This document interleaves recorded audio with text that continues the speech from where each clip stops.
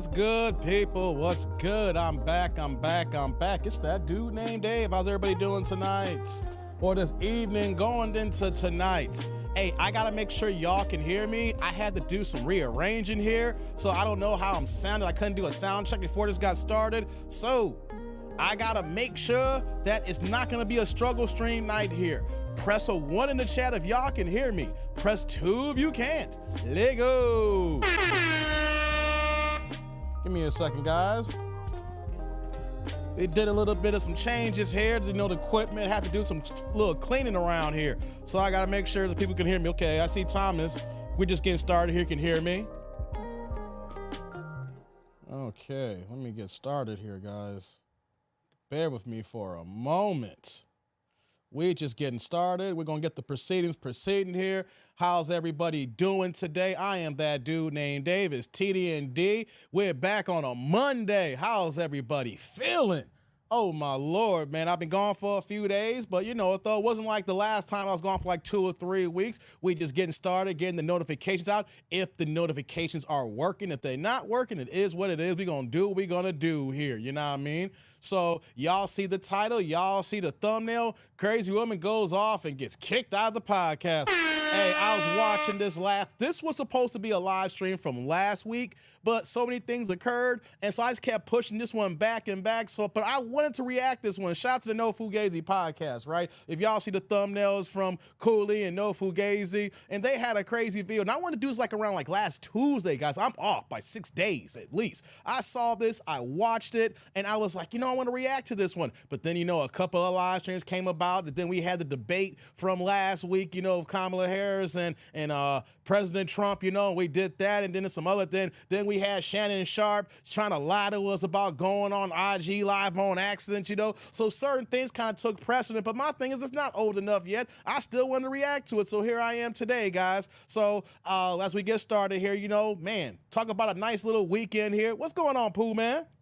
Pooh Man the first in the building. Check that out to you. What's going on? Time is good to you. And like I said, he's the first to hear me with the 1. So I figured let me just get started now and get the talking because I'm not going to wait here, you know. If notifications go out, they go out. They do, whatever the case may be. What's going on, Jay? Scott Hall voice. Hey, you know what, guys? I want to say a few things real fast before I get started. Shout out to Peacock, man, because they got the entire WWF, I'm not saying WWE, WWF library on that bad boy. I've been getting nostalgic and just watching hours and hours and hours of old wrestling content. I grew up on that in the 80s. I'm a straight up 80s baby. Shout out to my pops actually buying the damn pay-per-views back in the day. And so I'm going watching WrestleMania 3, WrestleMania 4, WrestleMania 5, WrestleMania 6. I'm watching the first Survivor Series, the second Survivor Series, the first Royal Rumble, the first 2, 3 SummerSlams. I'm going back from like 87, 88, 89, and 90, guys. So, you know, shout out to Peacock, man. Damn, Dizzle. It's just that sometimes I'll be sitting down, it's like, yo, what the hell am I gonna watch, right? I got a little bit of downtime, and I was going on Peacock and watch some old wrestling content because I'm an 80s baby, man. Shout out to Peacock, man. What's going on, Trill Hill, man? Trill Hill in the building. Good to see you, brother.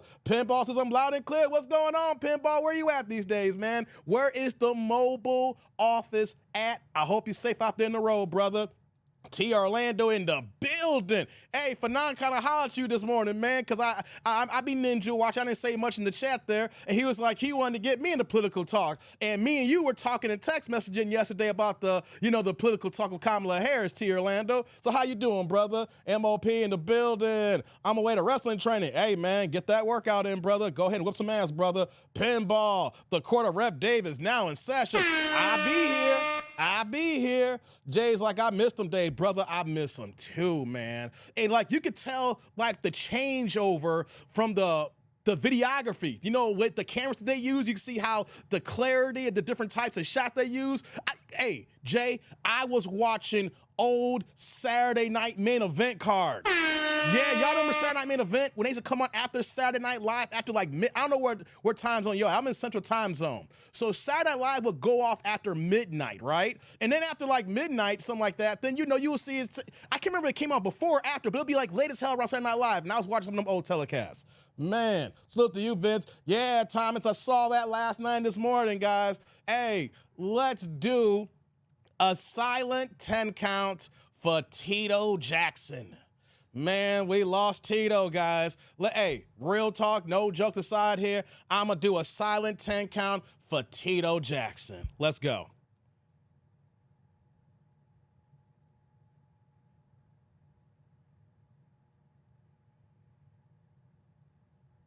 Rest in peace, Tito.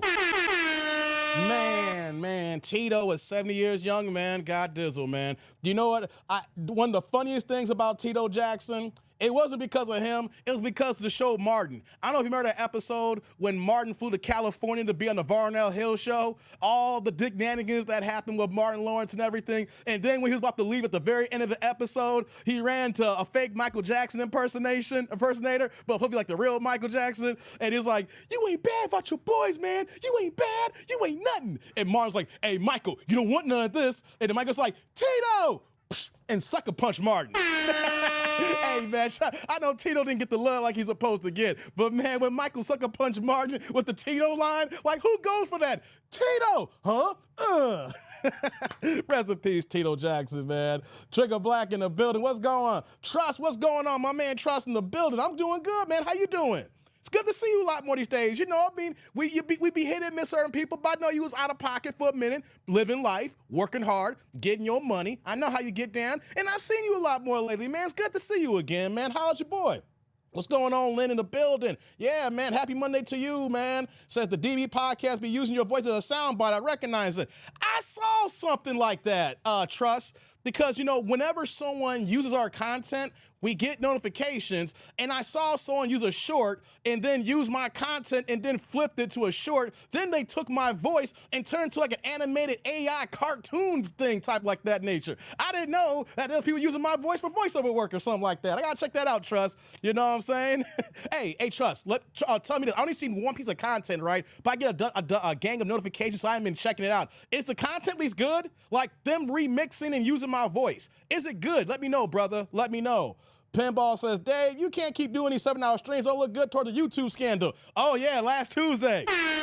Yo, guys, last Tuesday, we did a 3.5+ hour live stream. I only took 10 minutes off to set up the live stream that came right back and then did that live with the Kamala Harris debate and did another 3.5 hours. Like, I literally, you can say I took a 10-minute break, but I didn't. I was just behind the scenes setting up the studio. So it's like, yo, I went 7 hours on a Tuesday, baby. Y'all know when I'm ready for me to work, your boy works. And if you think when you see me going 4, 5, 6, 7 hours on here, be like, damn, Dave, be going to overdrive. Imagine how hard I work in my real job in my real career, guys.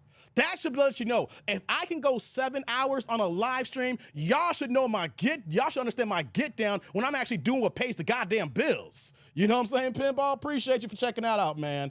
MOP says that HAD in 4K is real, Dave. Oh, yeah, I cleaned up. You can see. I cleaned up. I actually did some spring cleaning. I had to wipe some stuff down. I unplugged cables, you know. I was checking out, you know, the settings and trying to readjust. Had to wipe the lens down. I look crispy, don't I? Thank you, MOP, for noticing. Yeah, I remember the Saturday Night Main Event. Man, that was the stuff back in the day, man. That was the stuff. What's going on? And Shay didn't try to lie to his assistant, posted that. Man, they lied, brother.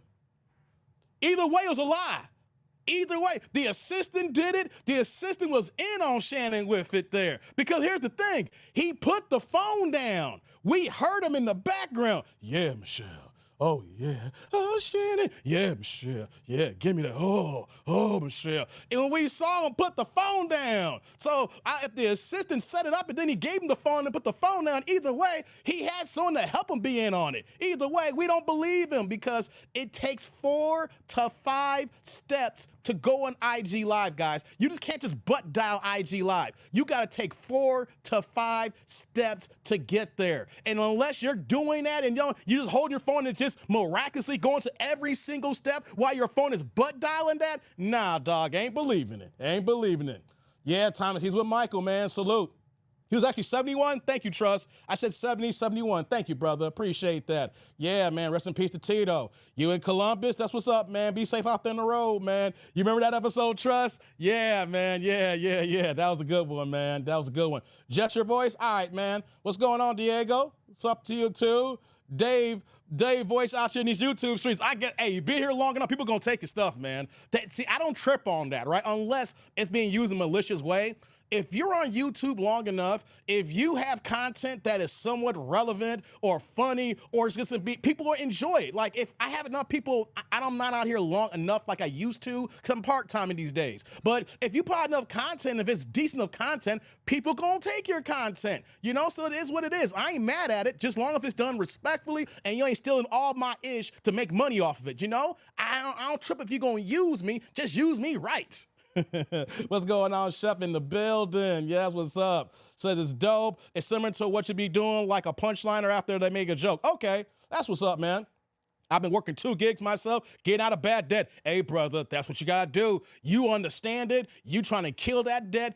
Do what you gotta do. Don't let anybody tell you differently, man. If you can get out of that debt, pay that down, and then let your income be your wealth builder, go for it, guys, man. Hey, don't let that debt bog you down, man. It's all about getting there. Hey, I had a whole, man, today's been a good day on the investment front. My accounts is looking kind of crispy right now, guys. The accounts are looking kind of crispy right now. Hey, we moving on up like the Jeffersons. Yeah. What's going on, Pooh, man? The assistant is about to come out against him. Oh, word? Okay. And it says, who calls out the women's name during sex? You, T. Orlando. You know you be saying her name. Stop playing, T. Orlando. I know the chicks who you mess with. I seen them little baddies. You be screaming their names. They making your toes curl, don't you, T. Orlando? Hey, yo, check this out, guys. Hey, T. Orlando didn't tell y'all this, right? He didn't tell me this, but I bet you this was going on. T. Orlando be like, yeah, girl, touch your toes. Touch your girls, touch your toes, Michelle. Touch them toes. Yeah, T. Orlando. Touch them toes. Yeah, T. Orlando. T. Orlando be making them girls touch them toes and he be talking about it. Don't be playing with me, T. Orlando. Don't be playing with me, man. You be calling her name out. You be calling these girls out, man. Yeah, Michelle. Yeah, give me that. Give me that, Michelle.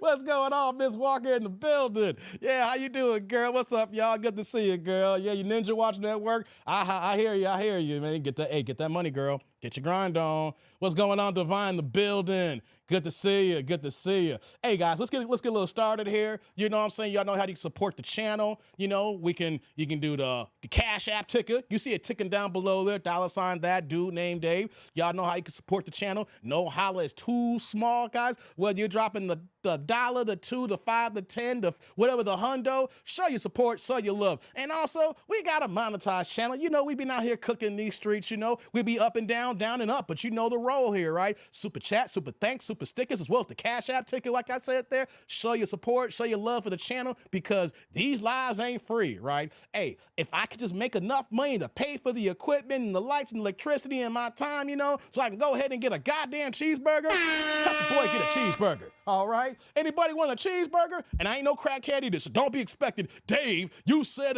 for a cheeseburger. No, I ain't doing that, all right? That's a little bit too far, guys. A little bit TMI, right? But you just know I ain't doing no cheeseburgers. All right, y'all, before we get started here, right, just want to say shout out to my niece. Yesterday she turned 15, so we had like a small little birthday party for her. You know, her older sister, her older brothers, her aunt, her cousin, her grandmother, myself, you know. So we spent some quality time together. You know, her older brother came by, you know, and he brought a birthday cake. We were hanging out, so it was good just to hang out with the family. I wanted to live stream yesterday, but I was like, you know what, though, it's family time. Your boy was on Uncle Daddy time, you know what I'm saying? So shout out to my niece turning 15 years old. Man, that is growing up so fast. You know, got a freshman, she's 15, you know, then her older sister's a junior and her older brother's a senior. So all 3 of them are in high school together. And it's just funny to see them talk and interact because they're really good kids, guys. They really enjoy being around each other, you know, and it's it really filled my heart just to see them, you know, just interact and just being good kids and everything like that in this crazy world. So shout out to my niece, man, turning 15 yesterday, you know what I mean? Yeah. Dave, it's a Royale with cheese. Oh, okay, Royale with cheese. Shout out to Pulp Fiction, baby. Royale with cheese, man. You know, hey, can't go wrong with that, man. I just want to give me a cheeseburger. Royale with cheese, baby.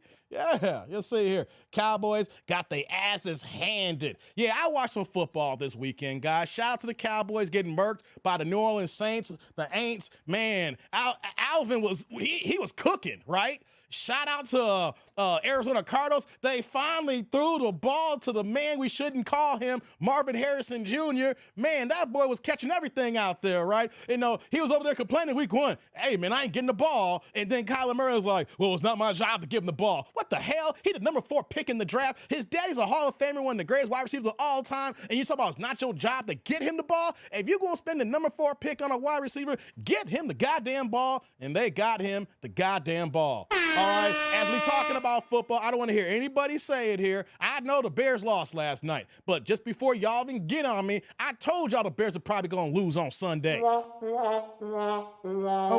And people, I think it was on Thursday, the predictions. And I was doing, actually, Dave, you know your Bears going to lose. I was like, you didn't hear me talk about the damn Bears. I know they're going to lose, right? I got to say this here, right? This defense is damn good. Like, take away those first 4 drives, right? But you look at those first 5 drives, there were 3 field goals and a touchdown, right? Because Houston got some playmakers, man. C.J. Stroud's a year older now. They got good depth at wide receiver. They went out and got their running back and Mixon, so they got some dogs over there, right? But the one thing that Bears defense, it took them a while to get the momentum going. They're on the road, and it took them a while to get the momentum, but they were a bend, not break. They was giving them field goals and not touchdowns. And then when the second half came, they were getting in the Texans' ass. The problem is the Bears ain't got a goddamn offensive line, for crying out loud, right? The combination of no O-line and a rookie quarterback who was taking too long to get into his progressions. Like, I'm watching him when he's rolling out, and I'm like, he's taking too long in his drop back. He's taking too long in his drop back. So by the time he's rolling back and he plants his foot, the defense has already collapsed the pocket. And I know in the first half they were showing a stat about him getting the ball under 2.5 seconds, but there is something about him in his drop back, setting up and then going with progressions, even before the 2.5 second marker. That offensive line is getting brutalized. They're getting brutalized. So as much as I like the moves they made here, they need offensive line help. If they don't get offensive line help, it's going to be a long season for Cato Plant, no matter what quarterback is back there, man. Because if he's getting ready to go on his drop back progressions in under 1 second, if that line of scrimmage has already been broken and been defeated, there's nothing he can do about that. So there's going to be, how you going to progress if you don't have time to get the ball out? So all I got to say is, I ain't picking the Bears. They're going to have some games to be in because of that defense. But if this offensive line don't get it together, he gonna be punch drunk before the end of the season.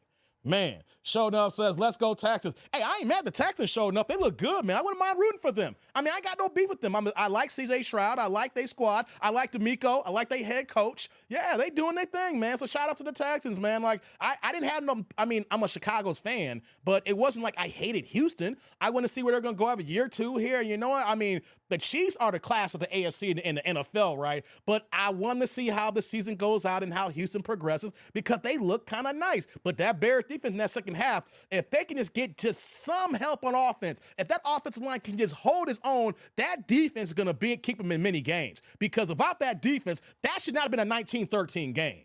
You know what I mean? Yeah, they benched Bryce Young. It's for the future, baby. Hey, Carolina did bad on that one. They should have never got rid of DJ Moore when we fleeced them when we made that deal. Why get a number 1 quarterback with the number 1 pick and not give the man no weapons when you already got a main weapon right there? They did him a disservice by not keeping him there. But it's best for us by having DJ Moore. Shout out to that. Said Dave, I bet your mom got her hands full of the grands. Hell yeah, she do, Pinball. Hell yeah, that's why I'm around. That's why I'm there. Hey, man, yeah, she do, man. But hey, that's what family's for, brother. That's what family's for.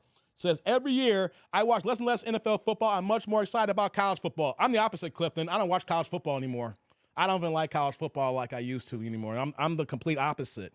I am the complete opposite when it comes to that. Shout out to college football and everything, but it's not my get down. And I think for me, college football fell off when I left college with the people who I went to school with. I went to a lot of guys in school who ended up playing big Division I football and then even going pro and things of that nature. So when it comes down to the game, when most of my people, my contemporaries, my classmates, once they all graduated, I kind of slowly not got into college football. But the thing is, when it comes to NFL, thank God for the Red Zone channel. Oh, my God. Thank God for the Red Zone channel, brother. That keeps me interested, man. I'm good. Yeah. You're right, Clifton. Michelle. What's going on, Sheila? Good to see you. MJ in the building. Good to see you. One more thing, guys, before we move on. On Saturday night, I ordered the fight. Yes, I did. I ordered the Canelo Alvarez fight, guys.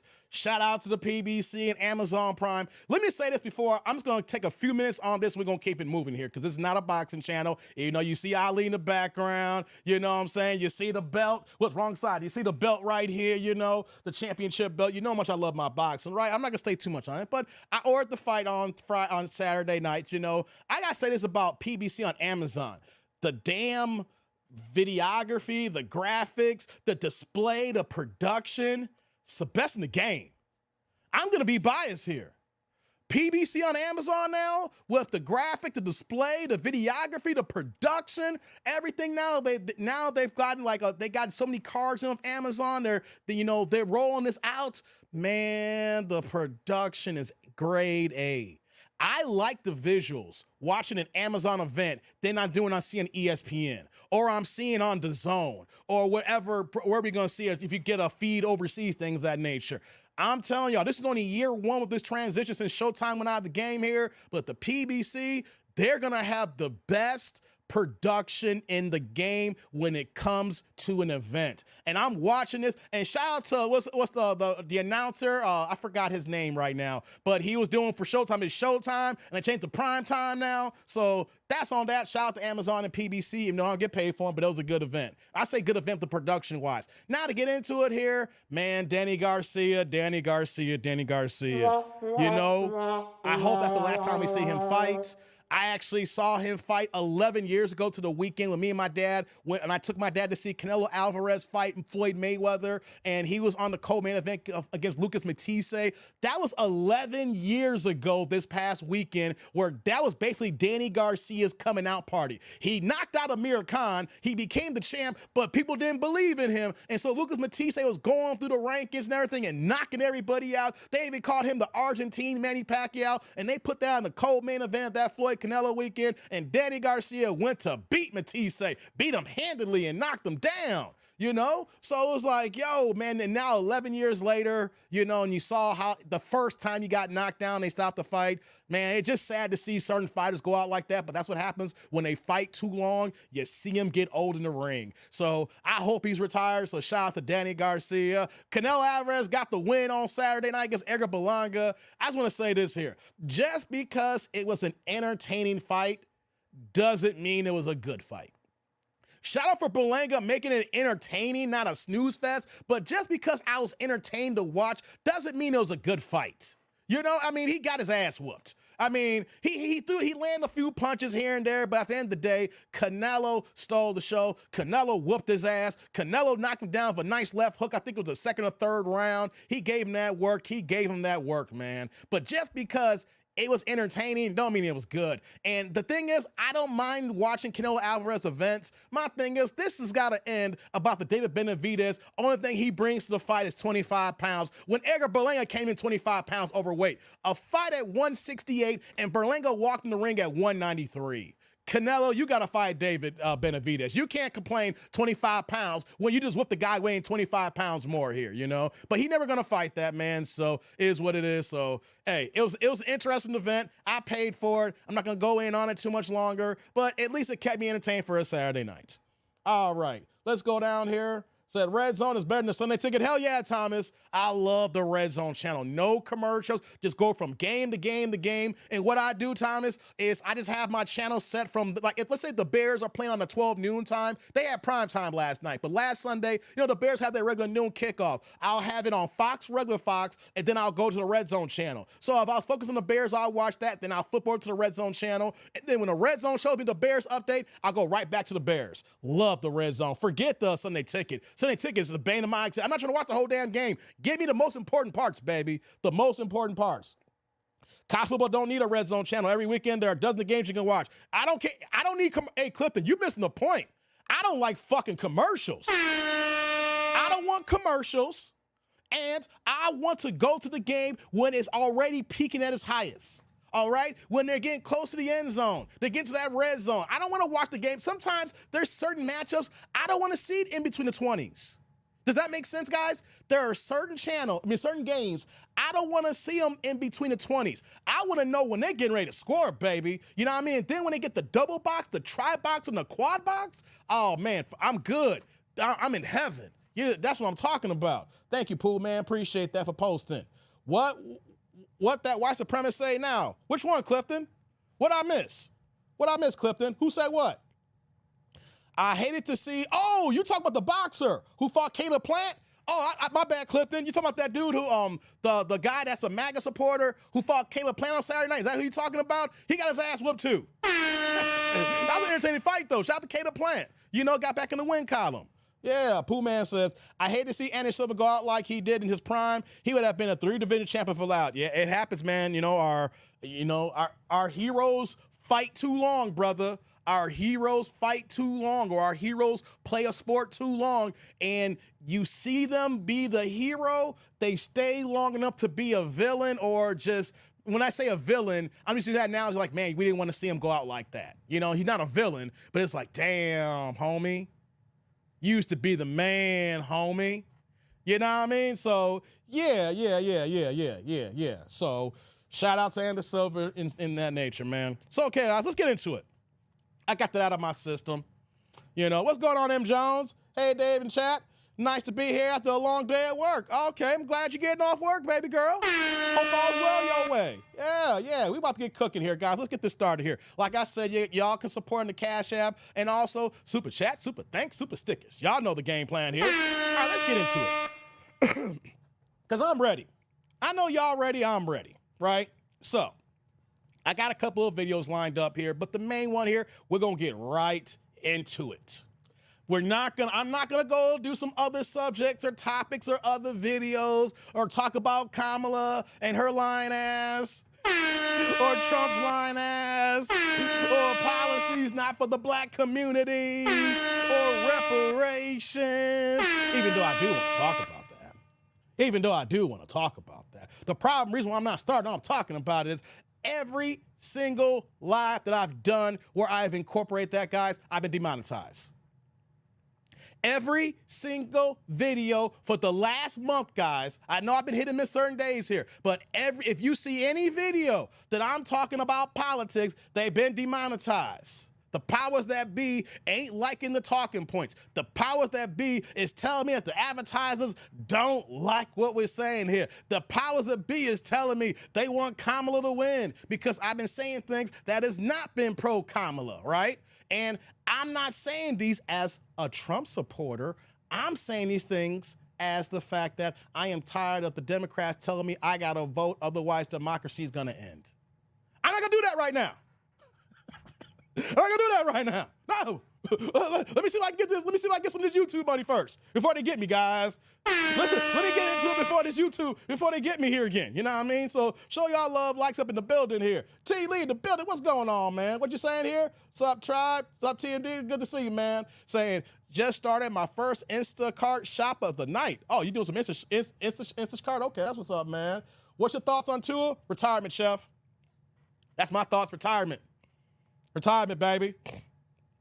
Because that wasn't a bad hit. Hey, it'd have been one thing if he got his bell rung to the bell rungingness, you know what I mean? It's like, dog, man, like, you know, it's like, hey, man, you got to teach better sliding, or he shouldn't have been in that position. That wasn't a hard hit. And then he was laying, and his arm was like in a certain position and everything, and he was, I'm like, if you're not getting hit that hard and you're getting concussed like that, that means that each concussion is going to get worse with not even the hardest hits. His bell's been rung one too many times, and now we're seeing the degradation of the fact that when he gets hit in that certain spot, doesn't matter how hard it gets hit, he's going to go down, and then he's going to go down bad. So my thing is, here's the thing, he's a warrior. I call football players warriors. So for them men to go out every Sunday or a Monday, they changed the schedule now to add an extra game now. So it's an 18-week season to go out there and fight against the trenches of the line of scrimmage, 11 on 11 against men who are big and strong and fast than ever before. It's basically a goddamn car accident every single freaking play. And for these guys to go from Pop Warner, Pee Wee, middle school, high school ball, college, to make it to the pros, and then tell them you can't play no more. I understand how hard that is for a man to work for his dream, to strive to work hard, to do what he got to do, and all of a sudden he can't do it no more, but he looks at himself saying that I can do it because look how physically strong I am. I just need time to recover, baby. I just need time to recover, and then when I recover, I'm back as good. Coach, put me back in the game. The thing is, what kind of life are you going to have in your 40s, your 50s, your 60s? Life's long, guys. Like, we look at how when we're young and we're Superman or Superwoman for the ladies out there, and we got quick abilities to get back on our feet, to get back out there and get it right back again. But when you're in your 40s, you understand how your get back is not as fast like it is. But imagine having your bell rung so many times where that when you're naturally in your 40s and trying to get your get back, but you got all these extra things because of the games you played. And I get it. The Miami Dolphins just gave him a big-ass contract too as well. But, man, what is the matter of having that money if you're not going to enjoy it? I understand it's generational money where that his kids, he's got enough money. If it's managed right now, this new contract, his kids and his grandkids and his great-grandkids are going to be set up here. But what does it matter if he is not around to enjoy it and then setting the lessons in place so that everybody can live and eat? You know? So, man, if it's up to me, it ain't up to me, guys. I think he should retire, guys. I really do. I really, really do, man. Because that wasn't a hard hit, Chef. That was not a hard hit, you know, for him to go down like that. Jay says, once Anderson's knew to shin bone, it was a wrap. Yeah, man, certain injuries you never get back from. At an older age, your body doesn't recuperate right, and certain bones. Yeah, man, yeah. Sheila says, retirement looking fine for me. Sometimes you have to call tonight. Hey, Sheila, you ain't telling no lies, girl. Hey, I want to retire too. I wish someone would go ahead. Hey, I just need someone to hit my hand a certain type of way and I can't type no more. And that don't work for me. I forgot. Me not typing ain't gonna stop me from working. We got voice chat. You know what I'm saying? I can talk to a computer and tell it what to do. That ain't gonna help me. I just thought about something that ain't gonna help me. I can't retire yet, guys. Jay says, Boo Tube, aka Do Small had some play. Yeah, man, they hating the kid, man. They hating the kid. Yeah, Andrew Luck, he got out early. He had to, man. He got out early. Yeah, I just turned 45 and decided to retire. Oh, for real, Sheila? Hey, wait, Sheila, you retiring? Word? Hey, Sheila, didn't you just quit your job at the top of the year because you was mad they BS? They begged your ass to come back, and you got a new job, whatever the case. And I can't remember. I'm losing. I know you got a new gig, or they called you back, and you got a bigger bag, and now you're retiring. Hey, shout out to my girl Sheila. Shout out to Sheila with the early retirement. That's what I'm talking about, girl. Yeah, if you can get the heck out of Dodge, get the heck out of Dodge. Chef said they need to call Cam Newton. Man, I'm a big Cam Newton fan, man. They did that.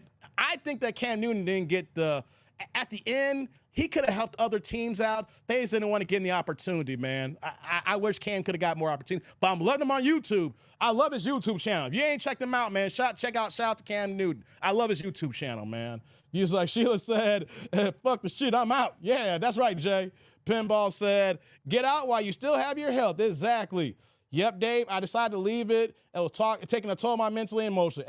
Hey, I'm going to say this here. If you got your money game right, you got medical insurance to cover you with your money game too as well. You got a plan in place. You got your housing in place. Money stacked up, right? You know, money's not an issue. Bills not an issue. Do you, girl? Do you? I'm so happy for you. I'm so happy for you. Says, yeah, I don't have the same injury I had 10 years ago. I feel you. TD&D, I'm buying some Cheddar Bay biscuits for somebody. T. Lee, I had Cheddar biscuits last night. I did, y'all. Hey, my niece went at Red Lobster. It was her birthday.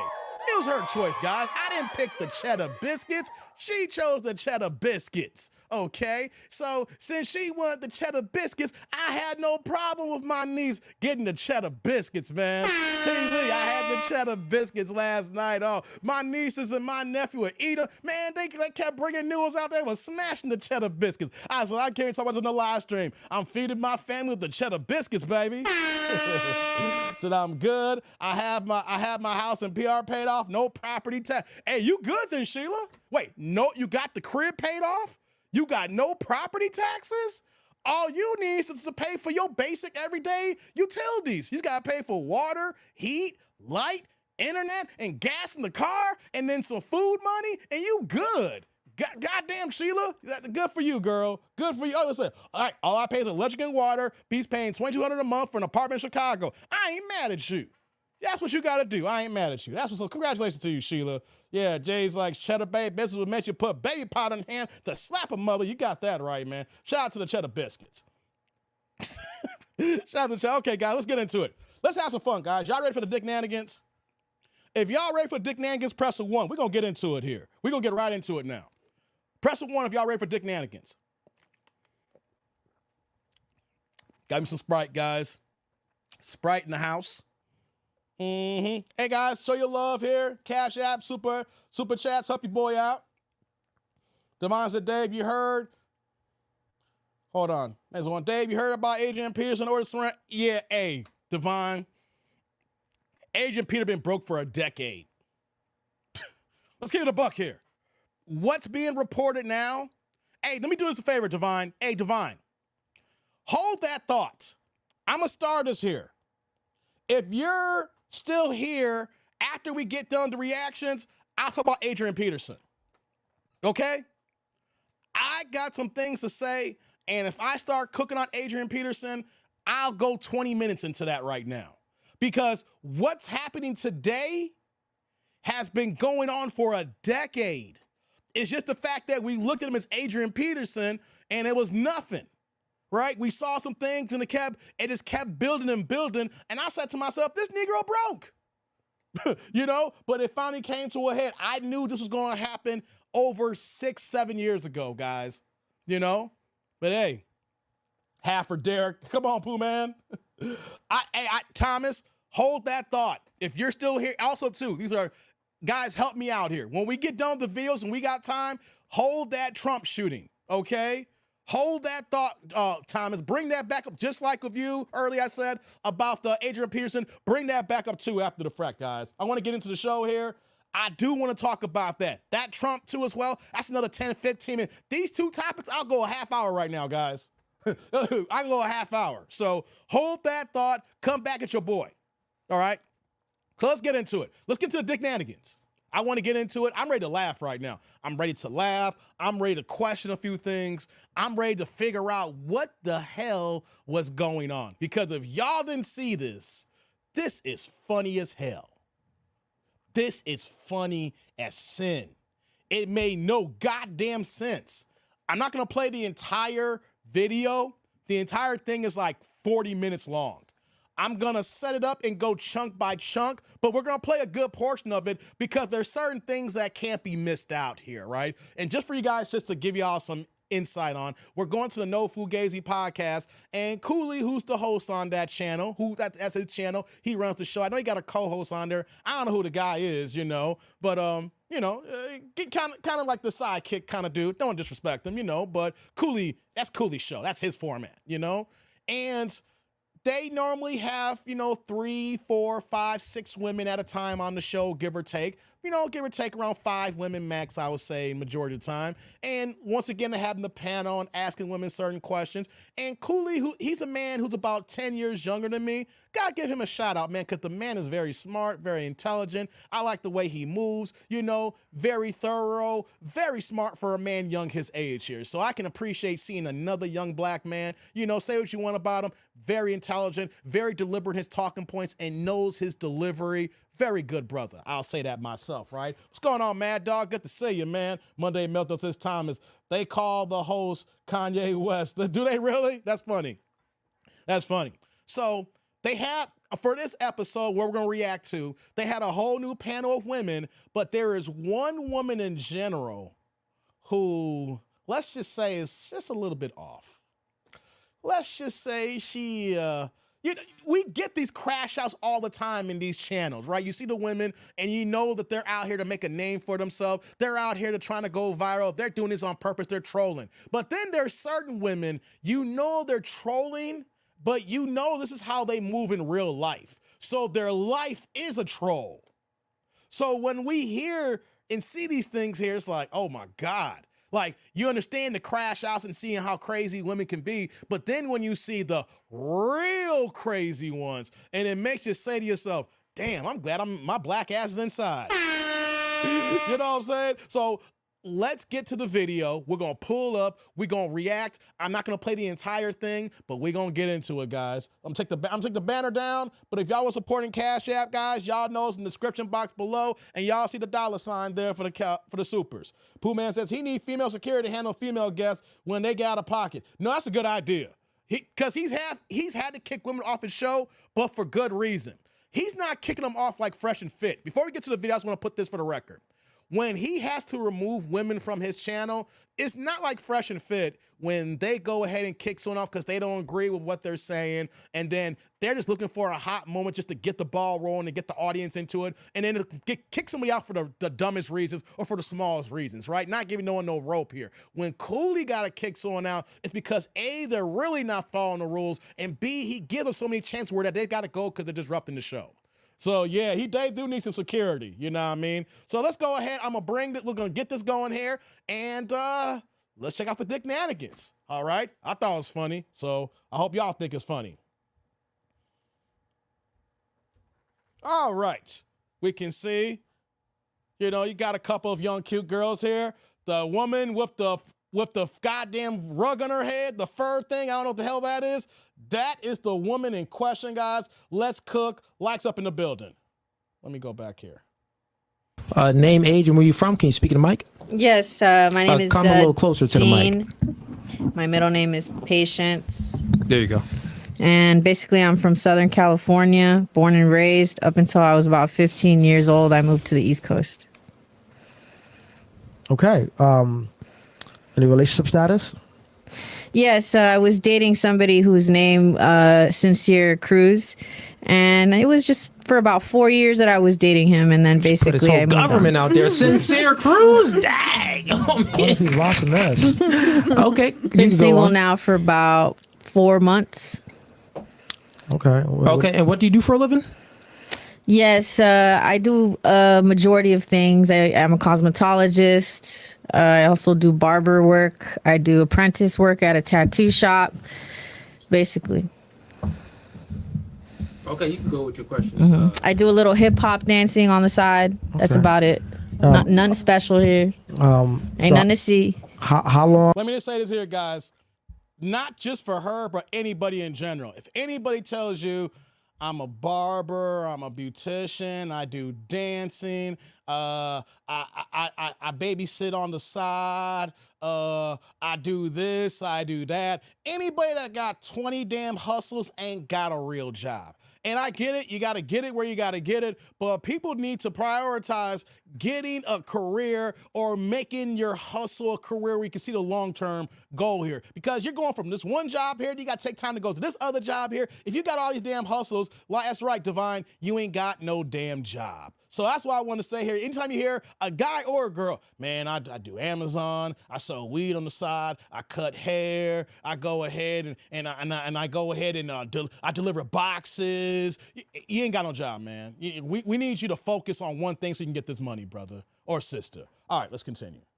How long have you been single for? 4 months. Okay. And a fun fact about yourself. One basically, second. I like with playing you chess. and Sincere Cruz, you said you've been single for 4 months. Who broke up with who?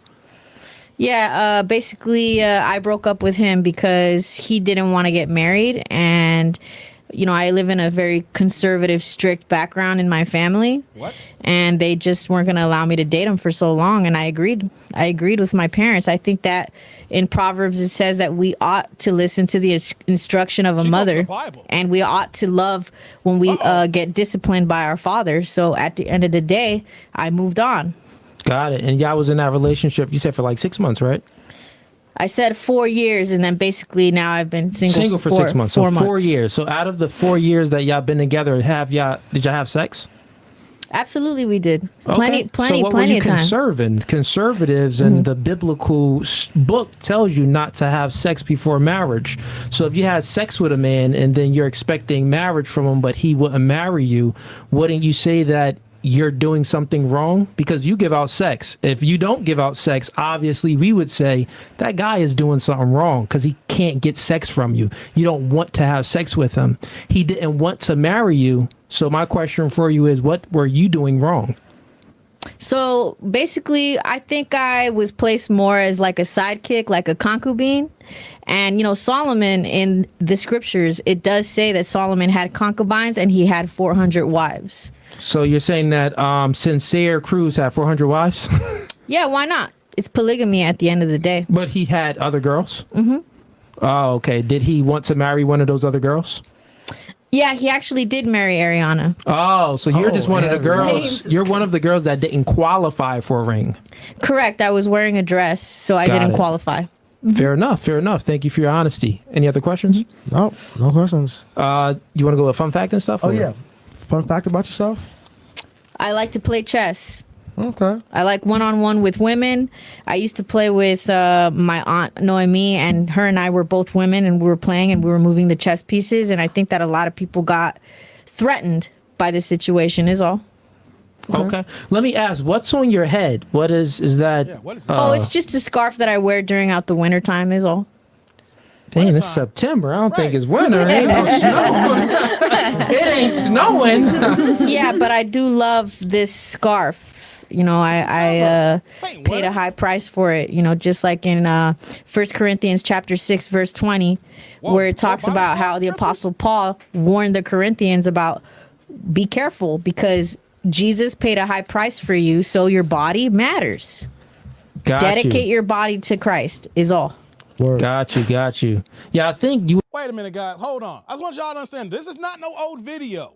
This is from last week. There's been like a little heat wave the whole nation here right now, guys. It's 88 today in Chicago. We've been between 86 to 90 the whole week here. It's been nice and hot around the whole damn country here, and she got a goddamn raccoon squirrel in her head here, right? She go here quoting scriptures, talking about covering your head and everything, quoting Proverbs and the Corinthians, talking about wintertime. It's September, baby, so we know we're off to the races here right now. Just setting this up.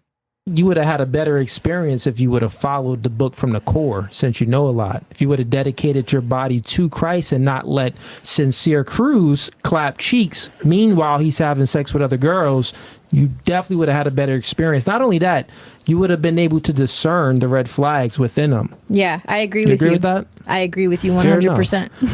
Let's move it right along. Go ahead, East. Yeah, name, age, and where you're from. Okay, as much as I would love to go through the entire panel stories, this is not about them. They have some interesting stuff here, but I'm fast forwarding into old girl here, right? I don't feel like react to the whole 40 minutes and change of the whole panel here. We want to hear something about raccoon squirrel head here, right? So let me fast forward here. Hold up. So you was in a thruple, Yes, and the because third person was a man, so he's bisexual. I think so. He denies it, but like you were definitely like fighting making again? out with that man and like Okay, this girl right here in the pink, this is what you call a confused girl here. Oh my God. If on your own, check out the rest of the video. You're gonna hear bits and pieces of her in between we get to the Dignanigans. Man, this girl's story is wild. That's all I gotta say. sucking Yeah, his you know, tongue when down I your was throat. in Like you're school, I used to definitely a get little in a lot of gay. fist No fights. side conversations, ladies? No, because she's farting again. What? Wait, what Like happened? silently farting next to me. You I said don't she's- even want Oh, to sit here hell because you no. keep doing this. I just don't even understand. Okay, she farted. She farted again. All right. And it fucking, Can it you really please stinks. hold your gas? What's her name? You said he was going to go to the bathroom. Wait a minute, guys. Old girl is farting on the set. It's so bad. She ain't just farting where it's loud like rant. Hold on. Do I got farts on here? Hold on. Do we got some? It ain't like that. She ain't doing this. She ain't doing the loud joints. It's just uncomfortable. She out here doing the silent, deadly ones, right? To the point where our girl's like, hey, yo, she's farting and it stinks. Let's let it cook here, guys, because she ain't doing this. She ain't doing that. Even though that sound like it stinks. Oh, I think that one got in my mouth. Ooh. Oh, damn. It's like onions. I think that one got in my mouth. Ugh. Let's continue. Bathroom. Like, Genesis. it's really disgusting at this point. Dan, camera over here. Yeah. I'm so Genesis, can you please uncomfortable. hold your gas? That's what you said last time. You are nasty for this. Someone, Steve, we got Pepto-Bismol for her? Maybe It give her a smells Pepto bad. or a Like, I don't Tums. even know what you ate for real. That's... Yeah, I don't smell anything I'm right gonna go now, to- but if I smell anything... next to her? Who's next to her? We got the rules, right? I'm trying to my slow well, I don't smell nothing now, but Yeah, I don't dang. smell anything either. Okay. Wait, was it again? Yeah. Oh, Ain't no way, girl. Oh, my gosh, she farted again. There's no girl code in here. We're ladies. Oh, Present hell yourself as no. one. all right, okay. Not very demure. And we do it live. This is crazy, chat. That, huh, Jay? Shorty in here farting. This is wild. Okay. Let's finish up your story. So you said that That's you all. were in a relationship with a man for 3 months. He was, He had you enough- only liked him because of the black Range Rover. Also, it was a throuple, meaning that you brung in another Let me fast guy forward a little and bit, you guys. Cause like I'm fast he forwarding. she was at doing the first I throuple was stuff. okay with it because I liked the other boy a little bit, but like then once I started seeing like, oh, like y'all are really just like gay for each other, like y'all don't even give a fuck about me. I was Well, not I got down a with question. that. Did they both smash you? No, I never had sex with both of them, but I mean, at the same time. no, I never had sex with the one dude. Like I thought that the third guy, he was very Third, wait, fine wait, to me. third? 3 Yeah, guys? Wait, no. what? Like I'm the first, he's the second, and the dude is the third type shit. So it's like Oh. me, just Oh, me you mean the dudes. second yeah, dude you the never did second nothing guy, with? yeah. Okay. But so I thought that he was very fine and sexy and everything, but he was me actually fast forward some gay. more, Like guys. so. Here's what the other. Yeah, sure. That's in body work. That always comes in handy. She's farting again, I y'all. got you. Let's go ahead They're and moving the put set this over here. around. The girls can't take it, so they're doing rearranging stuff here now. Over just a little bit. I want the fast She said it won't be the forward first. It's not the first time. It won't be the last. Oh, all of us. No, y'all can stay seated. This episode is real ghetto. Now we're rearranging. Somebody, please smack me, huh? Please. Kevin sitting I next to just her. passed gas after all. Be extra. Right here. Cause And then just a tiny bit. that's crazy. Just a little bit. Just a little bit. That's See, a good. That's girl, she a lot of it. she trying to be nice. That but was. She ain't trying to be next to her. Oh yeah, go ahead and zoom in on this one. Okay, hold on. Let me help Truss out here. Hey, Truss. Okay. I'm skipping over some parts here. We're gonna get to the heart of this in 1 second. The girl with the rabbit hat on right now. She got that rabbit skull, whatever you want to call it, scarf on her head. Talk about she want to be warm when it is freaking September. This is a new video. This is dropped like last Tuesday, within a week old here. So the girl with the rabbit scarf, if you guys coming in late here, the girl with the rabbit scarf on her head, she's been farting on the set. And it's been farting so bad that there's silent but deadly leaks. Where if the girls are saying, I can't sit next to you, them joints stink here. So you had one girl go to the other side. This girl here saying that she don't mind, she gonna sit on this side, but now she's kind of regretting coming to the other side here. Hope I got you up to speed now, Truss. Now let's get back into it. So nice. Let's keep it cutesy, okay? Because I'm not the one to be farting next to. Like a little. Back it up.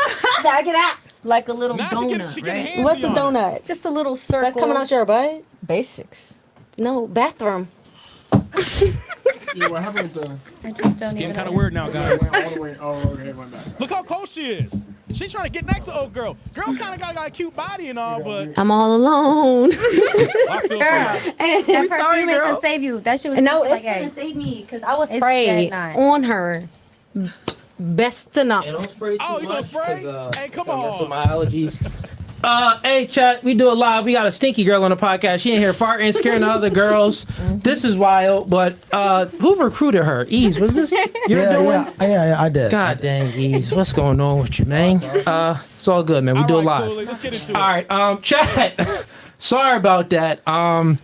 Okay, ladies. All right, so you were telling your crazy story. So the climax, the conclusion of your story was that you were with one man. He brung in another man. He was real gay for that other man. So that's why you kind of broke up with him. Mm-hmm. That's good. No, Got but you. then I ended up going to jail though from that same man because we were fighting. Okay, so you went to So then after jail that, because I'm you like- bit him, right? Yeah, but he choked me first, so I don't really feel wrong for that. I'm not gonna lie. Got you.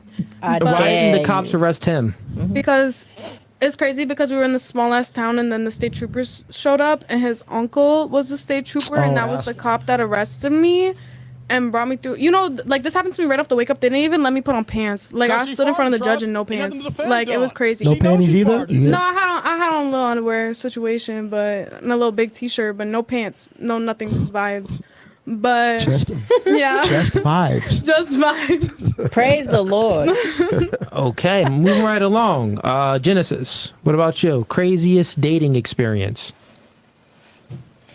Well, the greatest dating experience I've ever had is when I was craziest inside one. the church. Don't like the bad one, like a crazy. Can you let me finish? Oh, I was inside of a Methodist church, and this niglet took his shirt off, Niglet.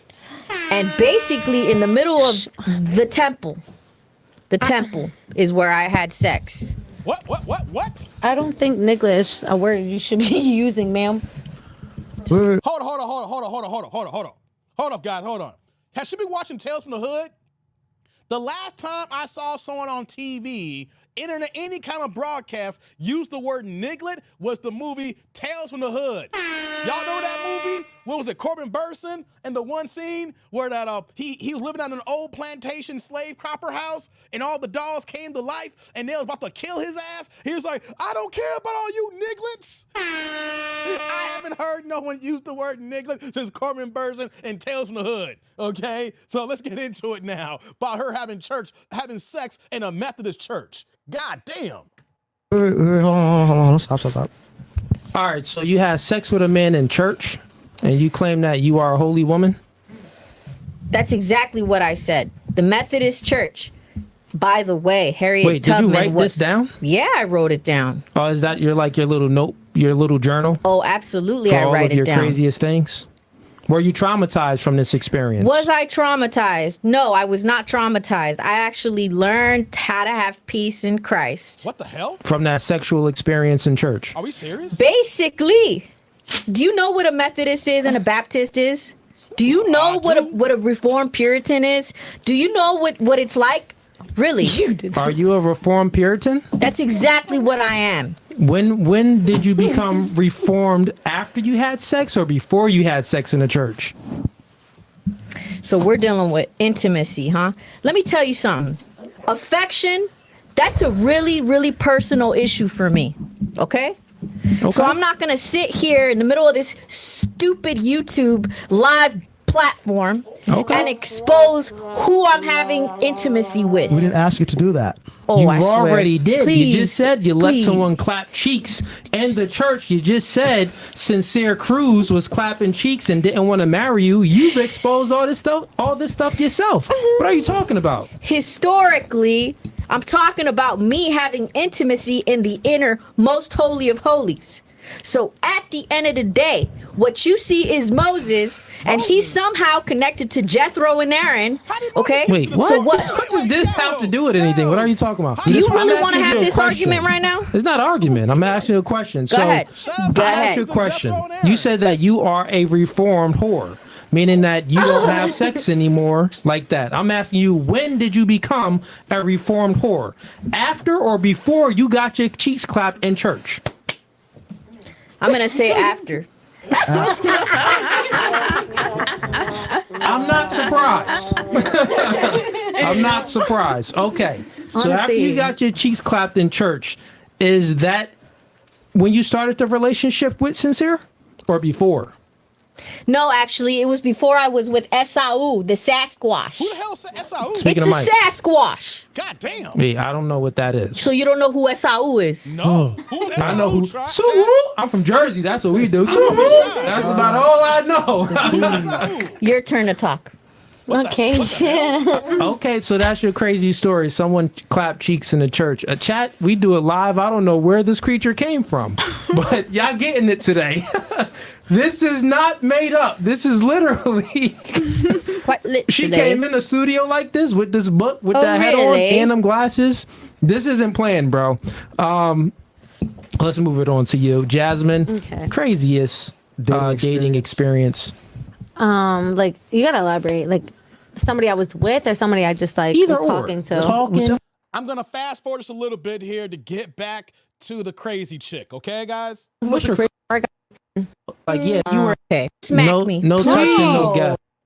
I didn't claim. No, none of us claimed each. Oh, none no of one us claimed each other. no, Meaning no, that you were in a dating stage. I was just thinking and- of like dating. I was like, ma'am, It's okay. What the hell? Touched. no Yeah. touching. Hey, Genesis. Please smack no, me. No touching, no guess. Why would I don't hit females. Yeah, Genesis. No touching nobody. Please, See how please you don't lie? put your hands on the guest, or we gotta remove you off the podcast. Very demure today. Don't do that. Yeah. I'm kidding. No, Hold on. But when you say dating, what does that mean? Like just going on dates and talking, I was or like talk- having sex, or? both of them. Oh, okay. I was outside. I was in my little prime. I was Okay. mid-20s. Okay. So I was Good, dating you know both that's of your them. prime. That was my prime, and I'm done. I'm gonna be 30 this month. I'm Okay, done. fair enough. So yeah, I was dating both of them. They didn't know who they were, but they knew like, okay, she's talking to somebody else. But Right, T-Lee. I got pregnant, and then I was like, well, it's not his because I stopped talking to him for 2 months already. Okay. So then once he realized Garden like, glove? damn, she's really not talking to me no more, he went to my house, popped all 4 of my tires, then went to my parents' house and popped 3 of my dad's tires. Wow. You had homie salty like that. And he's nuts. I still have a PFA on him. He came to my house, knocked on my door, tried to kick my door open, had to call the cops on him. And to this day, it's 3 years later, almost 4, and he's still to this day like does not leave me alone. And I have a whole PFA on him. Damn. Okay, yeah, that's pretty That's crazy. crazy. That is crazy. Everyone that's tuned in on Facebook, we are currently live. We're gonna it's gonna fast forward a little bit here. over. I was born in California. We closing down a Facebook stream. I like being warm year round, okay? I was born in California where it's warm year round. I like my sackcloth at the end of the day. I have to say something. You told me you was born in Ecuador. No, I was born and You told me raised you in was- California. My parents are You told me you was an Guatemalan. immigrant. We got a liar? Remember? We had this conversation. Okay. we Well, got I a mean, liar. any conversations I had off camera, let's just keep it off camera. She said she's from Cali, so let's just Let's go just with leave she it from- at that. Let's just leave it at that. Thank you, detective. I didn't know, but I guess you knew something I didn't know. Anyway. All right. Let's get ladies. Do y'all have any questions? Fine. Okay, you have a question? No, not yet. I mean, you can get to your question now because since we got time. what we Wanna go got ahead and here? ask it? Go ahead. What kind of No, question I you don't got? think I should. Let's just wait. Ask the Why question. you looking No, at go her? ahead and ask your question. Yeah. You Ask the trying to start question. something, girl. Okay, I have a question because it goes Oh, wait, real quick. Yo, is she eating? No eating on a podcast. she Where did eating. you get all this candy from? What the heck? She pulling out snacks out of her butt, snacks out of that head. Damn, She the pulling out camera. snacks out of everywhere. Dang, the snack monster. What you a cookie monster over there? She got all the snacks. Shorty pulled out a snack from her glasses. Man, we should zoom in on them Jordans. I think some snacks came out of there. What she got on? Them Jordans leaning, yo. Put the camera on. Wait, time out, chat. I'm putting the camera on the Jordans. Yeah, Hold man. up. Stop it, dog. We got the Stop Jordans, it. though. I have to look at mine like it's my Oh, shit. man. Hey, come on, man. It's like, hey, we do it live. We do it live, chat. All right, let me stop wilding. But anyways, go ahead and ask your question. Can I direct it to a person? Oh, no. Yeah, yeah. Or is You, it like It could be in general. okay? Yeah, yeah. Oh, no. do whatever you want, What we got? Jasmine. What we got? take the floor. Yeah, you can do whatever you I don't want. know. Go ahead. It was a question for her because I felt like you was like trying to hit on her. What's your name again? My name is Ellie. Okay, yeah, you were trying to hit on Ellie. Can you just speak in the mic this way? Yeah. I felt like you was like trying to hit on Ellie. And I don't know if I heard it right. You was asking for a kiss in the hallway. I don't know if I was bugging. I could kiss be in the like, yeah, I'd be hearing shit, you know. So, what I'm trying to ask because I did hear that you be getting your cheek slapped too. So I want to know: are you like both ways? First of all, I want to correct you because I told her directly, Ellie, that I wanted to kiss her forehead and not her lips. Yeah, but that's strange. Who asked that? She Kissing the just messaged me. forehead. They're questions at the end of the day. And I said, Yeah, but that's what I'm Alright, asking. that's a Like, do you go question. both ways? What's going on, y'all? It's just like a small question. You just yes, Are you no. bisexual? Because I used to be bisexual. Okay. But do you Okay. still find women attractive? Of course, I find women attractive. There's a bunch of pussy in the room. Why wouldn't I? Okay. Now, do you think that's a holy Vagina. thing? Do you think that being bisexual is in the Bible? Don't you understand that that's sodomy? That's of the devil and not of God? Actually, Leviticus chapter 18 talks Oh, no, a not lot about Leviticus. intimacy, doesn't it? Oh, really? Leviticus chapter 18, it's a chapter. I know, yeah, we know Okay. a lot of chapters in You're the Bible. saying that sodomy is a good thing? Why don't you look it up? Leviticus 18, it says that it's the same thing as sleeping with an animal. So if you're gay and you're It is sleeping the with an same. animal, God is gonna what? He's gonna hate it. Exactly. You're not So supposed this to. attraction that you have for women, you're on the podcast. I guess he's invited her What are you here. talking about? You're asking Bestiality. other women to kiss you on the forehead. Look, homosexuality is the same and equivalent as bestiality. So why would I like that? But you're saying that you used to like it and you still have an attraction for women, so obviously you still desire it. You the one with the notepad with all the Bible verses, so I'm just asking you. Seems like Ask- you're contradicting yourself. Remember, Ask you this said young that lady here. you Ask said her. that you are a reformed whore. Look like you still got them desires to be whoring around and indulging in some sodomy. If it is true, hey, do what you want. It's no fugazi. Keep it funky, but don't contradict yourself, baby girl. Wait, You're so, the like- hypocrite now.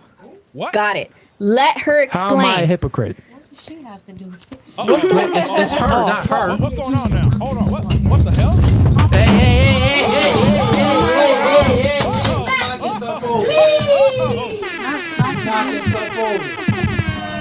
Whoa. Yo. Get her up out of here, yo. Yo. No. Get her up out of here. I'm out of here. Yeah, you out of here, all right. Yo. Yeah, you can. Damn, where's my captain? Crash Oh out. my god. Hey, we do this live. East off the camera. Oh. Dan put it on East. Wow.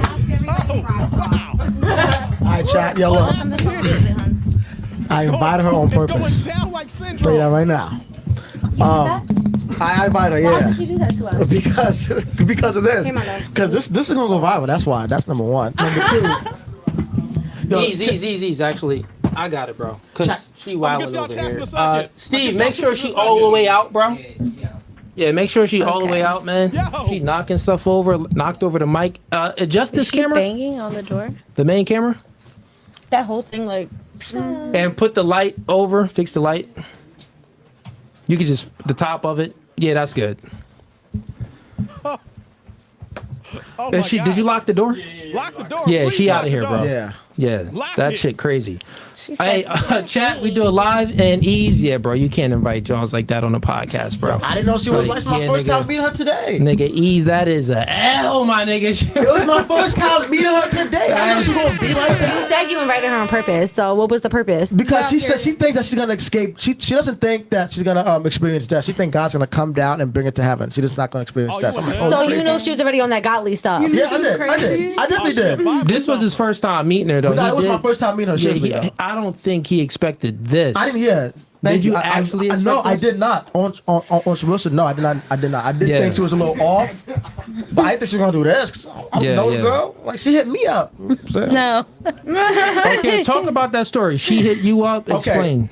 Okay, hold on. All right. So she added me on Facebook, and then That's the problem. Facebook. and then we started messaging or whatever, and then I'm like, yo, look, I don't. So she was trying to holler at you. Right. She's trying to So I'm like, yo, look, I don't like the way you dress. You know what I'm saying? Like, if we're gonna hang out, I said, if you're gonna hang out, you don't have to dress like a girl. You know what I'm saying? Like, I don't like What's this her tomboy Facebook? I wanna stuff. see You know what I'm this. saying? And So you was finna give her a little chance. Yeah, you should have. yeah, like because she on her Facebook, she has pictures of her. Matter of fact, On her Facebook, you saying that she was I need right? to see. I need to see on her some. Facebook, she has pictures of herself in a bikini, bro. Like, No, because I think you need to show everybody this picture. You need to show everybody this picture. I blocked her. I just took off. No, don't lie now. I really did block her. Like I blocked her. No, we need to. Well, then let us know the Facebook name at the end. It's. I got you. But no, Yeah. No, I'm gonna need to find out. She's like, I'm gonna get dolled up. She, you know what I mean? She got on Facebook. She has a Oh, she picture of her got in a dolled up. bikini on the Facebook. She got herself in a bikini. Matter of fact, who's that? Did I show you? It was a Mel. Could have been. You Mel. ain't show Mel. Look at her. But no, and I was like, yo, look, like, and she was just talking about, all right, I'm gonna get dolled up. We're gonna hang out. Yeah. And whatever. I said, I just don't dress like that. That's not what I like. You know what I'm saying? So I said, all right. but we didn't end up hanging out because, you know what I mean, like she ended up going somewhere. And then I was like, you know, yo, just come onto the podcast. You can meet me there. You could talk about God and all this other stuff you want to talk about. She said, Okay, what? so that's the only thing you knew. Like she was like That's the- religious. and Yeah, that's stuff all like I knew that. because when we spoke, all she talked about was God the entire okay. time. And she Facts, talked about, oh, I want to get married and I'm saving myself. I'm not gonna have sex until I get married. So and what would have happened if you would have actually went out on a date with her, bro? that what you just saw, motherfucker, like, that's probably what would have happened because I never. Nigga, I taught you about FaceTime. You FaceTime with the shorty. She doesn't, so have, you, yo, she doesn't have a phone. She doesn't have a Oh, she job. got a red flag. Wait, no, I She's thought on- she did have a phone because she was upset about She did have her a phone. phone. She has an Android. Yeah, but no, that's not what she told me. She told me like she doesn't have a home. She doesn't have a cell phone. She called me. What? No. Dude, she got a home? Yeah, she got She a look home. homeless. So look, she doesn't have a cell phone. I think that's it was her mom's. What? She doesn't have a job. No phone, no she's job. she's on probation for theft. On probation. And you let her. And you put like in the this box of girl? her phone? I didn't say I liked her. He's Hey, No, you said you were willing to like get to know her. Yes, I went to smash. time out. But I didn't know how to. But I You saw can't I smash see that everything. picture. You know what? That should be a conversation. You cannot Yes. smash everything. Yeah, but is it the Yeah. right one? I see a picture of her in the bikini. She got But a picture- that's definitely a conversation we need to have because you cannot smash everything. Not everything is smashable. Well, I didn't smash it. Damn right about You wanted that. to, though. Thank A you. little No, bit. I saw the A little bikini. bit. Yo, y'all see the bikini picture? It don't matter. He don't even care about what Yo, was in Nene, it. He let's just cares move it about on, bro. I'm sorry. That goes My friend is down They're bad. definitely coming at you with the comments. I hope they are. I want to hear those comments. Yo, Like, now she had I want to hear those comments. Yo, let's move it on. Hey, I'm like, This guy digging this hole deeper. Listen, it is what it is. Chat, we do it live. We had to kick that crazy animal. Okay, guys. Shout out. Likes up in the building. I'm gonna get to y'all supers. Don't go anywhere. We gonna keep rocking here, guys. That was the thumbnail. That was wild. That was crazy. I had to play that so y'all can see that. Every time that you see panel shows, you're going to see some crash outs. This girl was crazy as hell, man. Whoa, whoa, whoa. Started quoting Leviticus, and then Cooley was even breaking down like, yo, if you're into bisexuality, that's against what God says. And then she tried to proceed to quote a scripture, thinking that she was refuting him. In actuality, she was stating the obvious. It's like, hey, come on, man, come on. Let me get to the supers. We got some new people coming in. Drop the like button. We're going to go to the next video in 1 second, guys. Lord have mercy. Lord have mercy. Shout out to my man Roderick in the building. Dropping the $20 holla. Putting the orange in the chat. Now, first of all, this is the first super of the day. I appreciate you dropping that orange, but check out Roderick ain't got no questions. No comments. Man, Roderick dropped that for the love of the game, man. My man Roderick in the building. How you living, brother? Thank you for this, man. Hey, hold on. Gotta give you the official here. Salud. Thank you for the holla. I appreciate you, man. Thank you. Right back at you with the first super of the evening. And it's the $20 ball there, man. Appreciate you. That is huge, man. That is so huge, man. As we get started, y'all can do the same thing, guys. Y'all can support, likes up in the building, super chat, super thanks, super stickers with the Cash App down below there. Hey, Rod in the building. What's going on, Rod? Good to see you, man. Rod rolled through. Derek came in the house here. What's going on, Derek? I see you came in. Mr. Walker in the building. I'm gonna get to your super in a second, brother. How you living? Single by choices is in the house here, man. That's what's going on, man. We just getting cooking here. We just getting started. Hey, real fast here, guys, for the chat. If y'all came in late, replay games in the future. You might just scroll back there. We were reacting to the No Fugazi podcast. They had a woman on the show it started off with, 5 women on there. The girl, she had a rat tail hat on talking about she wants to stay warm even though it's September and we're in a goddamn heat wave, right? And then she proceeds to start farting on the set. The farting was so bad it stank so bad that one of the girls had to go to the other sofa because she couldn't sit next to her. Then they rearranged chairs, they changed up, they started asking more questions, and then the one girl wanted to ask a question if she was bisexual because she was hollering at the other girl, and came to find out she tried to kiss another girl on the forehead. The girl's like, I don't want to be kissing the forehead. Don't be coming off asking me no damn question. I don't even know you like that. Then she tried to touch the other girl, and they're like, hey. And they're like, yo, keep your hands to yourself. And then she started to proceed to quote some Bible scriptures and everything. And then next, you know, she crashed out, started knocking cameras and mics off the screen. And then, boom, she got kicked off the show. That's what happened. But it all got started because she started farting. And not just the loud farts. Not one of these. Not one of these. You know what I'm saying? Not the ones that are like, ooh. I think I tasted. Got it in my mouth. Those onion rings. Yeah, I think it was onion rings. I taste ketchup too. Yeah, a little ketchup and onion rings. Yeah. So we got that going, and then she crashed out. Then they kicked her off the show, and then they proceeded to tell the story. How did you recruit this girl on the show? And came to find out she was trying to holler, and he talking about some goddamn bathing pics she had on. I'm looking at her, and I get it, right? People can be fully clothed, and then when they take the clothes off, you can see the yammage, right? I don't see any scenario where this girl is looking the way she's looking of her dirty ass tattoos that I'm gonna see an outfit in a two-piece or one-piece bikini that's gonna say, damn, I may want to smash. You know what I'm saying? I tell you, some dudes would just smash anything. I don't care. Like, you'll see the booty, the yams, the thighs, the suckage, and you be like, yo, I gotta have that, Dave. Let me get on that. And I'm like, you don't gotta get up on everything, Negroes. Come on, man. Just because it got an ass don't mean you gotta tap it. Just because it got an ass don't mean you gotta tap it. Just like Dr. Umar, just because it got an ass don't mean you gotta tap it. Oh my God, man. Lord have mercy, man. Tierra Lano, you talking about some human nature. You think it's human nature for women to fart on set? Or you over here trolling again, man. You over here trolling. Hey, shout out to my man Wood. Thank you again, Roderick. Roderick always be supporting, man. I appreciate you, brother. Thank you for that $20 holla. Right behind you, Roderick, my man Mr. Walker's in the building with the $5 holla, passing the green plates. Guys, I love it when you make the chat turn colors. You got orange, you got green. Keep them coming. My man says, salute, brave. Dave, scissor me timbers. I know that's from. Mr. Walker. My man, Mr. Walker in the building. Hey, brother, salute. Thank you for the holla. I appreciate you, man. Thank you. Right back at you with the green super, with the South Park super, man. Hey, you wildin' for that one, man. Hey, what's it, Mr. Garrett? Oh, scissor me timbers. Oh, hey, man. I love it, man. I love it, man. Man, I hope all's well on you and your set of the land over there. Single by choices, man. Y'all killed it over there, man. Salute to you, brother. Keep grinding these YouTube streets, man. I appreciate the holla. That's respect. Like I said, guys, when you see other content creators support other content creators, that's respect, and we rock with each other. There's some Dick Nanigan channels out there that we don't fuck with. There's a whole bunch. I'm gonna say this here. There's fuck niggas out there. We put it out there, guys. Y'all know it. Some people may talk about me. I'm a real dude here. When I say real, I don't deal with the fuck shit.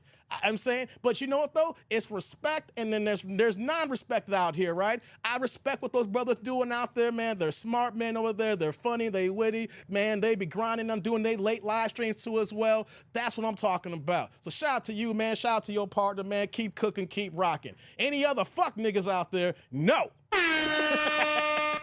I don't care. I'll tell a fuck nigga in his face. You can't pull up on, can't drop a link. You a fuck nigga. Y'all know I'll call a fuck nigga in his face. All right? Yeah. Know what I'm saying? But yeah, let's get back into it here, guys.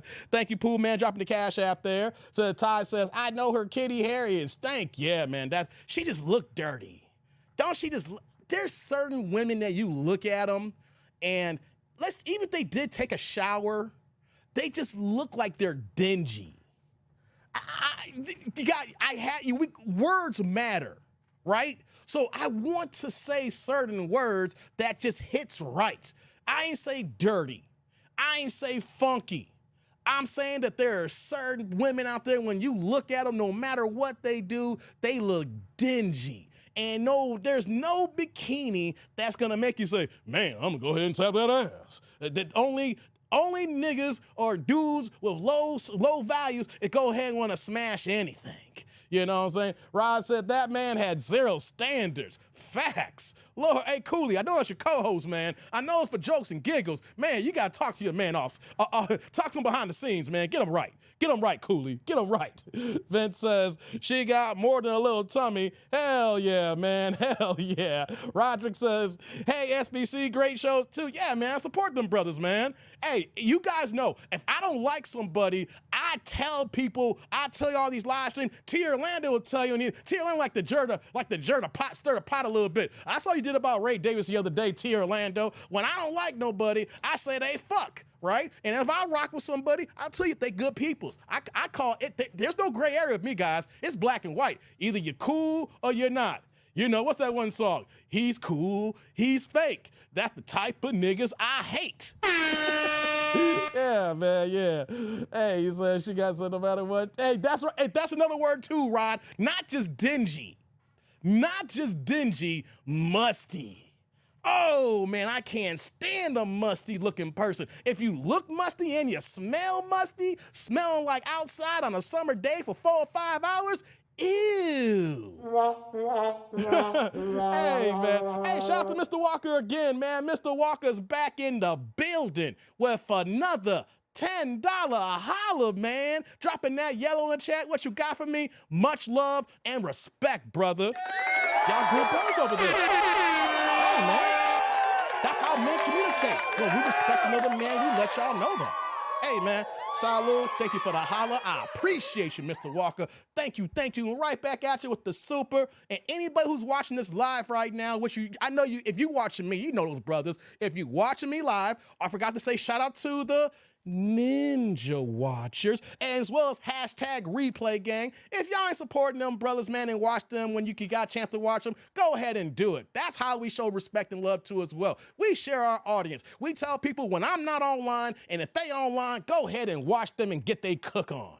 You know what I mean? Love and support. Thank you, Mr. Walker in the building, man. I appreciate that holla. Let me go ahead and mark it over here. Peter is saying crusty. God damn.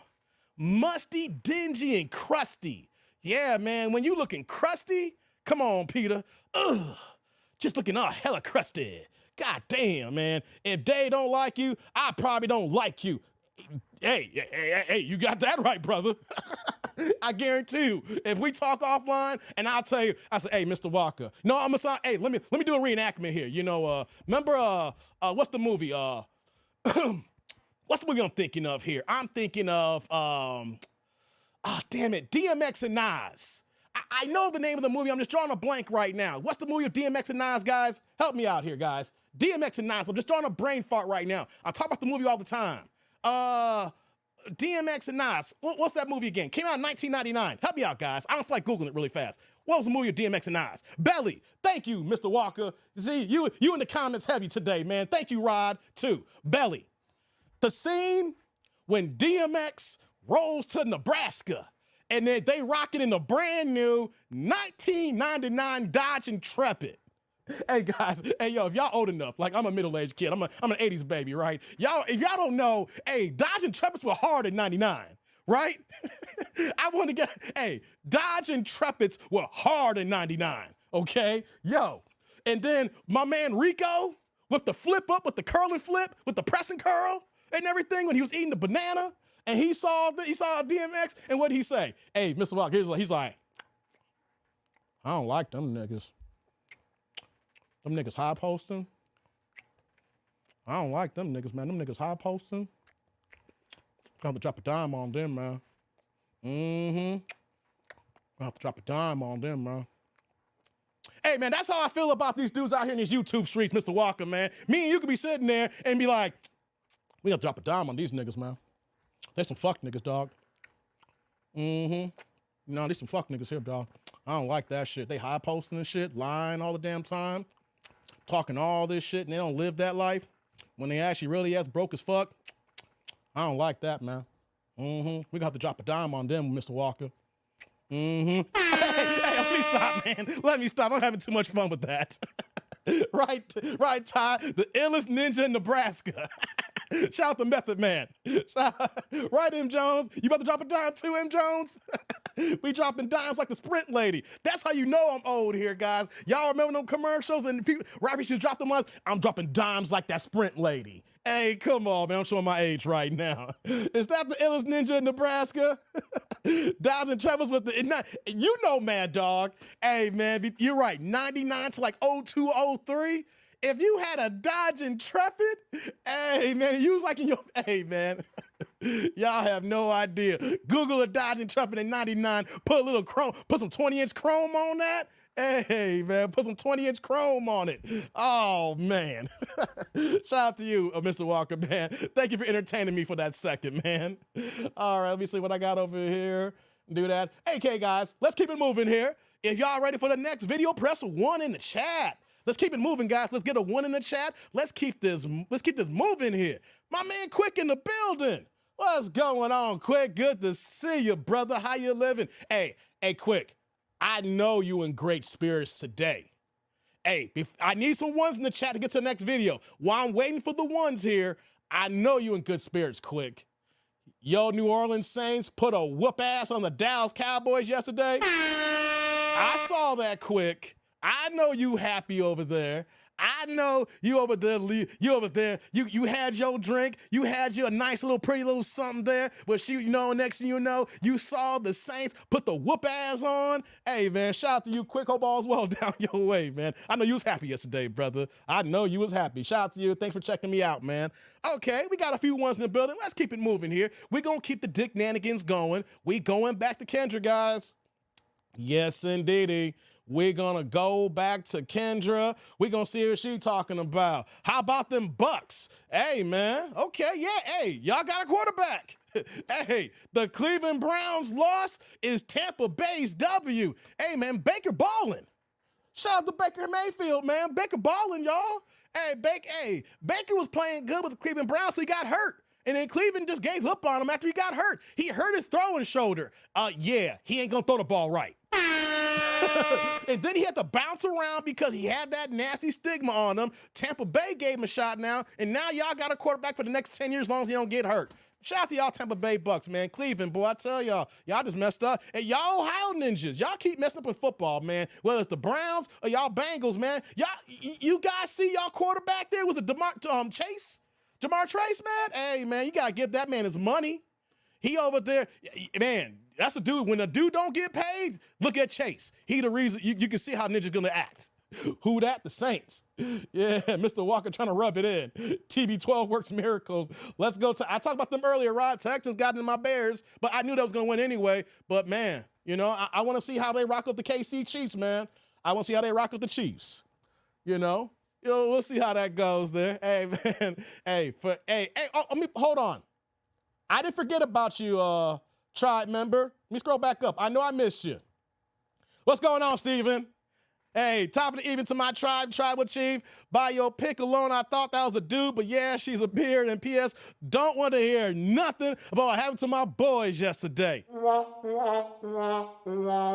I get to the video, guys, I had to do that to you, brother. Steven, this is my 3rd football season on YouTube. And you've been with me, I believe, all 3 football seasons. And every year now, I am hearing the same delusional Dallas Cowboy fan talk here. Love you like a stepbrother. You my man. I appreciate you. You're good peoples. But we all got missteps in life. And your misstep is being a goddamn Dallas Cowboy fan. Oh my God. Oh God. Y'all gonna be 10-7, 11-6, hell, maybe 12-5 this year, right? And you're gonna have losses like that. That's gonna remind everybody that y'all gonna lose in the first round, or if you get the bye, y'all gonna be out in the second round in your first playoff game. It is what it is, brother. We already see the writing on the wall. Y'all defense is suspect. Lord have mercy. Lord have mercy. All right? Hey, you know what though? Look on the bright side, brother. From now until December, you're going to win some games. You know, you're going to win about 3 games a month. You know, you win about 3 games a month. You know what I'm saying? That's not bad, guys. You, out of a 4-week schedule, 2 to 3 games every month, you know, get you to 10, 11 wins. Maybe, just maybe, if there's some injuries in the NFC East, you might get 12. You might get 12. And then the playoffs come. And then you know what's going to happen in the playoffs? Y'all going to shit in y'all pants. And y'all going to lay the goose egg. And then we're going to be right back at it again in January and February talking about Cowboys in 2026. Okay, I said what I said. Vince says, hush, Dave. What did I say? Wait, hey, guys, did I say something that was off? Wait, Vince is telling me to hush. Did I say something really bad here? Did I say something out of pocket? Whoa, what did I do here, Vince? Hey, the Cowboys got ran through like a loose booty woman. Man, the Cowboys got ran through like these women on Kendrick about to react to in a few moments, guys. Oh, my God. T. Orlando says, only thing worse than a Cowboys fan is a tether. Oh, those are fighting words, T. Orlando. Oh, don't do that to me, T. Orlando. Don't do that to the chat here, T. Orlando. Don't bring Dallas Cowboys fans in the same mix with the tethers. Oh, man. Yeah, hey, I said that, Derek. Yo, Cowboys lost. Yeah, man, because y'all need to pay Chase. Y'all need to pay Chase, man. Pay the man his money. Pay the man his money. Oh, God. Look at Vince saying, go to hell to Orlando. Hey, T. Orlando, you just start some fighting words here for the people that's watching, for the replay game. Hey, T. Orlando, didn't you just tell me that you already got a bullseye on your back whenever you talk politics, people coming for you, and then you're going to drop the tether line to Cowboys fans? You are looking to, man, hey, I can't protect you, brother. If they start coming for you, hey, I'll have your back in some Kamala Harris talk, right? But when you start combining the two, I agree with you, but you're just asking for trouble, my Negro. Damn, Quick was with you too. Not you, Quick. He's like a musty tether at that. No, man, y'all. Hey, man, we gonna keep it moving here. We'll do politics talk later if we got time. We'll drop. Hey, we get done with these videos. We'll talk a little politics after the fact here. Quick gonna throw in a musty tether. What is that? I am not musty. I am not musty. This is my natural scent. Out of the way. Hey, come on, man. Stop it. Stop it quick. Stop it quick. Oh, come on. Now Sheila's involved. Musty tell that smells like cheetah pea. Come on. Now you got Sheila in the mix here. Now you got Sheila in the mix. Stop it, man. Let's get to this next video here. Two-man said T. Orlando, a.k.a. the ultimate troll. Hey, man, T. Orlando be wilding out here in these streets, man. T. Orlando be wilding. All right, guys. Let's get to the next video here. I know y'all ready for the Dick Nanigans. We did that Cooley video. We got ourselves warmed up here. You know, we saw a crazy woman just crash out, get knocked, and leave the stage here. But let's go ahead and react to women who's looking for men. Let's see what's going on Kendra's side of the world. Let's see if anything has changed, or we're going to react to women who is something that we all can say, damn, they're changing. We got some good ones here. Do we got some good ones? Oh, we back to the same old. Let's go, guys. Okay, look at Kendra. Man, I got to say this here. I know Kendra, she's been holding up here, guys. Hey, T. Orlando, have you heard, what's his name? Tariq Nasheed's #1 song, Tethering for a Green Card or something like that? Have you heard that song by Tariq Nasheed that's #1 on iTunes right now or close to it? Tether for a Green Card? Hey, man, I'm loving that Tether for a Green Card. I may got the name of the song off. But you know, I think that song is hot, dog, man. But we'll come back to that later. Hey, real fast here. Kendra's, is Kendra's titties getting bigger, y'all? I mean, she's always had big titties. Shout out to you, Kendra. I'm not talking bad about you right now. We're about to get to the video in a second. Shout out to Kendra, right? She gives me so much content, you know what I mean? I just got to say, lately, and Tribe, You know, and Derek, I know you would recognize this. This is all you. This is all you, Derek. This is your neck of the woods, guys. Real talk. Kendra's been holding a little extra lately. Kendra's been she ain't paid for him either. She's been upgrading, guys. She's been naturally upgrading here. It's getting kind of large in charge here. Shout out to my guys who like the bigums. You know what I mean? All right, now let's get to the video now. I just been noticing they're getting bigger lately. They're getting kind of bigger lately. Yeah, look, hey Ty, hey, it depends on what kind of OnlyFans content it is. The problem though, Ty, is that the rest of her body needs a little bit of work too. But hey, that could be done with change the diet, and working out. You know what I mean? Hey, before we start the video, yeah, Thomas, you see him too. Yeah, man, yeah, you see boobies. Hey, Tia Lando, you agree, man? She thick. Hey, we talk about her commentary at times. Hey, but hey, real talk, Kendra, you kind of holding up top. I ain't mad at you. Yeah, take old Biddy, Rod. Yeah, you see it too, Rod. Hey, I'm glad we on the same page here, you know what I mean? Hey, a couple things can be true at the same time. Kendra be saying some janky things at times with regards to dating, but from time to time, she be holding, I ain't mad at you right now. Yeah, hey, see, Devon, the boob is boobing. I hear you too, brother. We all here. Shout out to my man Otis. Before we start the video, let me get you here. With the $1.99, we're going to upgrade and give you the $2 holla, put in the red in the chat. And one more again, guys, I love it. You make the chat turn colors. My man is dropping the $1.99 super sticker. You know what that means? No questions, no comments. Otis is here for the straight love of the game, baby. My man Otis in the building. Hey, Otis, brother. Salud. Thank you for the holla. I appreciate you, man. Thank you. Right back at you with the super sticker. We in the house, man. Appreciate you, Otis. Thank you for the support and love, man. Thank you for that, man. Hey, no holla is too small, guys. Super chat, super thanks, super stickers, as well as the Cash App that we got in the description box. It's not the ticker, but you see in the description box outside that dude named Dave. We in the house here, man. Let's see here. Devon says the boobs is boobing. Tia Orlando says you a motorboat. Oh, motorboat. Yeah, man. Ty's also motorboating only for OnlyFans. Jadarian, what's going on? Jadarian says she got a smile with that soul in it. Hey, man, I see that, man. I see that. Thank you, Otis. I appreciate you. Let's get to the video now, guys. Thank y'all for supporting and being here and likes up here. Shout out to the Ninja Watchers and for the hashtag replay gang who's not here. Y'all gonna be checking this out. Shout out to y'all as well because y'all help to keep the channel alive as well, man. And Derek, stop dropping that too. I'm giving you a little bit of reprieve here. You drop 2 one more time and I'm gonna clip your ass. I'm gonna take your wrench again. You just got your wrench back, Derek. Don't make me take your wrench again. Don't make me take your wrench again. I'm being nice to you right now, Derek. All right? I'm being nice to you. All right? You said, keep the boobs on pause. Derek, you're going to see more of the boobs we play the video, all right? Derek, we'll see him when we play the video. Let's continue, guys. Let's go. I can't hear you, Mama. Kind of. You ready? What's your name, baby girl? Takora. Takora? Oh, Takora. Oh, Takora. Takora, where are you calling me from? Yeah, where you from? Dallas, Texas. Dallas. How old are you? 41.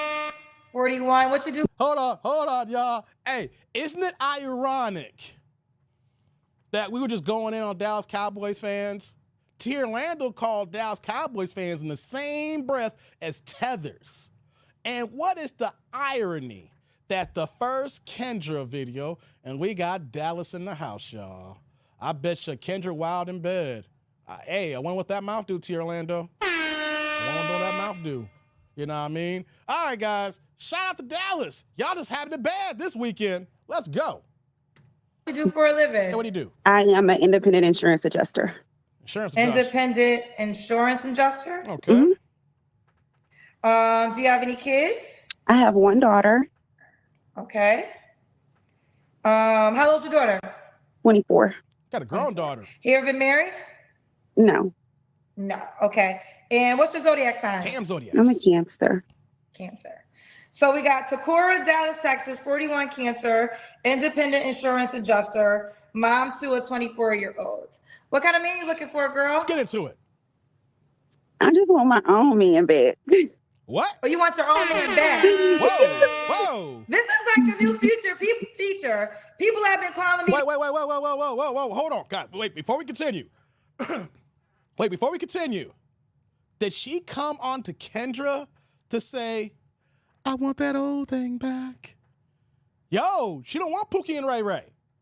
She came on the internet waves here to go get her ninja back. We be telling y'all women sometimes it's best to go back to your ex. Go back to your man. The streets don't love you. The streets is cold. She want that old thing back. Let's hear this, guys. She want her man back. Let's go. Me to get their last person back. Why did he leave you? Yeah, why he leave? Oh, What, you cheated? he's so laid back. He'll probably just really be mad if he even knew I was on her. I probably wouldn't even have a chance of getting him back at that point. So What? How did you lose him? Oh, yeah, like, come on. we had an argument What kind of argument? When did he leave? 2 weeks ago. 2 weeks ago. Y'all haven't talked in 2 weeks? No, we talked. He doesn't want to be back in the relationship? He said, no, I'm too dramatic and extra. And just, you know.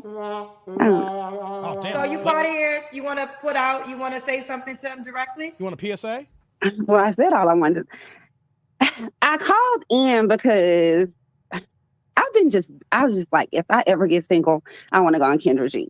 But like when I was in Q, I was like, dang, I probably really shouldn't be on her because, you know, I'm really not over my breakup. It's only been 2 weeks, so. Well, did he move on? Does he got a new girl already?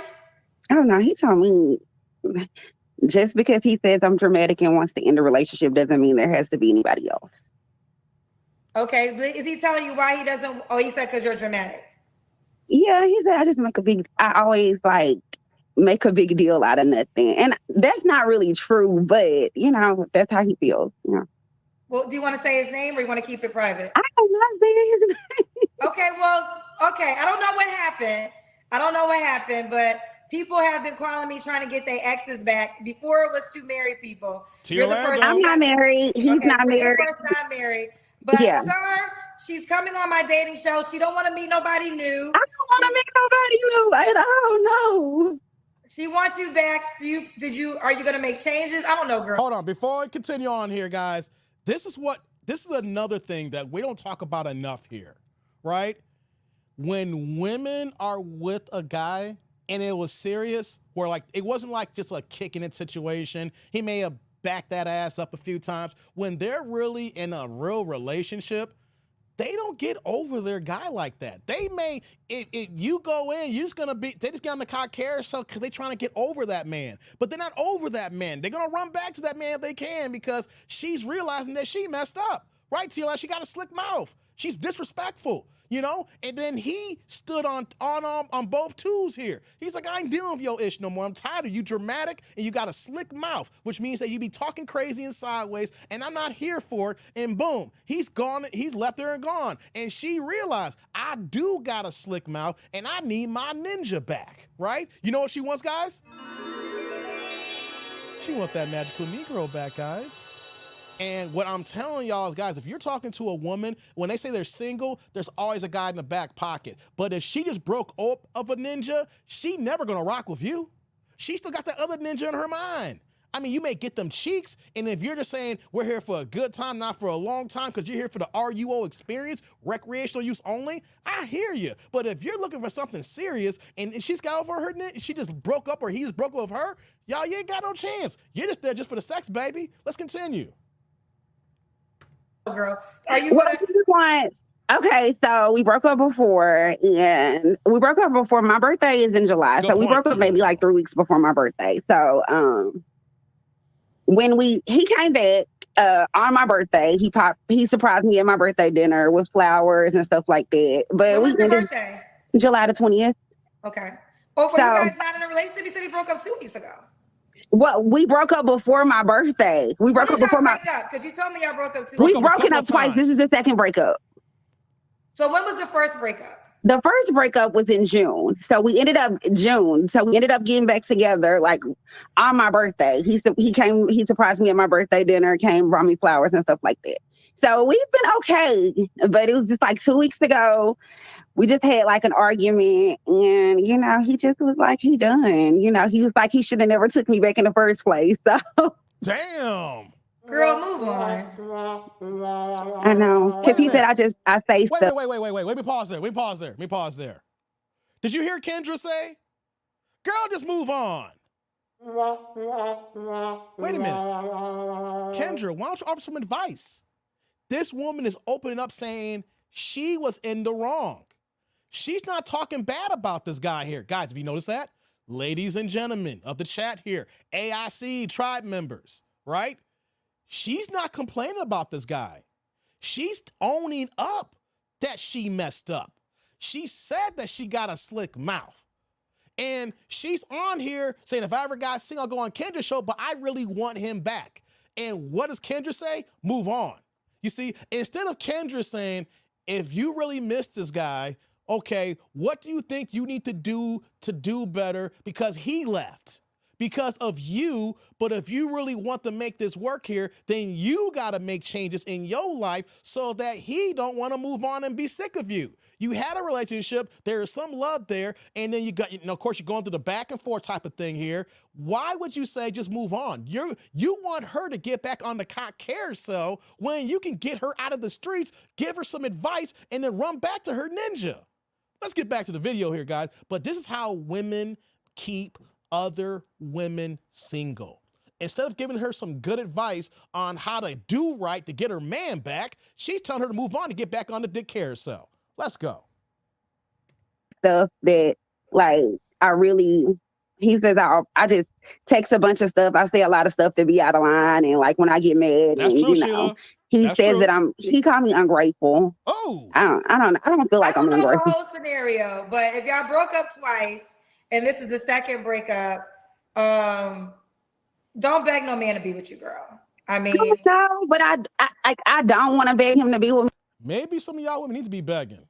Because y'all thinking that y'all doing good out here in these streets and y'all just riding the carousel. Maybe some of y'all need to beg.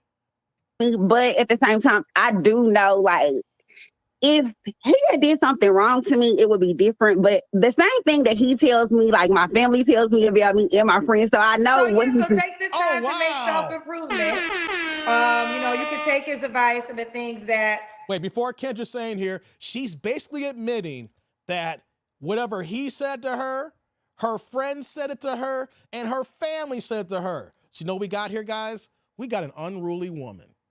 This woman doesn't know how to check her own damn self in general. It don't matter if it's a boyfriend, a man, family, friends, whatever like that. This woman is unruly. This woman needs to check herself and get right because she just can't get right with people in general. And you're right, Sheila. He might be done with her and everything like that. He might say, I'm sick of this here. And I'm glad to hear that a woman's coming on begging a guy back. She's talking about all her faults. Family and friends, she got all these faults too. They told the same thing. And he says, hey, I'm done with this here. And then Kendra is saying, don't beg no man. How about you give her some advice saying, if everybody's telling you wrong, then you need to get right. That, but do it for you, not necessarily for him. I always like, I'm just an emotional person. So like something that may bother one person may bother me. It may not, like I'm just like something may trigger something that may trigger me may not trigger the next person. So I am extra. I know that. Like I've heard that my whole life. I'm a Cancer born on the cusp of a Leo. So I know like I cry for movies. I'm a crybaby. So like I'm a very dramatic person. I am. I can't lie. So I do know some of the things and some of the arguments, I take them over the top and I kind of hit below the belt. And sometimes I do just try to get a reaction out of him, but I'm sorry. I want to apologize to him. Maybe I just need to apologize publicly. Did you hear that? Wait, let me rewind that part, guy. Rewind that back here. Hold on. Let me rewind that back. So I know, like, I cry for movies. I'm a crybaby. So like I'm a very dramatic person. I am. I can't lie. So I do know some of the things and some of the arguments, I take them over the top and I kind of hit below the belt. And sometimes I do just try to get a reaction out of him, but I'm sorry. I want to. Hold on. She does things just to get a reaction out of him. Fellas, now real talk here. This is the kind of woman you avoid at all costs. Someone who's extra emotional. It's one thing if you're a crier in movies because you just love women love stories and they love the Disney happy ending and they're watching it and they get involved. But she is saying that she is dramatic and over emotional in general in all walks of her life. even to the point that she does things just to see how this man reacts. This is the kind of woman that will do things to put your black ass in jail, fellas. She will do things to get a reaction out of you just to see, does he really care? What the hell are we doing here? You see, this is the reason why she's 41 and single. And to add to Tia Orlando's point here, imagine you're 24 years old because she got a 24-year-old kid here, only one, never been married. And the fact that you see your mama out here in these internet streets moving like this, yo, man, generation's doomed. Let's continue. I want to apologize to him. Maybe I just need to apologize publicly because I just don't know if he's, you know. Well, did you apologize privately? I have, and he says that he accepts my apology, but you know, he feels like he made the best decision for himself. And You might have to accept that, honey. Oh, wow, I didn't hear this part now. I understand I may have to accept it and move on, but like, you know, I'm not ready to move on. And I know You can't become a stalker. You can't force a man to be with you who doesn't want to be with you. I'm not gonna force him to be with me, but at the same time, like, I just think he's reacting on temporary feelings right now. Hopefully he'll be okay in a couple of days or a couple of weeks. But you know, Well, like, in this You hear this? meantime, The delusion? focus on you and not him. right, Pour into you and not him. right. And as you become a better person, you could potentially attract him back, or you can attract better. But this way right here is not turning him on. This is coming across as desperate, and you don't want to come across as desperate. Well, So this isn't an attraction pull for him. And I would use this time to, I don't know if you believe in God, but I definitely believe in God for sure. I will become the best version of myself if what he said is truthful. It's true. I can't if I hadn't heard this from like my family, my friends, and stuff like that, I wouldn't, you know, I wouldn't even be worried about that. Someone said you need, listen, because I'm not a therapist. So I know y'all be calling me, and I'm always telling you I'm not a therapist. But this person said you need therapy. You looking like a fool right now. You are dramatic and 41. People just not going to deal with that. Don't blame Zodiacs. Okay, that's fine. You're probably right. I'm not gonna say I need therapy, but you know, I am dramatic, so I don't know. I don't feel like I'm looking like a fool either because, like, you know, he can't do nothing to me, so like I'm the one that did it to him. So Okay. Well, like I'm not one of those like he didn't cheat on me or anything like that, or like if it was that type of situation, trust me, it would be deuces. But because what we don't think is that. It's because I know I was wrong. Clearly, you made it clear it's him. He doesn't want to be a part of this relationship. So Right. we got from your stance, this might have been a great man that you might have fumbled. Yeah, for But sure. At this moment, he doesn't want you back. So you really can't do anything in that manner. Right. I agree. But, you know, I just, like I said, I was coming on here and, you know, like I had always told my friends if I ever got single, I would come on here. And like, so I came. But like I said, when I was They want waiting. you to do the Kendra Cam. Someone said, tell her to do the Kendra Cam. What? I'm not looking for her. I got to find somewhere to prop my phone up with. But I don't know. Let me see. See if I can find somewhere. She should got Invisalign instead of the metal braces. Okay, we see you, bro. Oh, you got a booty. And it's mine. And it's hers. Hold born on. with it. One more You again. got One more again. Let me see it again, guys. What y'all think, guys? Okay, we see you, bro. Oh, you got a booty. She ain't got no drawers on either. And it's mine. And it's hers. Born with it. All right. Okay, Linda. We gotta go. I wish you the best. My personal advice to you is focus on yourself. Leave that man alone. You're not. You're. If he told you he doesn't want to be with you right now, move forward and become the best version of yourself. Okay. Thank you, Kendra. Bye, baby girl. Bye-bye. Woo, yeah. Kendra G Singles, the dating Hold app on. is available now. Okay, guys. Likes up in the building. and appreciate y'all checking this out here.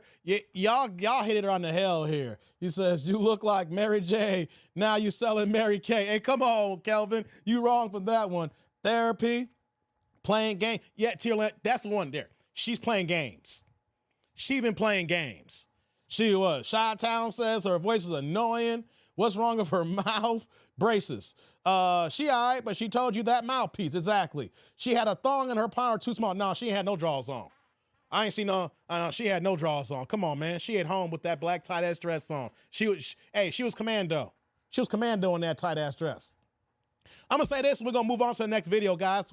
We still here, likes up in the building, don't go anywhere. This woman basically admitted that the things that broke up that relationship was because of her.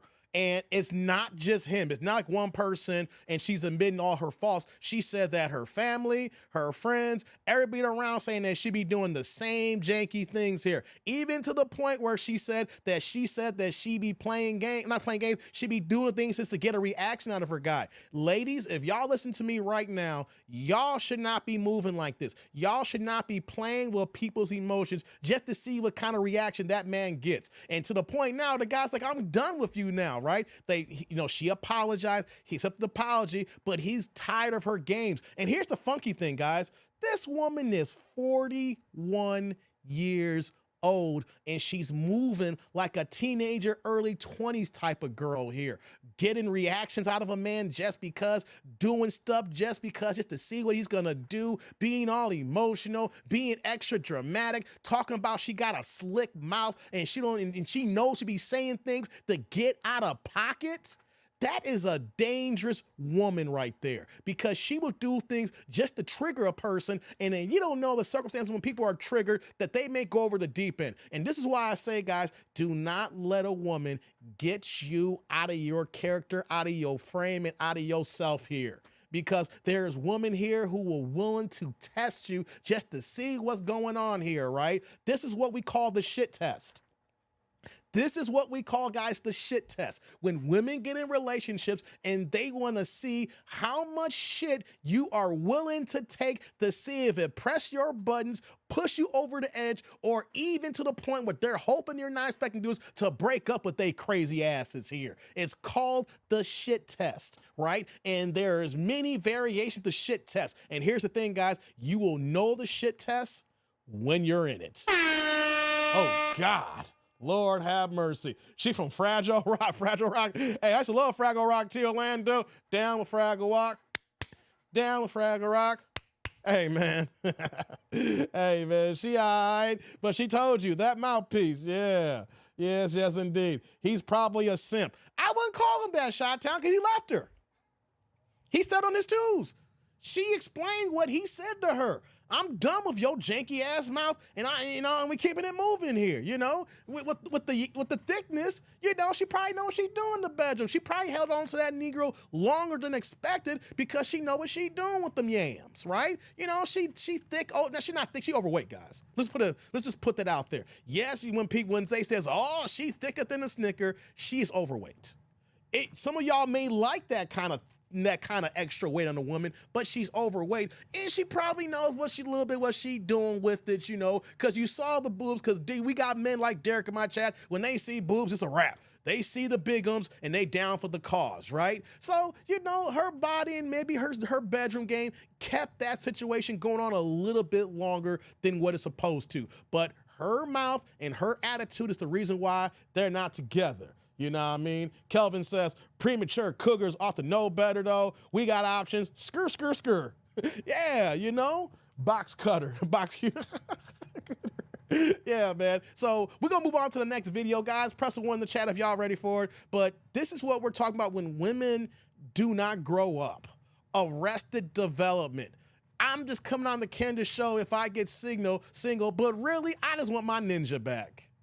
At the end of the day, guys, if these women were really in a serious relationship, they're not checking for the new man unless they're just out here for the streets and want some new dick. But if at the end of the day, if they can get the man they want to be with, they want to be with the man they want to be with. The problem is they don't know how to keep a man. They know how to get the man in the bedroom, but once that happens, they don't know how to keep a man.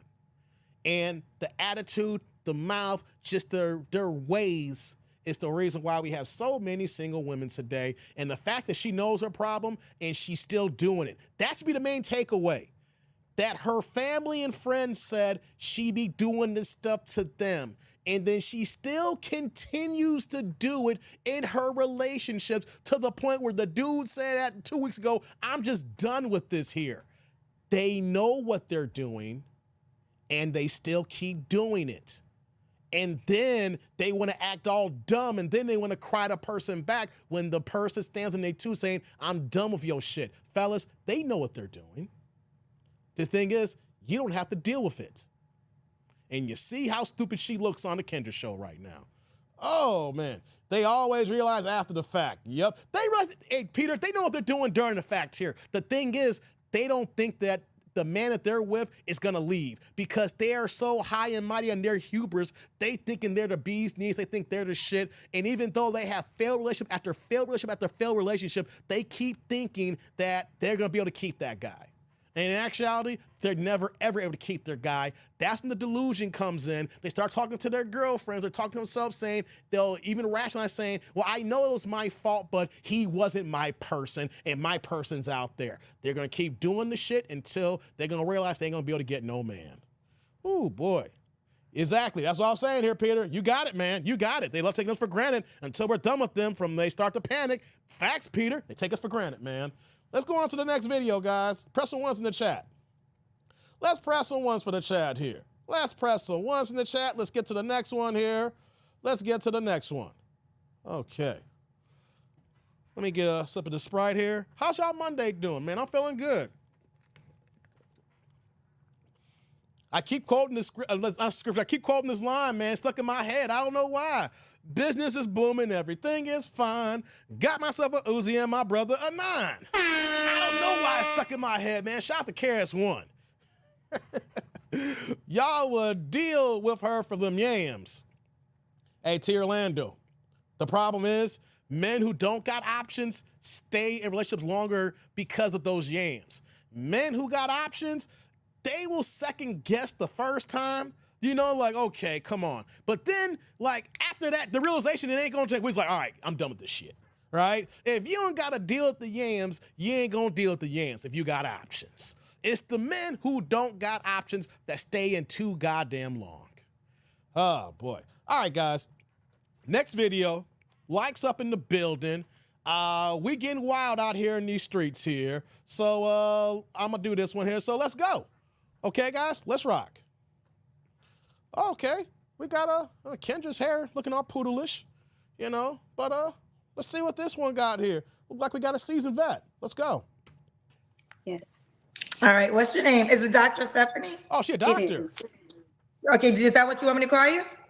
Yes. Okay, yes. Dr. Or Stephanie is fine. Stephanie's fine. Okay, Stephanie, Yeah. where you calling us from? Where you from, doctor? Arlington, Texas. Texas again. Arlington, Texas. How old are you? How old are you? I am 50. Man, Steven, are you ninja watching right now? We killing Texas. We did Dallas. Ain't there actually in Arlington too as well? Man, Texas, especially Dallas, the Arlington area, y'all just getting these L's on a Monday. And I didn't plan this out. I didn't plan for New Orleans to whip on the Cowboys' ass yesterday. I didn't plan for back-to-back Dallas ladies. But you know what, though? That's what happens. It's football season, baby. This is what's going down. Let's go. Okay, 50. What do you do for a living? I am an elementary school administrator. Okay, have you been here before? They're telling me you have. I have never been in here. No, I haven't. Yeah, I got it wrong, cousins. So Dr. Stephanie, Arlington. Hold on. I got a PhD. She got one of them education PhDs. Oh, if she's really a doctor, guys, yeah, I know she looks great for 50, Shantae, but if she's really an administrator in the school district for a PhD, we know why she's single at 50. All right, women with PhDs, congratulations, but for the dating game, it's not a good look. But let's let it cook. Arlington, Texas, 50 years old, elementary administrator. You said what? Elementary administrator. Administrator. Okay, is that a school principal? Yes. Okay. What's your zodiac sign? Damn Zodiac. I'm a Taurus. Okay, and when's your birthday? May 11th. Okay, my birthday is May 7th. Have you ever been married? I have. When'd you get divorced? In 2010. Okay. Do you have any kids? I do. I have 3 adult sons, ages 27, 25, and my youngest will be 22 on the 17th. Okay. All by your ex-husband? Yes. Okay. So we got Dr. Stephanie in Arlington, Why Texas, divorce? 50 years old, is a Taurus. I'm She's curious. school principal. I'm going to break it down simpler. Mom to 3 adult children, all by her ex-husband. Yes. What kind of man you looking for now, Let's love? get into it. Oh my. I am looking for a well-traveled man, someone who is a believer, a Christian, honest, intentional, someone who is extremely intentional at this point, who is not a... Hold on. I hate to pause so early. I want to let it cook. We can tell who she's been dating because she's 50 years old and she's talking about intentional. That's not a good look at 50 when you putting that out there. Because I'm curious, who are you dealing with and who you dating with, especially when you've been married before? Just a thought, guys. Not a narcissist or a liar. Just, yeah, that's what I'm looking for. So, Okay. What are your deal breakers? liars, someone who requires, I guess, attention from a lot of different, or validation from a lot of different women. Yeah, someone who's unsure about themselves. Okay. Should he look a certain way? Look, y'all. Yes. My preference is for him to be taller than me. I am 5'2.5". I'm typically attracted to guys over 6 feet, and I am so sorry. It's just a preference, not a prejudice or anything like that. And just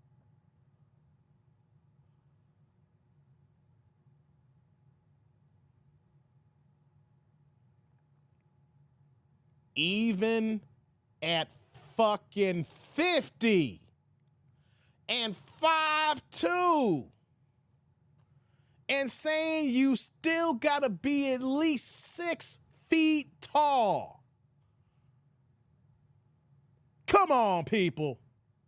I can understand that you have a preference. You want a tall ninja, but you're fucking 50. And you're 5'2". The thing is, the average height man in this country is 5'9". The man at 5'9" is still 7 inches taller than you and over a half feet taller than you. And you still want a man that is less than 10% of the population. And you're 50 years old. We can't get over the delusion, Jay Winans. Come on. Let's let this play out here. But it doesn't matter if they're 22 or 52.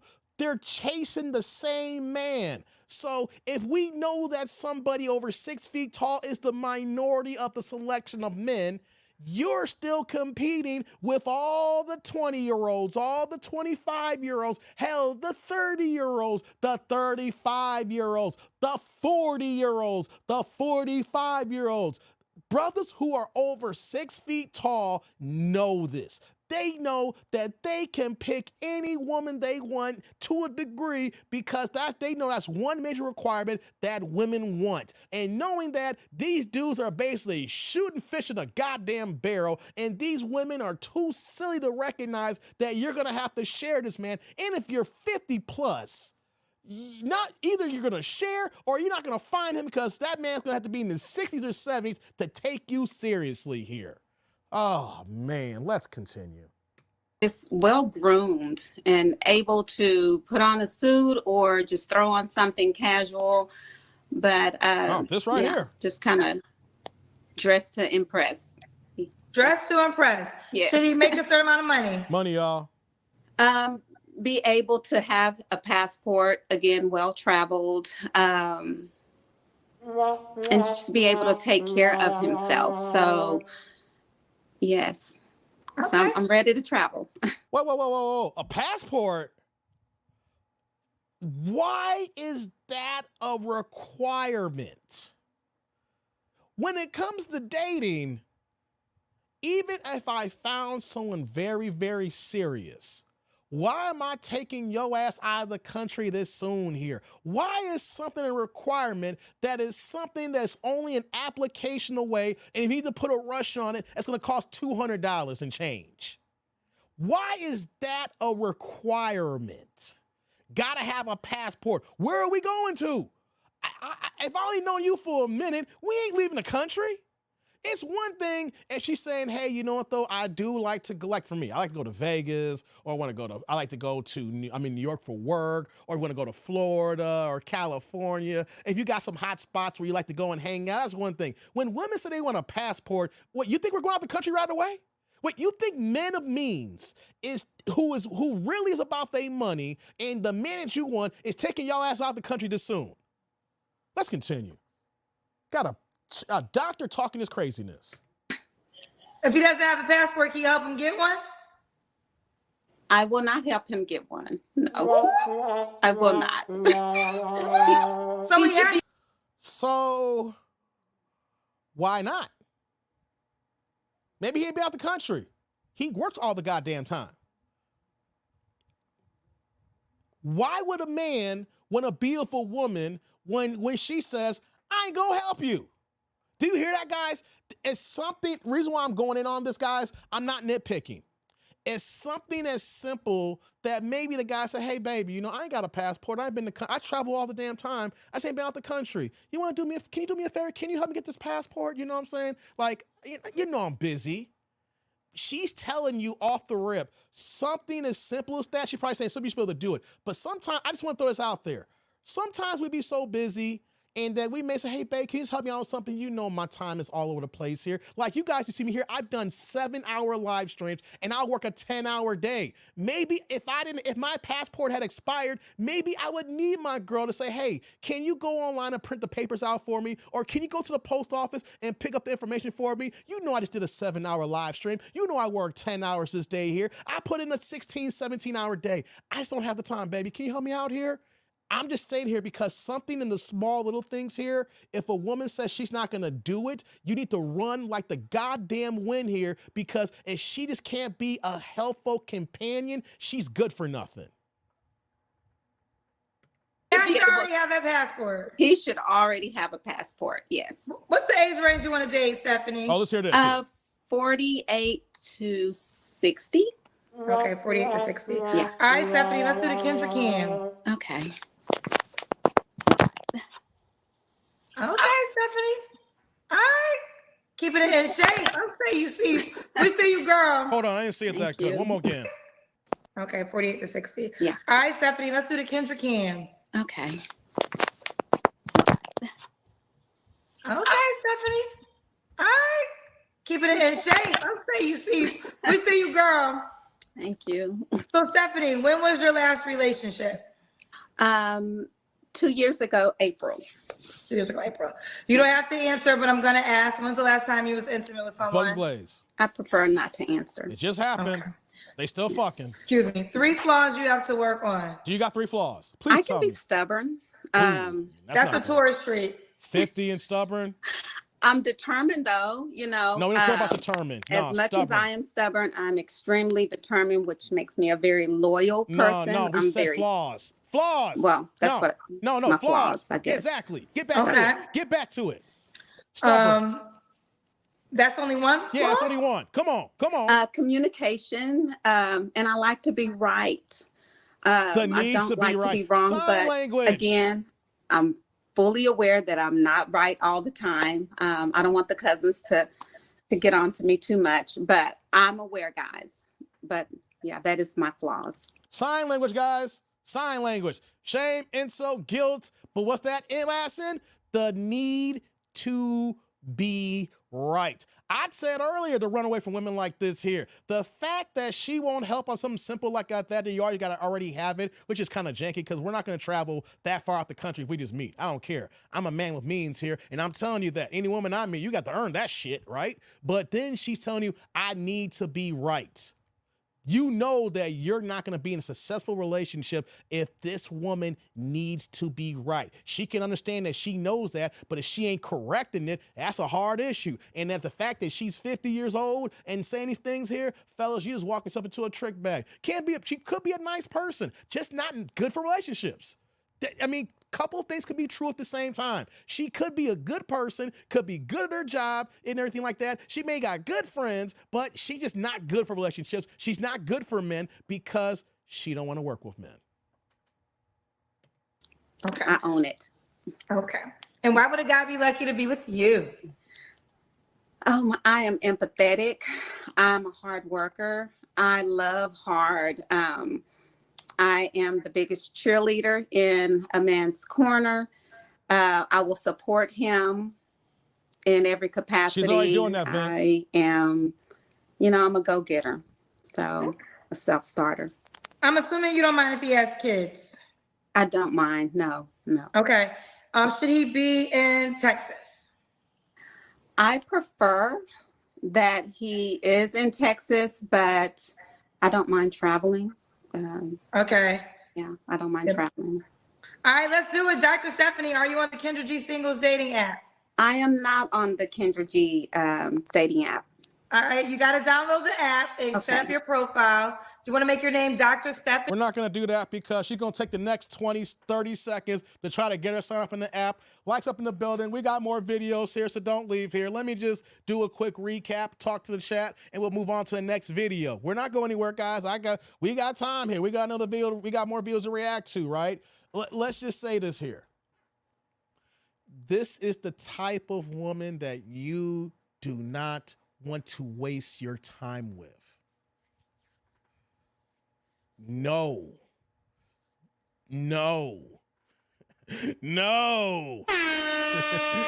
Because here's who the hell's called me here? Oh, let me tell him I'm on a live. It's funny how people hit me up and I'm on a live. What the hell? Hold on. Let me hit him up. 1 second, guys. Someone's trying to call me. And this ninja should know that I'm live streaming.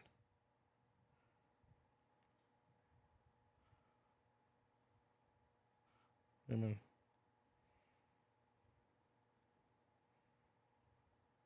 Okay, there we go. Come on, ninja. You know I'm live streaming. All right. Back to the show. Okay. The reason why I go in when I hear women say they're not going to help a guy get their passport is because I've had a passport since 2007, but it expired, it was around 2000. I got in 2006 and it expired during the pandemic, because it's good for like 15 years. And so the pandemic occurred and then it expired during that time period.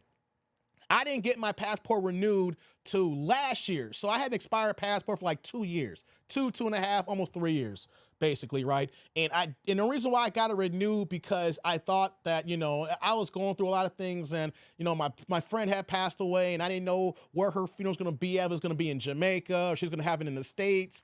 And so I didn't know what it was going to be. So let me go ahead and get my passport, depending on where they're going to have the funeral at. If it's going to be here, we're going to go out of the country. They're going to bury her somewhere else, So if I didn't have that circumstance here, I wouldn't have rushed to renew my passport. Circumstances happen with the pandemic. We weren't going across the country, and when we did travel, it's continental United States. So it was an emergency for me. I said, let me go ahead and get this out the way because of that. And if I didn't have this emergency, then I wouldn't have got my passport. The reason why I said that here is because I use myself an example because women like her, I'm not saying they want me, they want the idea of a guy like me, a man who makes decent money, man who's going to work, who's going to grind, take care of his family, get into the bag. I do travel when I do travel now. Y'all see me go where I got to go to and things of that nature. I do what I want. I'm not rich, but I do things, and I'm able to do things comfortably here. And There are times when a man who is busy like me needs help, needs assistance, because sometimes 24 hours in the day is not enough. If you want the kind of man that you want, where ladies, they claim they want to be in their soft girl era, they want to be able to be feminine, they want the luxuries of a man who could take care of them and travel and spend money and give them gifts and things of that nature, that comes with a cost. And since that comes with a cost, sometimes when that man gets in a relationship, some of the simple things that you ladies think that he should be able to do on his own, he just can't do it because he just doesn't have the time. And so that's why when they call a woman a helpmate, sometimes I need help. I can do this on my own, but you know what though, babe? I don't have the time. I'm grinding, I'm putting in these hours, and by the time I get done, it's 9, 10 o'clock at night. My day, unless I got to go to the weekends, I can't get it done. And what I'm saying here is an example. Passports are easy to get. It's an application process that you fill out. You got to make an appointment. Then you go to the post office, you pay your fees, and then you get to go in here. But maybe, just maybe, that men are too busy to do some of the simple things, and maybe I might need your assistance here. But women hear that and thinking there's something wrong with us. And what we're asking is some of the simple things in life. Sometimes like, hey, babe, can you just help me do this here? Can you add this here? Things of that nature. You want this soft girl lifestyle. So sometimes some of the simplest things that you think I can handle, I just need your assistance. But when they say, I'm not helping him, no, he should already have it. Well, what happens if he doesn't have it? You gonna dismiss this guy because he don't got a passport? What? And how fast are we gonna be doing international traveling as soon as we meet? Baby girl, you 50 years old. You ain't a spring chicken where guys are gonna wanna show you off across the globe here. What are we doing here? How are we moving here? I'm just stating here the fact that if a woman is so gung-ho as saying no to helping a man with something simple, I don't think that she will ever help her man out with something simple, because it goes against what she said at the end when she says that I'm your biggest cheerleader. I'm going to root for you and do what you got and do what I got to do to help you out. If that's the case, then how come you can't help me with a passport? You should already have that. Well, if I'm too busy to get it, because when I do travel, I don't go to international travel. I only do United States continental here. The point is, it's something as simple and they make it seem like that they won't help you. Best believe the other simple things in life, they're not helping at all. They're not helping at all. And the fact that she's 50 and single right now and the way she's talking to me, you're 5'2" and requiring 6 feet tall. Every woman wants that if they had the opportunity. So she won't help you with simple things. She wants the same thing that a 24-year-old wants. And the worst thing of them all, she said that she needs to be right. Even though she says, I recognize it, I know it, that don't mean nothing. Because if you know you need to be right and you haven't corrected it, that means that when we get together, you're still gonna think that you're right. And guys, that is the worst thing possible to deal with a woman who thinks she's always right. And if you're always right, then how the hell are you 50 and alone? I've never had a woman who was helpful. Man, Tierlando, that's hard. Not one? Need that passport. I stay traveling internationally. I hear that, Tierlando, if you travel internationally. But I want to know, how often is she traveling internationally right now? You know? What are y'all saying here? Let me scroll to the chat here. We got another video here. We ain't going nowhere, guys. I used to represent school district educators are the worst. Oh, yeah, I know about that, Tierlando. I dated a few myself, man. Hey, they freaks, Tierlando. They wildin'. You get them. Yeah, they wildin'. They wildin'. You know? What the hell? T.O.? What are we talking about there? She's DQ'd by demeanor. Hell yeah. Or get a AAA pack. They have the most needs. Hell no.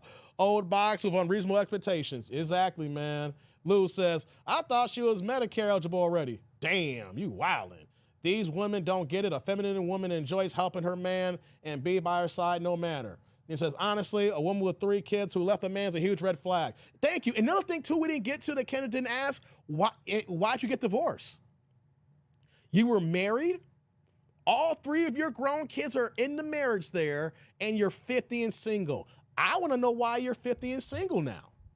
Where's the ex at? Because those are important questions. Like if you had all your kids by one man and you were married, so if you're gonna have all your kids by one man, I'm assuming that the marriage lasted a pretty decent amount of time if they're all the same man here. So why did you get divorced? More than likely, she thought she was always right. She thought that she was always right. Stevie D says, travel is an insane way to get acquainted. I know, man. I know. Hey, guys, I love traveling with the best of them. Now that I'm older now and I travel so much, I'm constantly hopping on the plane. You know, like at the very most, it's like, if it's gone past 3 or 4 months, that's overdue for me to get on an airplane. It's like, man, I've been on an airplane in a second. 3 or 4 months, right? But my thing is, as much as I travel now, it's like, I wish a woman would tell me that I need to take her traveling. I wish if I was out here in these streets and then I'm talking to someone I was really interested in and she puts that as a requirement, like, hey, man, you better kick rocks. You know, she can be, so he said she could be right where you found her. You got that right, man. She can get a passport with AAA, Dave. Damn. Said, I like the free times I travel with a new woman when we first started dating. Hey, T. Orlando, I like that too, right? I like that too. But let me ask you this question, T. Orlando. Are you taking a 50-year-old woman out of the country? For your first, hey, T. Orlando, if you're dating a 50-year-old woman, is your first trip with her out of the country? Is my question. Because me personally, if I'm gonna travel with somebody, it's gonna be stages. You're gonna be in the United States first, and then we're gonna go out the country later. But you ain't getting that. You know what I mean? Peter says, I work in education. I never entertained one that's a problem. Making never be alone with them. Yeah. Hell no. You see, exactly, T. Orlando. That's what I'm talking about. I know you like to travel, brother. I know you kick it. You got the big money, dog. You got more money. T. Orlando, you stop playing with me, right? You got more money than me, T. Orlando. Stop playing with me, T. Orlando. You got more money than me, T. Orlando. You out there in Georgia. You got more money than me, T. Orlando. Stop playing with me, all right? You got that UGA education. You are not taking a woman on her first trip out the goddamn country, let alone a 50-year-old woman. Says, I didn't take Lashara on the trip, and she had that good young box. Oh, you didn't take her on a trip, dog? Hey, that young tenderoni, you didn't take that for a weekend smash? hey, T. Orlando, hold on. Before I get to the next video here, hey, let me holler at T. Hey, T. Orlando, wait a minute. T. Orlando, that young little girl, that nice little tenderoni, you didn't take that for no weekend smash? Hey, man. Hey, man. Hey, come on, man. I know she was a headache to it for you, man. But you should have got us a weekend out of that, man. He said, weekend smash in my bedroom. Hey, you know what, though?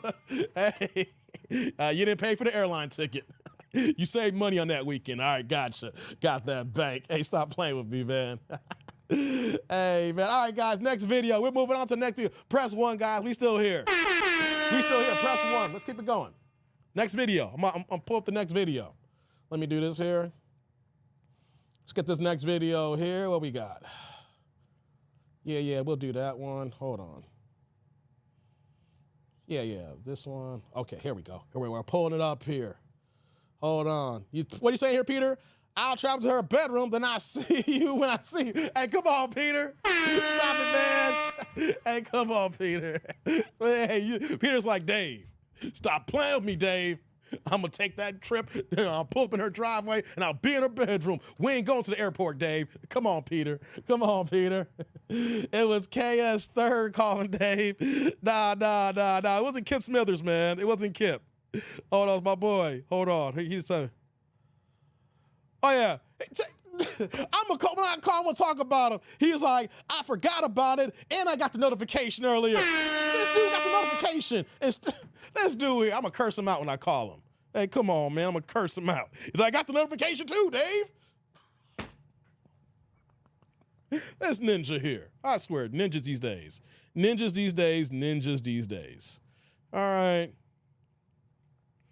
There we go. All right, guys, let's get to the next video. Hey, what's going on, EB?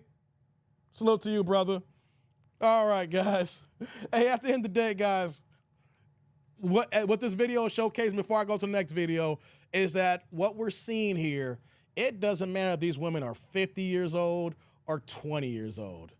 They move in the same goddamn way. It's a sad state of affairs. Doesn't matter the age here. The only way we know a difference is when we look at them and we see that visually and physically, your ass is older than these women here. But they all act the same damn way. They act the same way. What are you saying here? I'm trying to take a couple of ladies in the chat on the trip. Okay, before we get to the next video. Okay, ladies.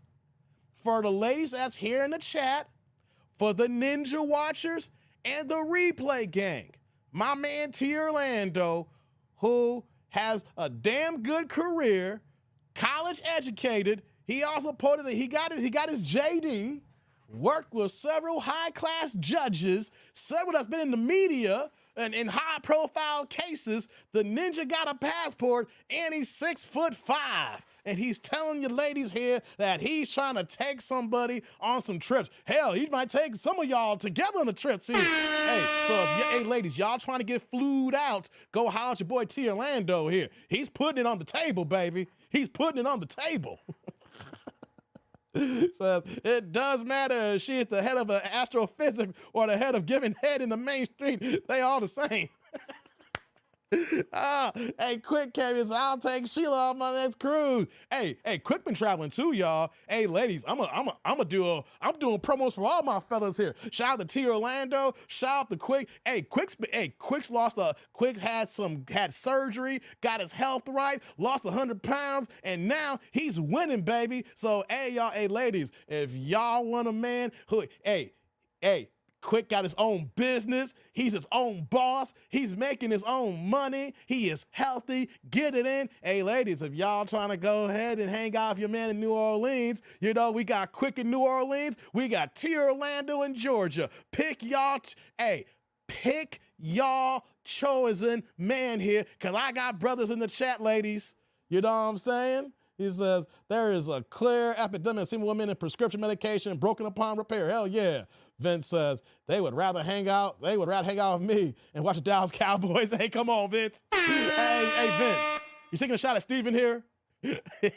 Yeah, man, congrats to Quick, man, for getting healthy, man. Shout out to Quick in the building. Hey, I'm doing a PSA for my fellas here, all right? Hey, ladies, we got some eligible men up here who you gonna take y'all on the weekend getaways. Hey, holla at Quick and holla at T. Orlando.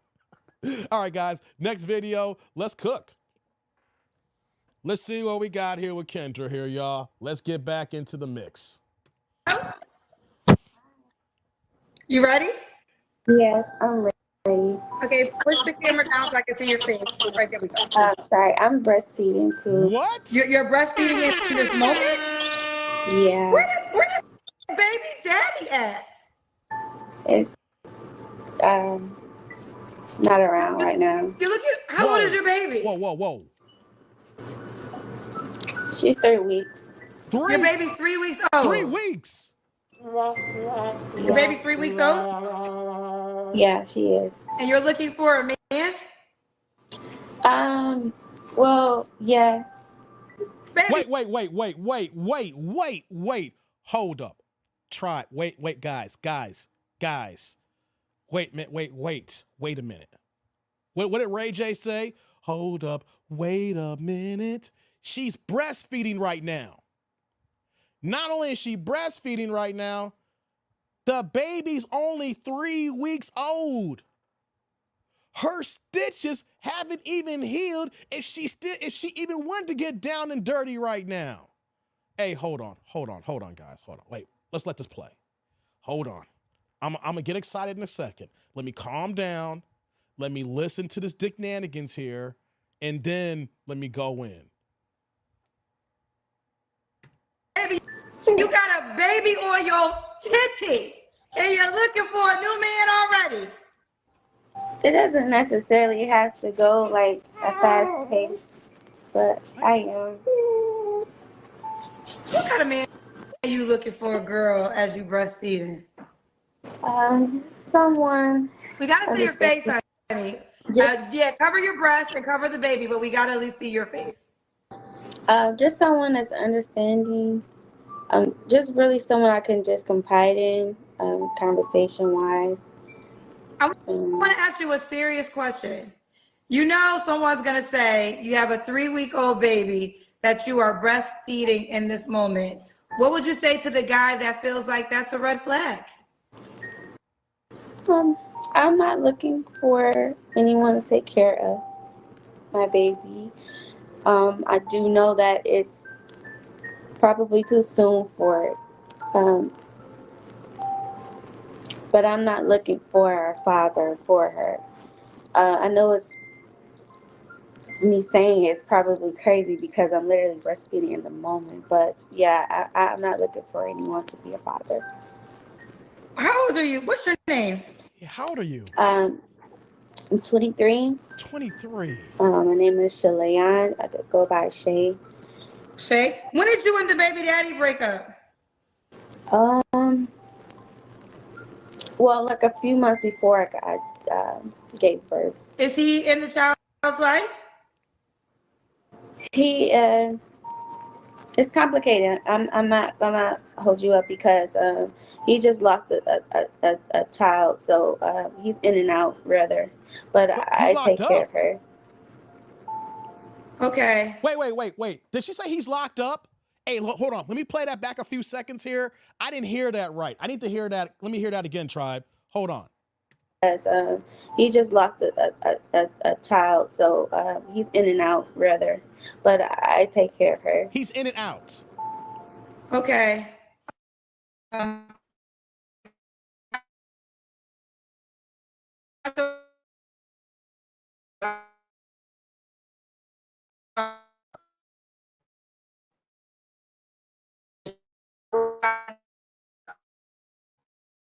You know. So what do you have anything you want to say to the people that are going to criticize you for this? I don't really have too much to say.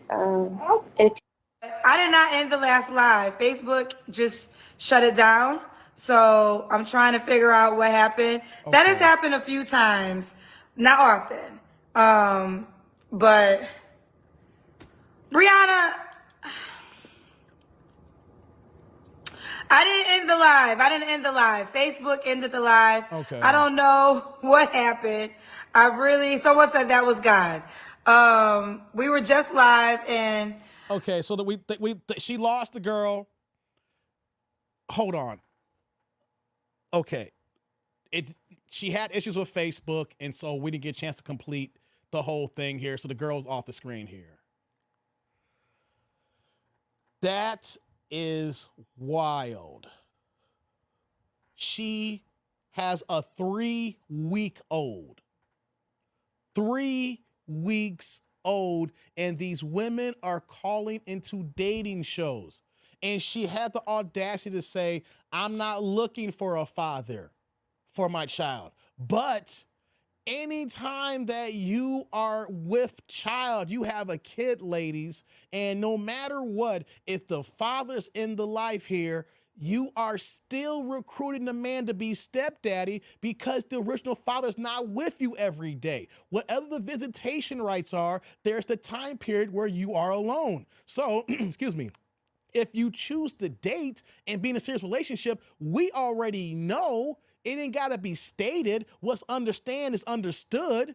That man would be a stepdaddy. Unless you're gonna hire a babysitter every single time he comes around, somebody that young, you're gonna be constantly having a baby around. If you're gonna be something serious, that means that this man's gonna be around for the baby from the beginning. Hence, he's gonna be a stepdaddy. Even though you're saying that's not what you're looking for, that is what's going to happen. And what man is you really think is taking you seriously here right now? And then on top of that, if a man does come in a scenario, do you really want to deal with a man who's a woman who just got a 3-week-old? What are we doing here? What is going on here? 3 weeks old. And I hate to take it to sex, but let's just be honest here. If you are dating, let's just be honest. You're not trying to date to find a friend. You're looking for a companion and some help. You can't even have sex if you wanted to because you just delivered. and you over here clicking the link and breastfeeding? Ladies, tell us how to turn men off without saying a goddamn word. Just your actions alone is showcasing that you fucked up. The man that you want is not going to want you because you already dealing with a man who left you before the child came. Whether it's your fault or his fault. But there is fault on your end because you chose a man who you allowed to get pregnant by and left you before the baby gets born. You put the cart before the horse here. You let a ninja raw dog you and left before the baby came. You have a bad choice in judgment in men. Or the man left you for how bad you are, but either way, he knew you was pregnant and he still left you instead of sticking it out to the end here. Either way, it points back to you and your judgment. He could be a horrible ninja, but you chose the horrible ninja. And you want somebody to hang out with you or spend time with? Ladies, you just need to sit your ass down and be a mother. And then get on the horn with the baby daddy and figure out the co-parenting situation and make sure y'all be with that little one here. But no man is gonna come in and walk in a situation because of all the emotions. You know, you're gonna probably have some post-trauma involved from the breakup or post-traumatic from the baby giving birth here. And then you wanna introduce a new man into your life? How about we just tell y'all women to sit y'all asses down, be a goddamn mother, work with the baby daddy, and then after a period of time when this kid is old enough, then you put yourself out there on the market if you want to date. But right now when you're breastfeeding, I see a lost woman, and this is something that we should not be dealing with. Ladies, if you're doing this here, you need to take your ass to some therapy. Because if a new man comes in a situation, you're just running the gamut and messing around with another no good man. Because why would any man of means or character is going to deal with a woman who got a kid this young here? Y'all can't be messing with me here. Let me get back to the chat here before. We got more videos, guys. I ain't going nowhere. Likes up, man. I'm going to go back to the chat here and see what y'all saying here before we get to the next video. My Lord. M. Jones says, it is so bizarre that I almost didn't believe this. Man, he had a child with another woman, but lost that baby. That's what sound like it said here, Peter, that he's in and out, lost another baby in and out. So I believe I heard that correctly, Peter. So I thought she said that, he was in and out of jail when I heard in and out. But if that's the case, where that he also got another woman pregnant, but lost that baby, once again, she has bad judgment when it comes to men, because then if that's the case, he got two women pregnant at the same time. And you know what? That is a story that we heard multiple times. Guys having multiple women pregnant at the same time. Oh my God. No, T. Orlando, that did not happen. Stop your lies, T. Orlando. You're going to make me time you out like Fanon did to you the other day. He said, he was mostly in deep, says General. God damn. Facebook says, F out of here. You ain't lying about that. What high value man is serious with a baby mama? Exactly. He said, Stevie says, that was just a cry for help. You ain't lying for that, man. Skeet the club right up raw. He said, TD&D, remember Tear the Club Up, 666 Mafia 97? Hell yeah, I remember 36 Mafia. I was bumping 36 Mafia this weekend. T. Orlando, I was bumping 36 Mafia this weekend, man. Stop playing with me. I was bumping Juicy J this weekend. I listened to Juicy J's recent album this weekend. Hey, man, Chill said this is a hot mess. Hey, before we move on to the next video, I just want to say that is something reserved where that if you're family or friends of a person moving like this here, I hope that you talk to a woman like this, or if you know her and talk to this woman and say, hey, you don't need no man. You need a doctor and therapy to work this out. Therapy because you're a new mother. You're going through the transition, you're breastfeeding, your life has changed, your body has changed. You got a lot of things going on, so you should be talking to a doctor regardless. But then the fact that you and your guy broke up 2 months before the baby was born, a couple months before that, you need therapy to talk about the breakup. You need therapy to talk about why are you searching for a new man on the dating show. There are so many things with daddy issues and relationship issues that if you're a friend of this person or know someone got the same circumstance, tell them to sit their black ass down and go see a doctor. But the one thing they don't need to do is introduce a new person into their life. Oh my God. T.L.N. says, bands will make her dance. Bands will make her dance. She's popping and they ain't using hands. Bands make her dance. Hey, man. Hey, T. That still bangs, T. Orlando. Hey, you got some. If you got a car that hits, if you got a car that hits, man, it bangs still, man. A brain is what she needs. Hey, man. At this point in her life right now, it's more than the brain. It's more than the brain, man. Hey, shout out to the Cash App game, man. We got my man T. Orlando in the building. He dropping the $1 holla. Hey, T. Orlando dropping some money on me. I must be doing something right here because T. Orlando don't like dropping no money here. He gave me the $1 holla, but check it out. No questions, no comments. T. Orlando dropped the Cash App for the straight love of the game, baby. Let me go ahead and laugh over here. T. Orlando. My man T. Orlando in the building. Hey, brother. Salud. Thank you for the holla. I appreciate you. Thank you. Thank you. Right back at you with the Cash App. Thank you, y'all. Hey, man, y'all can do the same thing too, guys. We've been cooking. We're knocking on 3 hours, man. So do me a favor. Hit the super, man. Hit the Cash App. Help your boy out, man. Got comment bill coming up soon. We got comment coming up soon. I got to pay the light bill again, man. Okay, guys, let me do this here. Next video, press a 1 in the chat if y'all ready to go again, man. We got time. Let's keep it moving here, man. Let's keep it moving. Let's see, it's 7 o'clock my time here. We got Monday Night Football coming up here. I got a little bit more time before I sit my black ass down and enjoy some Monday Night Football. You know, so let's get some ones here, baby. Yeah, Lou's like, she popped a living room balloon trying to kick the balloon too soon. Man, Lou, it's wild, brother. It's wild. J-Lo's kids have issues from her upbringing, all these men around, and then split. That's a good point, too, Sheila. That's a good point, too. You know, Mark Anthony is the father to those twins, and then she break up with Mark Anthony, and then she gets with her ex, like the kids see, oh, mommy's with her ex now from 20 years ago, and then I don't go for 2 years. And then now, did you guys know that J-Lo was spotted with A-Rod again? Hey, man, J-Lo back to A-Rod now. A-Rod is hitting it again. Hey, A-Rod is smart, all right? He didn't marry J-Lo. He got close. They were engaged, right? Him and A-Rod, wasn't A-Rod engaged, but they didn't go all the way. They were engaged, right? Correct me if I'm wrong. And then she got back with Ben Affleck, and now A-Rod's hitting it again. If A-Rod is smart, you don't marry J-Lo, man. You just keep hitting it. Y'all can afford a little something. Yeah. Thank you, T. Orlando. Appreciate you. At this point, I don't even want J-Lo's box. No, I don't. No, that's the thing, T. Orlando. You right. Before I get to this next video, that's a funny thing, right? I've had someone tell me, so if you saw J-Lo, you would go ahead and smash. I mean, if you threw it at me and then we were vibing and everything, you know, I may not turn nothing down, but if you were telling me it's like, yo, I'm gonna go ahead and holler, she is as fine as J-Lo has kept herself looking after all these years, she's not a requirement.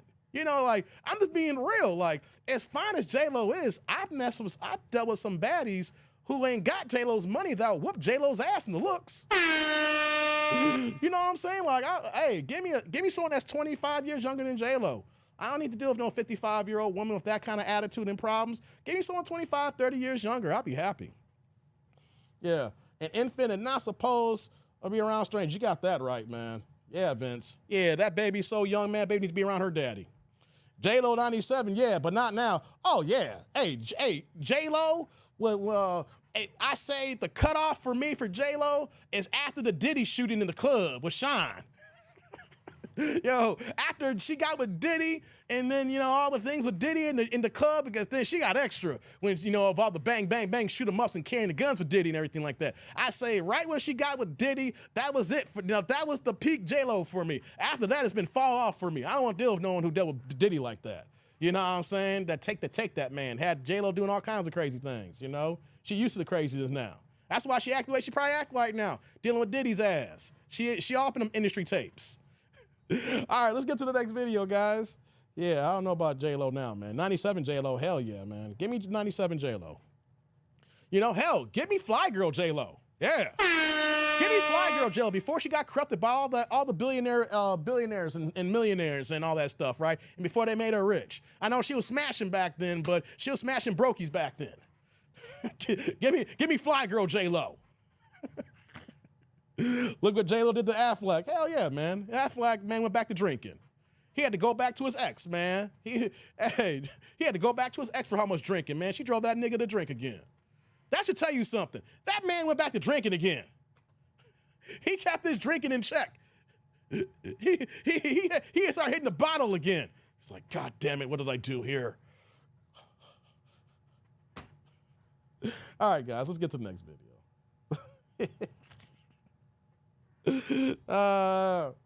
All righty. All right, guys. Ooh. My pulse game's impeccable. Because look how Kendra's looking. And what do we have here to start the video off, guys, before we get started? A big-ass chest tattoo. We're already off on the wrong foot, guys. Ladies, can I just tell y'all something? Tattoos like this, as much as y'all think they're cute, and you think that it's gonna be in a good place, and you think you got the body to make the artwork look right for you guys, there's gonna come a period in time in your life where we see your tattoos and we're gonna say, you shouldn't have done that. You shouldn't have done that. You look ran through. You might be nice, but we gonna say this here. Certain tattoos gonna have you look like you a little ran through here. And then what you saying, Tierra Lamb, she got a sleepy eye? Hey, come on, man. Come on, man. Let's play now. You wild for that one, man. You gonna say she got a sleepy eye. Come on, dog. Yes. Okay, is your name Ayana? Am I saying it right? Got more tattoos Yes, now. Ayana. Ayana, where you calling me from, baby? DC, I was there yesterday. Okay, DCL. DC. That is so much fun in DC. It was a good time. Yes. Ayana, how old are you, love? 49. 49. And what you do for a living? I do community outreach. So I work in the mortgage banking industry, but I lead community outreach engagements for volunteers. Okay. What's your zodiac sign? Damn zodiac. Cancer. You have any kids? 2 kids, adult children, 27 and 25. Okay. Both by the same man? Yes. Ever been married? Never. Okay. And okay. So we got Ayana. You live in DC? I live in Silver Spring, Maryland. Silver Spring. DMV area. Shout out to DMV, y'all. Maryland. All right. So we got Ayana, DC, Silver Spring, Maryland. 49 is a Cancer. She works in community outreach. Mom of 2 adult kids by the same man.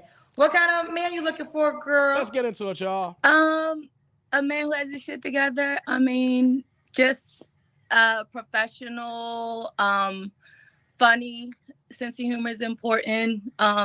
Has a good living career, has his stuff together, really honest, genuine, likes to do things. Like I enjoy doing things. So I want someone who enjoys being out and doing things. Okay. What are your deal breakers? Smoking cigarettes is automatic. No, that's disgusting. Liars, cheaters. I mean, the basics.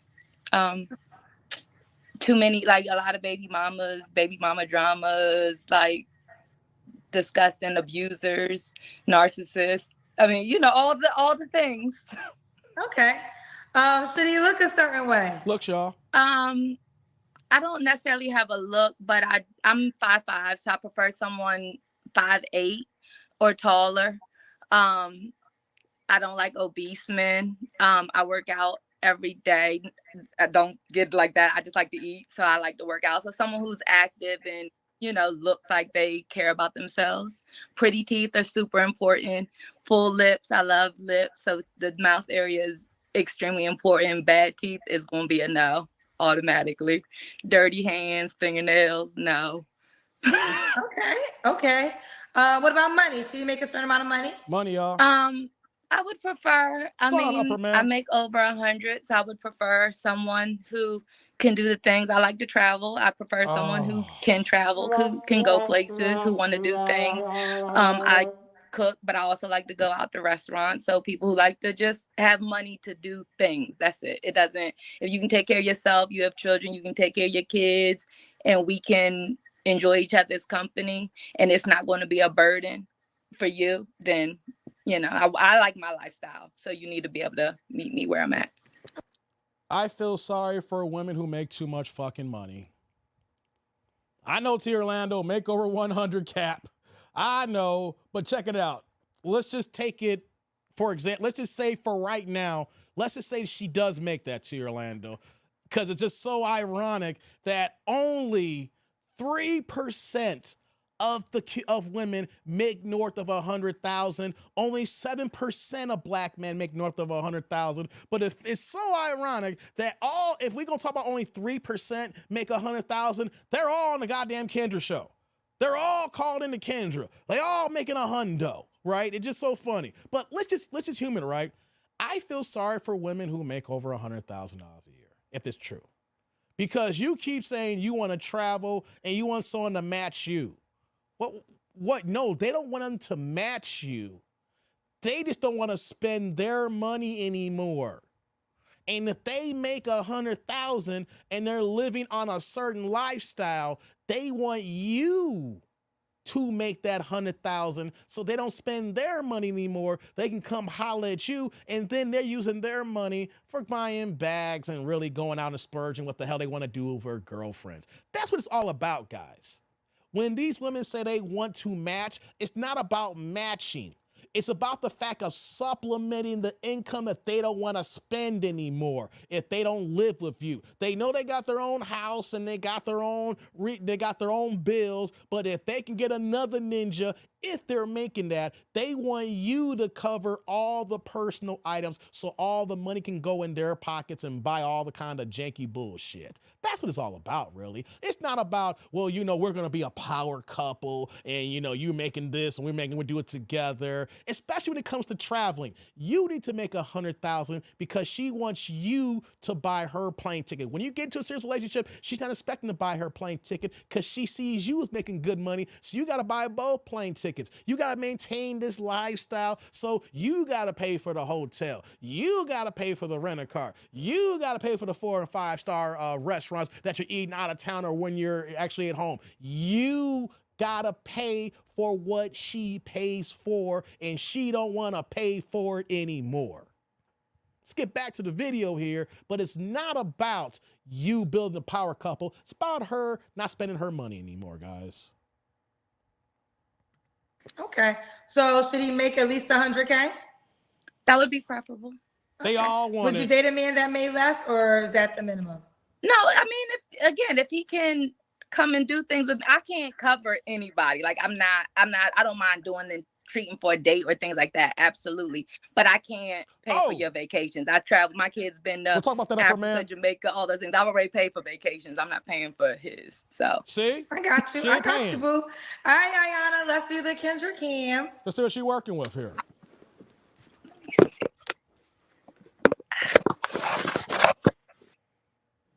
Okay, black bodysuit. Okay, we see you.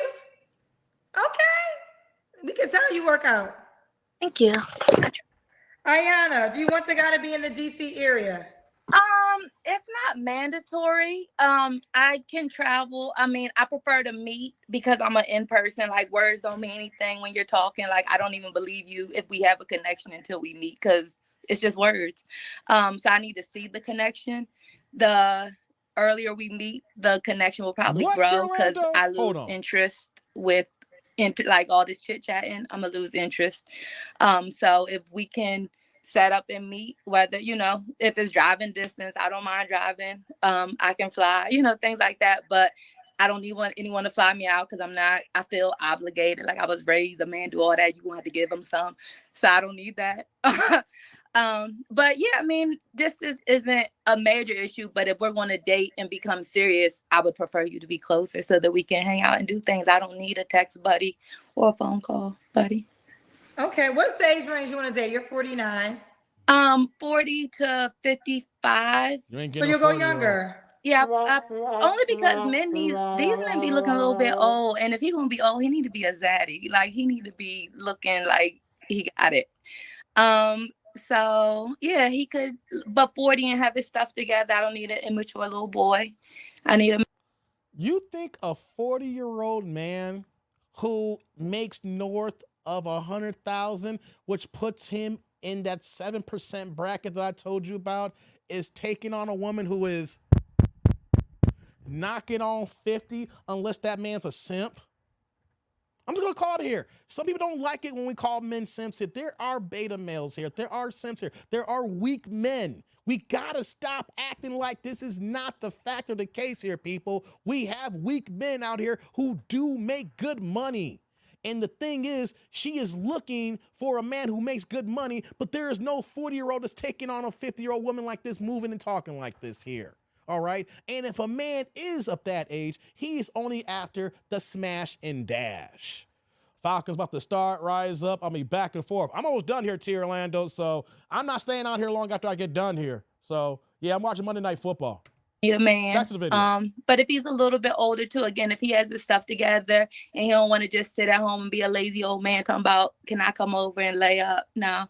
But if he want to do things, he can move. He can go to these amusement parks and do the things I like to do. If he's 55 or 60, it's all good. Okay. Okay. When was your last relationship? It's been a while before the pandemic. Before the I was dating pandemic? someone, I guess, more serious, but I wouldn't even really say that was a full relationship. But so I guess that probably ended about 2019. So Whoa, Okay, so was 5 that like years. 5 years ago? mm-hmm. 5 years ago. But you said that wasn't a serious? No, it was like someone I was dating kind of exclusively for 2 years, but I wouldn't have said it was a relationship, but we were dating. And then before I've been in, I said before then I was in a relationship, so that one was probably prior to that, so like 2018. 2018. Okay. You don't have to answer, but I'm gonna ask. When's the last time you was intimate with someone? Buns Glaze. A minute, girl, 2 years. I'm struggling. Are you waiting for a relationship? I'm not necessarily waiting for a relationship. I'm just waiting for someone I feel connected to. I'm at that stage. I'm not just giving it up to anybody. It's not going to be a fly by night person. There's going to be a connection. I'm not saying I'm looking for him to be my husband, nothing like that. I'm not I don't call myself celibate. I just haven't found someone worth giving it to. Okay, fair enough. All right, 3 flaws you have to work on. Okay, let's get to these flaws, guys. My mouth, meaning Ooh. I am very blunt and direct. And so I'm working on and continue to work on. It's not what you say, it's how you say it. So I continue to work on that because I can say things very direct and I don't think as mindful of the other person, I think.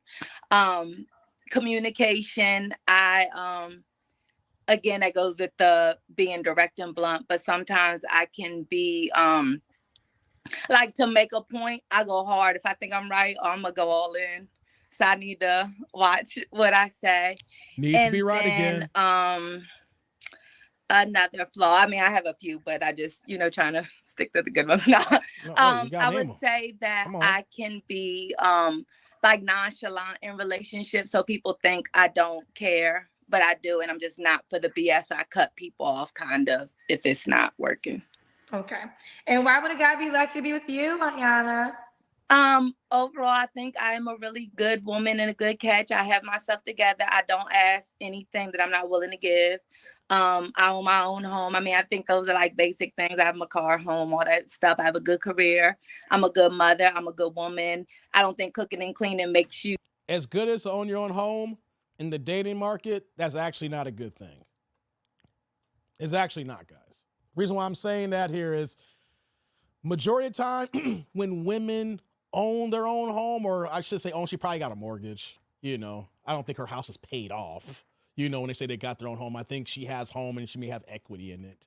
Reason why I'm saying here is normally when a woman has her own place, when it comes to dating, she's going to value that home more than her relationship. And there's going to be multiple situations. The percentages are she would rather have the guy move into her home and then she owns that home, or she won't even get rid of her home. She will keep it and move into the guys, but she ain't getting rid of her home. It becomes a very, very sticking point in relationships, especially older women who has their own house like this, because they use that as like a trump card that they have more than the guy here. And 9 times out of 10 here, a lot of relationships end because they don't want to give up on their independence because this is theirs. Let's continue. you rate, but I do those things. I am adventurous. I'm funny. I have a good sense of humor. I have my own money. I have my stuff together. And I'm just a whole vibe and fun to be around. Woo! You own your own house? Yes. So just out of curiosity, let's say you find someone that you're serious with. You already said he can't move into your home. So would y'all buy another additional house? Well, hopefully. So I like men who have their stuff together. So hopefully he has his own stuff. I mean, you know what I mean? But we can buy something together if it ever got to that. Okay. But yeah, I'm looking for him to have his own. Yeah. There you have it. All right, Ayana. See, I called that right there. I didn't hear that part in the video where Kendra said that, oh, he ain't moving in anyway. She has her own. And then she also said that she has a mouth. I guarantee you guys, this is a point of arguments.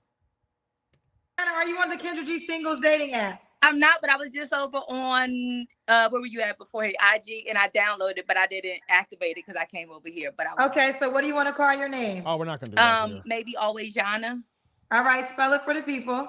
No, we're done here. The video's almost over. We're not gonna watch Kendra. That's the thing about her videos lately. It's all about transition to get them on the Kendra app because she's not gonna be going using Instagram and things of that nature. Let's just talk a few things. We move on here. She seems like she could be a nice person just in general. Like, I'm not going to paint every single woman as just a mean person or she's a black woman, whatever the case may be. She's not a wife, Dave. You got that right, Vince. But the thing is, woman that's knocking on 50 and the things that we're hearing about the natural independent woman, right? And that's good that she can take care of herself. I'm not looking at the fact that my taxpayer money is paying for her to be on Link or on Snap and benefits and getting vouchers for their home. She's taking care of herself, things of that nature. But the problem is that when you hear the things that she's asking for, is you really going to get that? Because women don't understand men.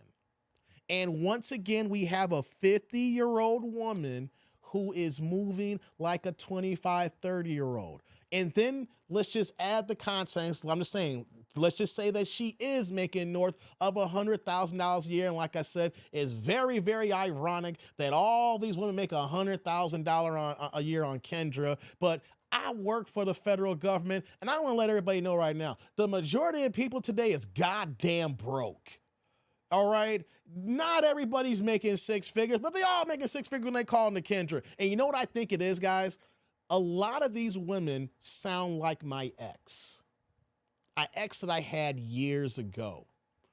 She never could work a job a full 12. I mean, she had jobs that she worked years, but then she'll be in these modes where she had jobs where that she just kept getting a new job every 2 or 3 months, every 4 or 5 months, and she made good money in sales, right? So she'll get a sales gig and she'll make about $130,000, $40,000. She'll work there about 4 or 5 months, get into it with HR and get her black ass fired, right? And then she'll be out of work for another 2 or 3 months and everything like that. Well, you look at the 1, 4 or 5 months where she's making 150, but then she'll be 3 or 4 months out of work because her slick mouth will get her black ass fired. And then she'll get another job making $100,000 a year in sales, but you eat what you kill. The thing is, I don't know if she really made $150,000 because it was sales driven. She had the potential to make $150,000, but her black ass was getting fired all the time. So I know her slick mouth was about that, but also too, I don't think she was getting them sales. So let's say you get a job making a whole bunch of money, but you work 4 or 5 months, you get fired, and you're off for 3 or 4 months. You get the next job, you're making $100,000. You work that for 2 or 3 months, then you're off working 3 or 4 months like that. You're making jobs they saying that makes that money, but then you're out of work again. So are you really making $100,000 a year if you're making that and you're unemployed for half the year? Like, if you want to adjust it for, do the adjustment for how long in time you're working, yeah, you make $100,000. But if you're not doing it consistently throughout an entire period here, you're not making $100,000. But let's say that she is. Women who make money are a victim of their own success because you guys feel that since you're making this money, the man has to make this amount of money here. And the problem is that not that many men make that kind of money. And when they do make that kind of money, We're not competing with you. Women make it a competition when you're in these relationships, guys. I've dated multiple women who made decent money, and for some reason they went to compete with me. And I was never competing with them. I just wanted to kick it and have a good ass time, but they're looking at me as competition. And I can see if I was being used as a motivation factor, but the relationship deteriorate because they were competing with me. So the fact is that they make 100,000, they want you to have 100,000, guys. But the thing is, they want that 100,000 so that they don't got to spend their money. Now, getting in their relationships has got to be give and take. The man's supposed to pay for things. You want an alpha man. You want a high value man. You want to be a man to be a provider and have means and goods and things of that nature. But if you got this money too, that means that you have an elevated level of taste of what you want that man to spend. And after a period of time, that man's going to look at you with your money and be like, yo, you ain't going to spend out a goddamn thing. I got to spend for all this shit here. But here's the problem with a woman making this kind of money and what you spend for everything. You're not 25. You're 50. You're 50. You're 50. You want this man who is a rare man because not that many black men make this kind of money because the average black man is what? Average. So the men making this money here, and then you're expecting all this from him when you're not even in your prime. If you're 49, you need to be looking at guys north of 50 and 60 years old to have some sort of results that would mimic what you're looking for. But do you want a 60-year-old man is the thing. No, she even said, I'll go as low as 40. A 40-year-old man is only going to be smashing. A 40-year-old man is not taking you serious. The odds are if a 40-year-old man is single, he might still want to have kids. You can't give that to him. So it's just crazy to even ask for that here. 75 shouldn't be an issue. 50,000 shouldn't be an issue. But the thing is, women make money and they think that they want a man on their level. Salary is not on your level. Because you got to remember, there's going to be a point in time where that you're not going to be able to work. We all get aged out. Can that man you find, does he have to make a certain amount of money so he can take care of you? Now, here's the thing. I implore all my men to get to the bag and step up. $42,000 is what the average black man makes. If you're making that, guy, it's not acceptable anymore. I just want to put a battery in your back. It's not acceptable anymore. I know you can get mad when say women don't want $42,000 average men, but I want to put a battery in your back, guys, as another caveat. You shouldn't be accepting average earning wage because each year that we are living here, more goods and services cost more money. The average salary can't be here and everything's costing more staying here. I live in an area where at one time you can find a one-bedroom apartment for $1,000. Now they're starting at $1,800. You could find one years ago before the pandemic, $1,000. A one bedroom's costing $1,800 now, guys. Everything is going up. And so since everything's going up, y'all need to step y'all game up to get this money too as well. Males don't age out, Dave. You got that right. We don't age out. No, we don't age out. But I need y'all to step y'all game up so that we keep making that money to make yourselves being the best selves possible. Not for these women, just for society in general, because you can't afford to eat shit these days. That's what I'm imploring you guys to do. Not because these women are talking bad about you, because you want better for yourself. Because you know what, though? You may be happy in your average salary job, but you know what, though? Gas keeps going up and down. And when gas is going up high, you got to think, I can only put $10 today, but then when it's looking right, you can put 20 in. You shouldn't have to second guess how much gas you put in just because gas gone up. JL says, kid you not, girl I used to date caught up with last week. Hold on, let me read this out loud here. Let me say in here. Kid you not, girl I used to date, caught up with her last week. She's a partner at Deloitte. She makes $475 a year. Damn, she's 36. So the partner should make the same as her. Damn, JL. She's gonna be single as fuck. You know what? Her chance is, hey, JL, shout out to you, man. If she really makes $475 a year, means she's making half a. If she's really making that at Deloitte, and here's the thing, I work on Wall Street. So when I hear salaries like that, hey, after my last trip in New York, the people who I know closely associated with me, I'm the brokey in my crew. I'm the brokey.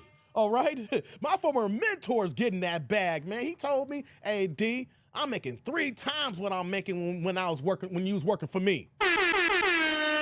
And here's the thing, guys. He says he's making 3 times more than he's making, and I got his position now as a senior analyst. So if he's making 3 times, he's making about $400-500 as well, right? So when me working on Wall Street, I hear these salaries, but AJL, that's my guys. For men, that's great. That's gravy. A woman who's making this here, I hope she finds a man in that firm who gonna take her seriously, because ain't no man making that kind of money is gonna be able to compete with her. She gonna have a hard ass, rough ass time, my friend. Hope you told her right.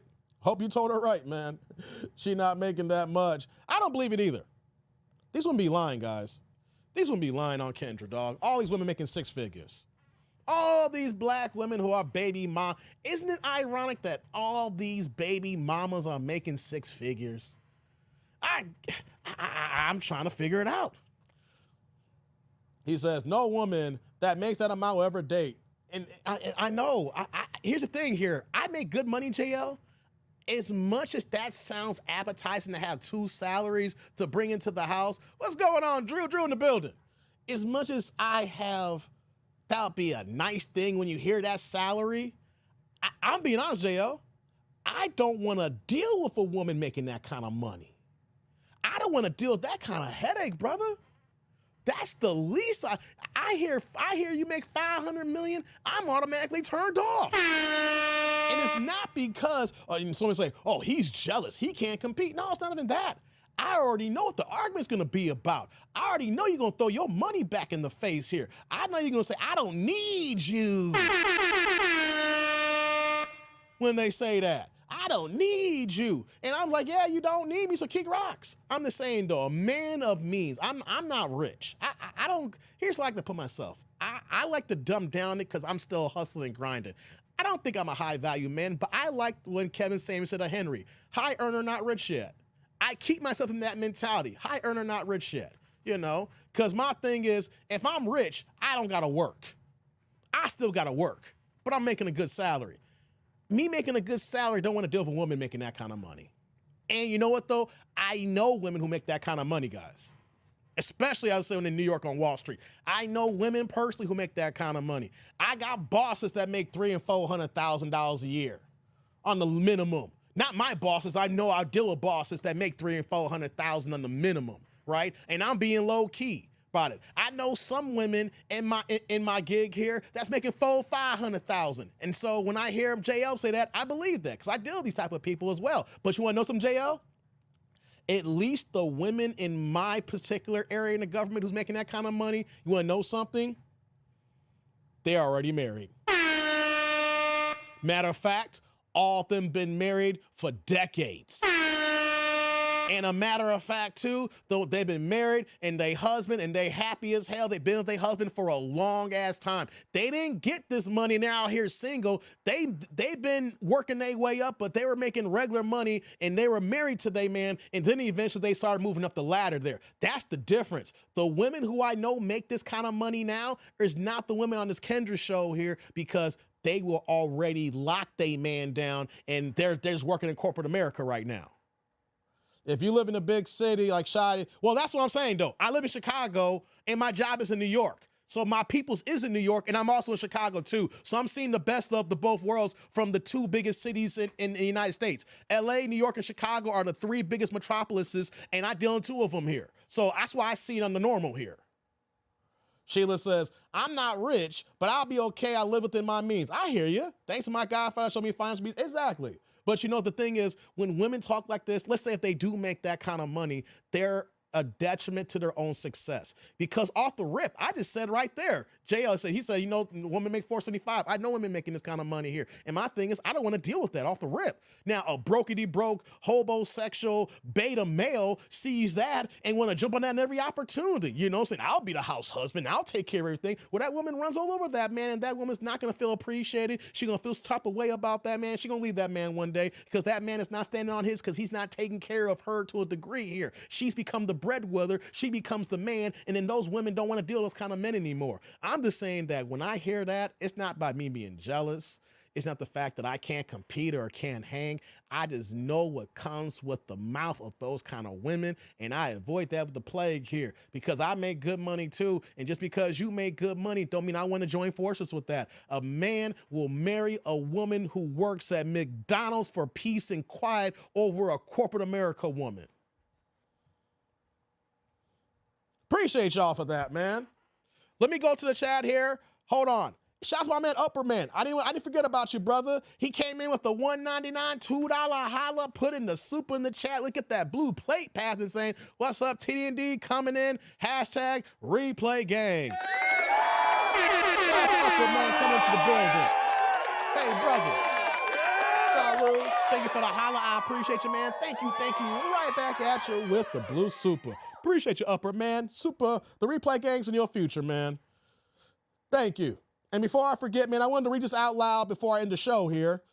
If you guys didn't know, Upperman had a situation because some girl tried to take his cookies while he was in the hospital. Upperman works in the hospital. He'd been working in medical for a long period of time. He had an accident about a month or so ago, right? It was about a month ago, Upperman. He was like in a car accident. And he went to the hospital, correct me if I'm wrong, to where he worked at after his accident. And one of his co-workers came in the room and tried to, tried to fuck him in his hospital gown. And lo and behold, like she came in, correct me if I'm wrong, she came in, tried to close the door and do the dizzle, but one of the other co-workers saw her about to get down and dirty and kicked her out the room. Yeah, this stuff happens, guys. This is why we say you do not deal with certain women in certain fields here. You don't deal with women who are police officers. No. We don't deal with women who are police officers. We do not deal with women who are lawyers. Ask T. Orlando. He knows about that. We talk about you don't deal with women who studied the law and can use that against you. No lawyers, no police officers, no flight attendants because they can go ahead and have dick in every city they travel to. And lo and behold, women who are doctors are working in them long-ass 18-hour shifts in the goddamn hospital because they be fucking each other in the doctors as well. So the update here, he's saying, so old girl got fired the other day. Turns out that she has an OnlyFans page, got caught because the hospital security guard subscribed while she was doing content at work. You can't make this up, Upper, man. Stop playing with me, dog. You can't make this up. Oh, we got a separate incident? Hey, come on, man. Okay, they're separate incidents. My bad. Hold on. Earpiece check. Y'all hear this here?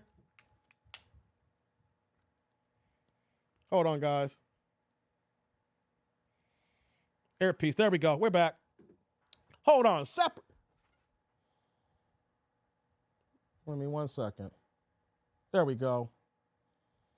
Let me fix this here. Okay.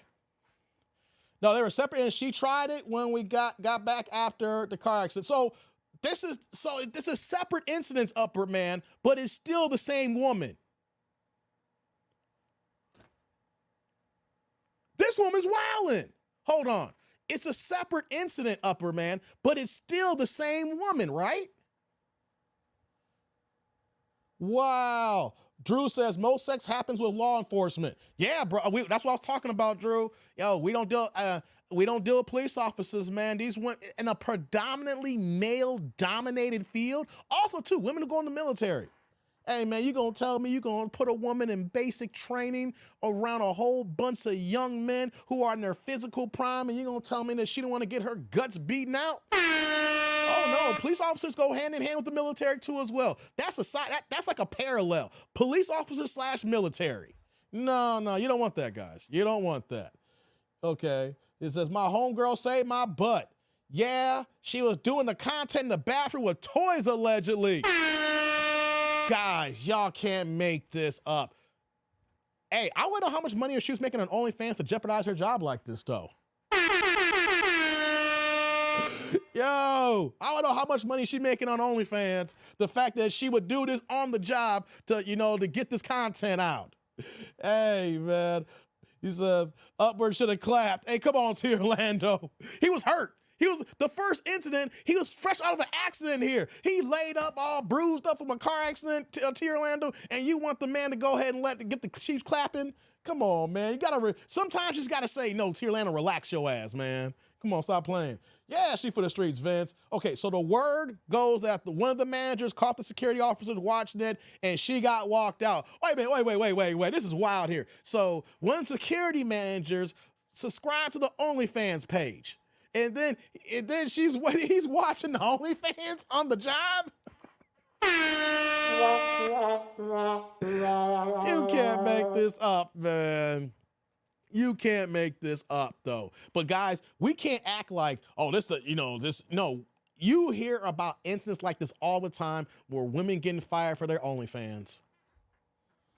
The fact that they find out they got an OnlyFans, or like in Upper Man's case, not only they found they got an OnlyFans, she's doing content in the hospital. So you know what she's probably doing? She probably, Upper Man, this is what probably happened. She probably took in her camera, her iPhone, or whatever she's using to record, and I bet that she used some drops in the hospital to use as the backdrop as some hospital corn. You know, like, yo, I'm in a hospital, and then she used the bathroom, you know, she's using certain things, and then she's editing it where that she's doing certain things that leads to where she literally got fired for the toys and stuff like that. Yo, can you, guys, think about it. You go on a corn site, and then you go start typing, and you're looking for hospital joints, or you're looking for stuff like that, or like her OnlyFans. Yo, she is creating the dynamic, the scenarios, looking like, yo, hi, doctor, you need your temperature, all kinds of crazy stuff like that, man. That is just wild, Upper Man. That is just wild. They will jeopardize their job for their OnlyFans, which should tell you there's a possibility that she might be making some money off that OnlyFans, and she's trying to take that to the next level. Man, oh man. Here's the thing, guys. Before I get out of here, fast money equals slow problems.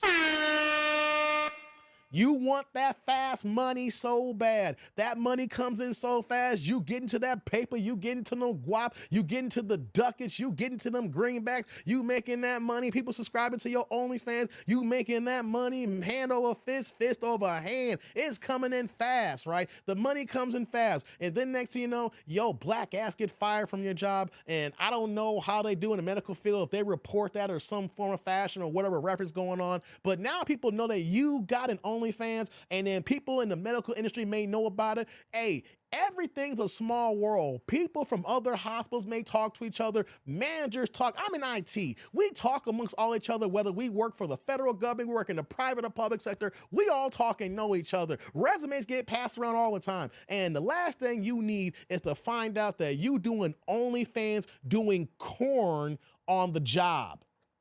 Doing corn on the job, okay? That is fast money, slow problems, because there's a possibility now that whenever she applies for a job going forward here, people gonna know that she does that stuff. Why you get fired for, right? You can lie for so long until they run that background check on you. When they run that reference and call the hospital to find out why you ain't working there no more, unless you're not gonna put that on your resume. But even then, they'll run the background check and see you used to work there if you're trying to hide that, and then they still call and find out that you got fired for what? Playing with some toys in the job. Come on, guys. Yeah, same girl, you ain't lying. Her looks were meh. You can tell she was a solid 10 years ago, but she got a lot of work done to sustain some of the sense of sexiness. Oh, I see, Upper Man. So you're telling me that she was probably a baddie a decade ago, but now she's just doing the little stuff that's try to make her compete or still try to hang with the young girls now. She's one of those. She getting a little bit of Botox here and there, maybe. Maybe she got a little tummy tuck. Maybe she got a breast implant here. Maybe she got some fillers done and things of that nature. It'd be shocking to see women who do this shit here. Know what though? I'm not gonna front. There was this one girl last year. I didn't talk to her, didn't holler. She was fine as hell. I mean, if I could holler at her, I would. And I remember I was talking to her in the city and everything, you know, in the office, you know, very, very cute, attractive woman, right? And she was telling me that she wanted to get lip injections. And she had nice lips already. And right then and there, right? Even if I had the chance to holler at her, I wouldn't have hollered at her. I was like, why are you getting lip injections for? You got nice lips. And she's like, yo, I want bigger lips. And I'm like, why? Like the mental illness to spend money on lip fillers when you already got nice lips. Like if you saw her lips, you'd be like, yo, she nice with it. But you can tell that as she goes through the process of the lip injections, she's gonna look weird and awkward where you know she got something done. Like these women don't know that even when they look good, they can't control themselves. They can't help themselves. They will self-sabotage themselves or even mutilate themselves to try to stay young and don't even realize they're making themselves ugly upward, man. It's wild, man. That's just wild. Let's see here. This is T. Orlando said, had a chick ask me and take her out for oysters for the first date this week and I deleted her. I was reading that. That's crazy, T. Orlando. T. Orlando got a lot of women want to holler at him. So I know he's in and out before I go, but it's like, yo, on the first date, oysters? You better get the hell out of Dodge with that one. Better stop playing with me. Better stop playing with me, man. That's crazy. That is crazy. Wow, wow, wow. Okay, guys, I'm going to get out of here. It's knocking on 8 o'clock my time here. Man, I've been working since 8 a.m. this morning. As soon as I got done with work, I literally got online and here we are at north of 3.5 hours for another live stream here. So I need to go ahead and call tonight, holler at my daughter. My daughter had a little rough weekend, you know?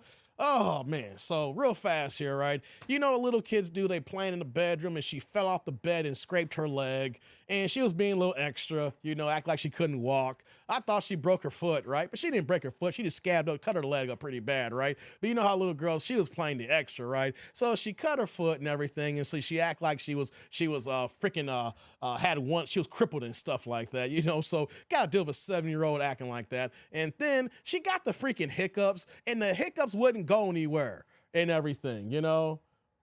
So with the hiccups, it is like, yo, she was just being an extra baby this weekend, you know? So I gotta go holler at her, see how she's doing and everything. That's my daughter, you know? But so I'm looking at her like, come on, you need to stop playing. I know you're my baby, but you're being too baby right now.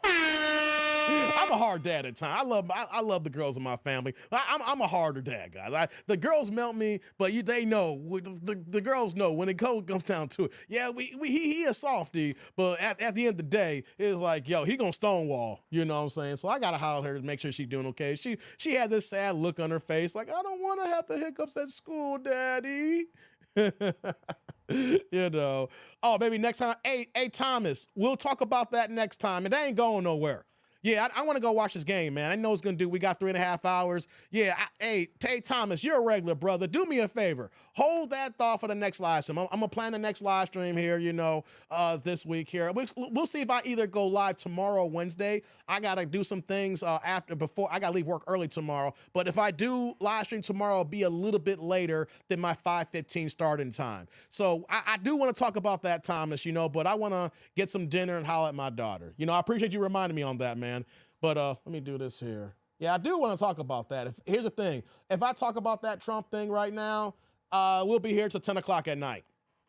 Either tomorrow or Wednesday, here, Orlando. Either tomorrow or Wednesday, I'm going to live stream again. You know, I do want to talk about that Trump, you know, because real fast, the ironic thing is the issue with the Democrats again is that they're making it hard. Even if you're not voting for Trump, they look like the right wing, the extreme on the right now when it comes to Trump. Because whether you believe it or not, if you think it's a hoax that these assassination attempts are happening, if these attempts were happening on the blue side, then they would say we sound like idiots and we should be protective of our democracy. And if something was going on with Biden or Kamala Harris, that we would be ridiculed and talked down and shamed for that here. And I get it, you know, because Trump lies so much, you don't want to believe him. But the thing is, he is a former sitting president who is running for re-election. And if somebody's trying to gat clap him, you know what I'm saying? We got to take that seriously. And the fact that you don't like this man and then you're thinking it's a hoax here, you're pushing people away because you're not being reasonable, even though you're going to say that side's not reasonable. He still could be the next president of the United States again. He can still be in the president of the United States again, but by every time that something happens, you're saying it's a hoax or you don't believe it, you're making people not want to rock with you. Because if it happened on the other side, you would say, how indecent are you? They tried to take out our commander-in-chief. This is America. This is our country. This is how we rock with here. You should understand that anybody who does this is against our country, and you're not patriotic and you're not an American. So I just want you to know, just because I'm not saying I'm supporting or may not be voting for Trump, because I'm saying I'm not voting for Kamala, but if the same thing happened on one side, we got to treat it the same way it's happened on the other side. But if you're constantly want to call it saying, hey, this is a farce, or these things are happening, I don't believe it, Trump's making up the game around the polls, right? What if I said that about Kamala, if that happened to her? Or what if we said that about Joe Biden about 4 years ago? You know? Know what would happen? Me being a black person saying it about Kamala? Oh, you a Sambo nigga. You cooning ass nigga, right? Because you know these things are happening here and you're choosing to support the other side. You don't want to believe that they're trying to kill a black person. They're killing regular Negroes in the streets here. You see how you can flip that story? You can flip that narrative? Scamala Harris says T. Orlando. What's going on, Almond Eyes? The left has become just as bad as the right. And that's the issue here, T. Orlando, that I wanted to at least say that before I get out of here. That is the issue that we're seeing here. And then when you're seeing the Angela Rye crying on goddamn TV saying, what's going on here? Black people want to vote for Trump. We're losing people. I don't get it. People are, you see Kamala, you seeing Angela Rye is crying, right? And it's just like, yo, no, you're crying because you know that if for some reason in November, if the black vote is not 91% for Kamala Harris, and let's say that Kamala only gets 65 or 70% of the black vote, that's a lot. But normally the black vote is between 88 to 91% when it gets to a national election, right? But if she got 70% of the black vote, she's fucking losing. That's a fact, people.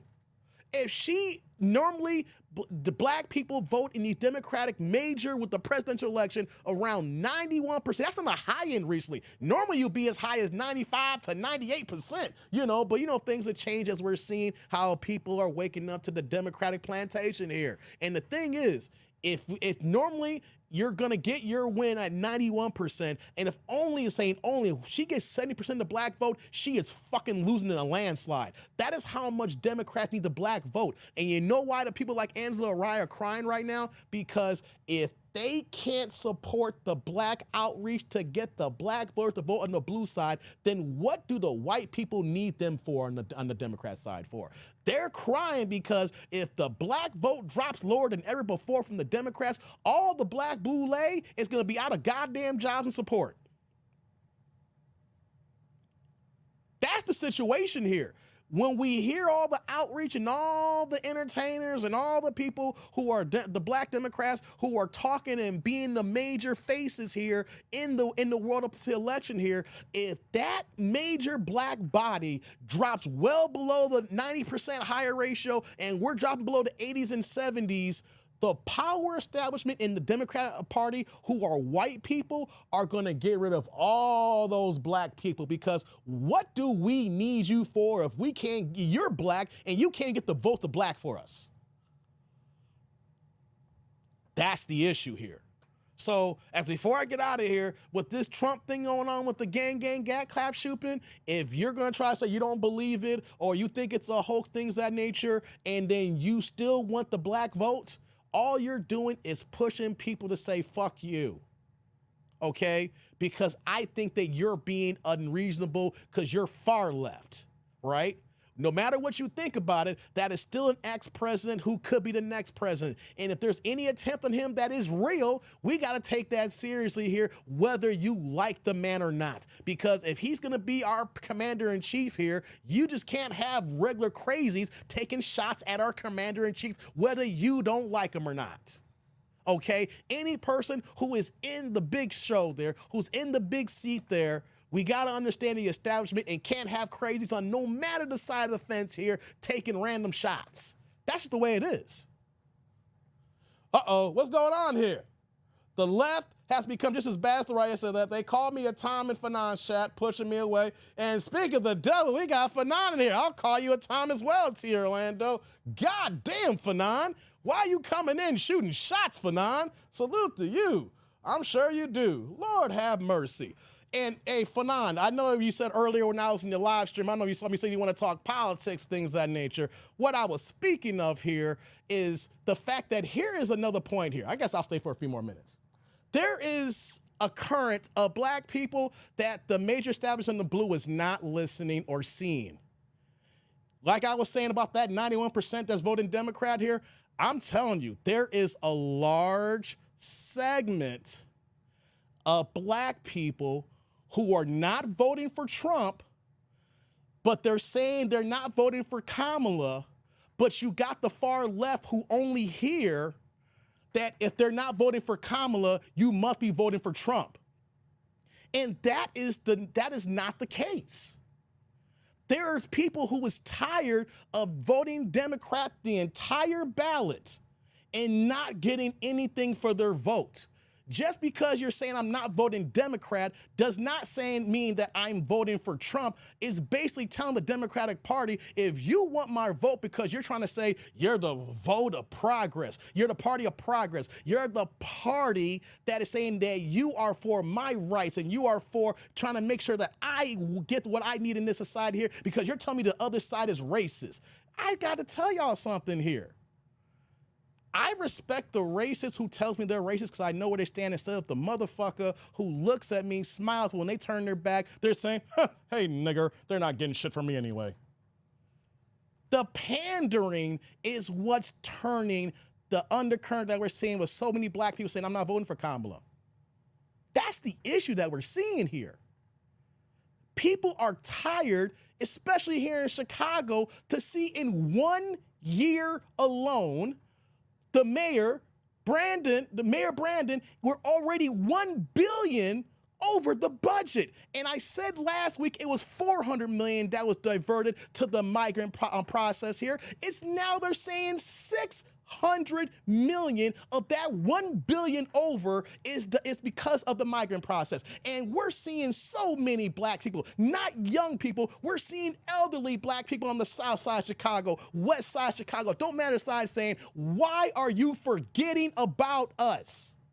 We voted you in, and then now your policies is destroying our fabric and way in life because you're spending so much money on these people, and we feel bad that they're going through the things that they're going through in their other countries. But we've been here as well, and we need to take care of home first before we help any other person out here.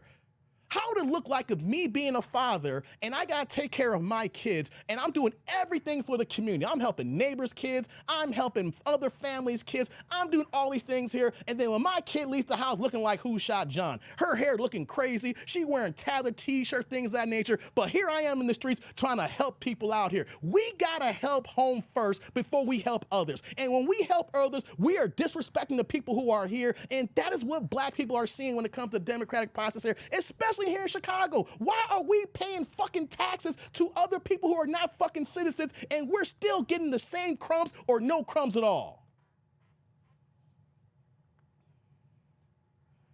But you're telling us democracy is going to fall because the other big bad wolf man's going to be in here and we got to vote or die. Are we serious? Like, these politicians really think that black people are only good for fried chicken and Megan Thee Stallion concerts. And it's sad that we have two candidates that is really not that good. But when you got one side that panders to us, after a period of time, we're just gonna say, fuck that shit. And I'm telling y'all right now, when I go into the ballot and vote, I'm looking at my local elections. I've been talking about this since I've been on YouTube. We talk about the national election, we talk about the president, but what matters the most? Where you live. Where you live is most important. So we need to look at the ballot before we get into that box there and see who is running for mayor if it's a mayor time right now. Who is running for your local senators? Who is running for county treasurer? Who is running for sheriff?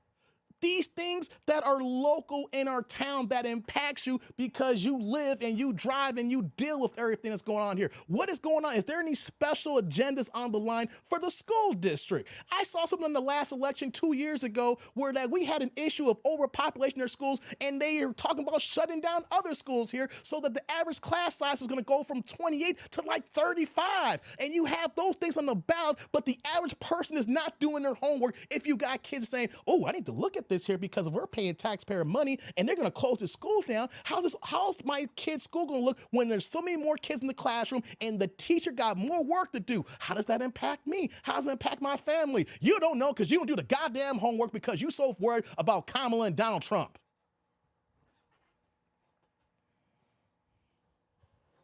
We got to look at the local elections, guys. You got to look at where you live at. How about that?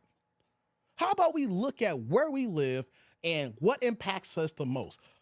Our state taxes too as well. When you buy things and all of a sudden you see things cost more, and then you look at your receipt and say, damn, how come I bought this and this costs more? Did they raise the price on this item here? No, I looked at the menu item, it's still the same price. Did you look and say, why is taxes cost so much here? We in Chicago, you know what we say? Goddamn Cook County taxes. That's what we're looking at here. But I look at that. Do you look at that? The average person don't look at that. So that's why we got to have people, we need to focus locally. Where you lay your head at is the most important thing. Where you lay your head at's the most important. Let's be real. The county, who's your sheriff? You know, your local senators? Do you know anything about that? Do you even know what's the agenda in your city, in your area? If all you know is Kamala and Donald Trump, then you doing you and your family a disservice.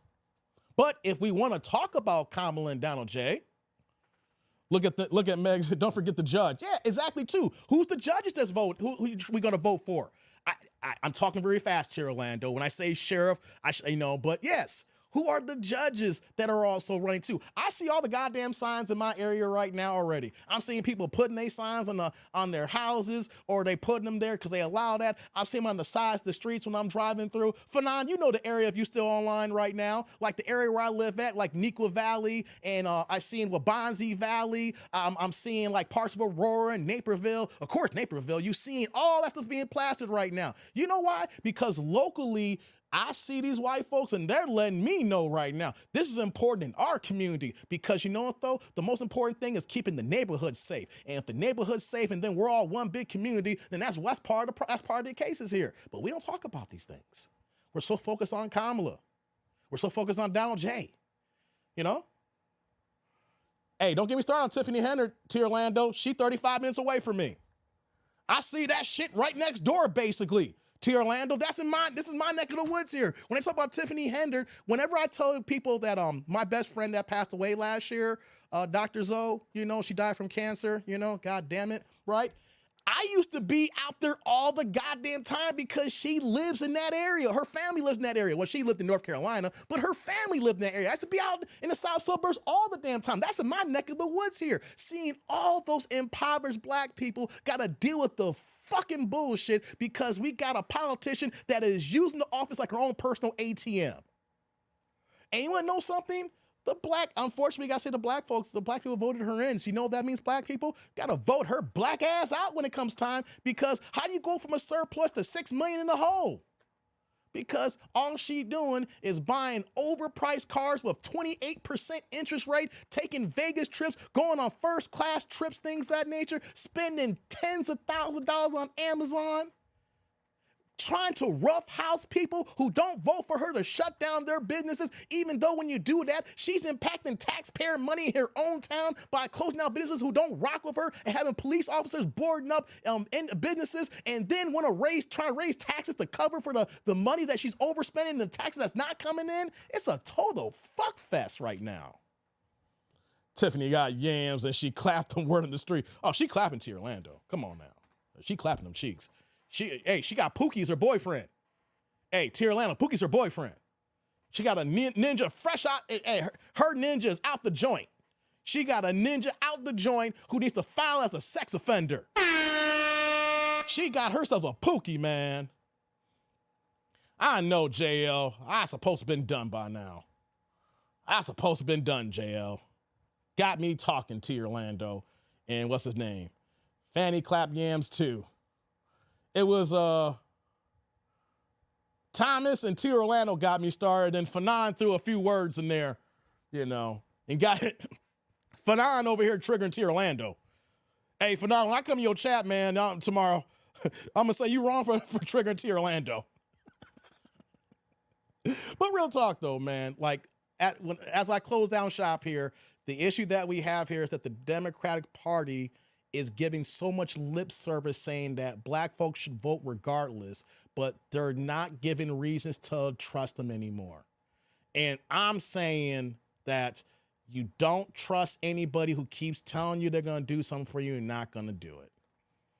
Because we're not seeing anything for the agenda that we're looking for here. Yes, there's items on the ballot that impacts all people, but why is it that all cultures are getting theirs and we're not getting ours? My thing is, if they're cutting the checks and our taxpayer money is covering them cutting the checks, then we need to fight to say, where's ours too?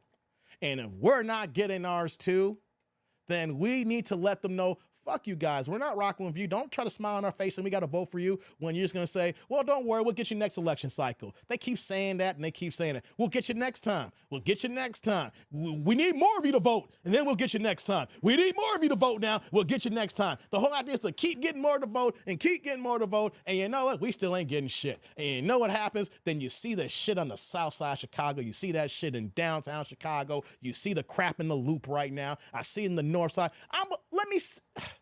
The thing that I see that hold on. I didn't want to say this. I don't want to sound like conspiracy Brother Jones. I just find it highly ironic. I'm a man who's been in my career for 24 years. I was 24 years, 17 of those years have been in downtown Chicago. Worked in the loop, downtown. Whether I've been to Merchandise Mart, I've been right there. I don't call it with Sears Tower. I've worked in 233 North Michigan. That's the same building where Fox News and WGCI is at. I've been all around the loop. I'm just naming out. I could give you address. When you look at 233 North Michigan, I worked there for a hot minute. And then like I said, the Merchandise Mart, I've worked there for a hot minute. I've been all around the loop. And the one thing that I've noticed in the last year, compared to my previous years working in downtown Chicago, is that when you see the homelessness where I'm at, it's like real estate. And the one thing about the loop in downtown, JSS Merchandise Mart, yeah, man, Merchandise Mart, yeah. So many years now I was in Merchandise Mart, man, I say after work, I'll go kick at the House of Blues, man. A couple blocks away there, yeah, I should love working in that area. One thing about homelessness, if you've been working in downtown Chicago or in the city or parts of the city, you recognize that homelessness people, it's about real estate. They're going to hang out in certain corners, and they're panhandling, they're begging for money, and then at a certain time, they're going to go to their homeless shelters, things of that nature. One thing I've noticed since I started working in downtown Chicago, a couple of decades now, is that I would see if they're white people, white men, they're veterans who've fallen on hard time. I don't know if these men are lying or not, but they have their gear on, and they have their signs. So I'll see the white men who are veterans, and we know as country don't treat our veterans like shit, right? So if I see the white men, I'm not saying all of the homeless white men are veterans. I'm saying that the ones that I would see and interact with and I see at work when I'm in the city, I say majority would be veterans if they're white men. And then I will see black men who are veterans, but just, of course, regular other black dudes who are homeless. You see that. And then the minority, I see a couple of women and things of that nature. And at one point, you see the same people years and years and years. They have their spots. Some of them have their dogs, with their signs, things of that nature. I'm not shitting you not, guys. It was a very healthy balance, unfortunately, of black and white people, vets who were homeless, and I would never give any money. I learned the hard way when I was young. I didn't give money to them because they got, I didn't give, I didn't give money at all because I thought they'll use it for drugs. So if I had food, I know I had some people got mad at me and they didn't want the food, but if I had some leftover food, I'll give them my leftovers. How is it that these same people that our government and the powers that be has ignored for all these years are no longer, I don't see them anymore. I find it very ironic. I don't see none of them no more. It's one thing when one's gone, you know, they probably died or OD'd or something happened. I'm telling you that they're all gone. But the same corners now are being housed by migrants. I am not lying. This is with my own fucking 2 eyes that I've seen in the last year plus and change in downtown Chicago. I don't see any black homeless people anymore. I see them, but not the same, and they're all been gone. I don't see the white vets anymore. In the same corners, I see nothing but migrants and migrant families. And then what makes it worse, there's more corners where that they're being housed in the Loop, in downtown Chicago, in the financial district. It's so bad. I can show you the text messages. I was talking to somebody. I walked past a corner. I was on Wells and freaking Madison.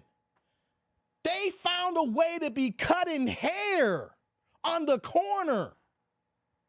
I'm not lying about that. I was like, wait a minute, the old homeless people weren't cutting their hairs like that. And I was like, yo, this is looking extra suspect here in downtown. I'm walking on Wells. I'm walking down Madison. I'm walking down Monroe. I'm on Washington. I'm on LaSalle where I work on here. And all of them are gone. All the minorities, and I'm saying the white and the vets, they're all gone. I'm seeing nothing but migrant families. I said, this is a goddamn coincidence. Within a year and a half, all the original people that I've seen for years and years, they all just got moved out. Wait a minute, they're all gone? I can send one person here and one person here because you get used to it. It's a routine. You see the same people, you see the same homeless people, you know, you keep it moving, you know, it becomes a day of life, you know what I'm saying? You can't help everybody, but if I got some leftover food, I'll give them some of that, but I ain't giving no money because I don't know what they're going to do with that money. And then within a year and a half, they're all gone. And now in the exact same corners, going across the bridge on Wacker in Jackson, where the Walgreens used to be at. Wait a minute. I knew between black and white homeless people. Now I see nothing but migrants. I was like, wait a minute, wait, what the hell? What? You think I'm lying, guys? Do yourselves a favor. Come to downtown Chicago during the work week. Not on the weekends. Come downtown Chicago on the work week here. And you gonna see it. I was like, it's such an eye shocker if you've been doing this for decades here, guys. Like, wait a minute. And this corner here and this corner here. And I put my earbuds in and I started walking one day and I was like, man, this is a lot more homeless than normal. And what I'm saying here is, they're here. This ain't a fucking lie. They're here, and I just find it very ironic that they got every single goddamn corner now.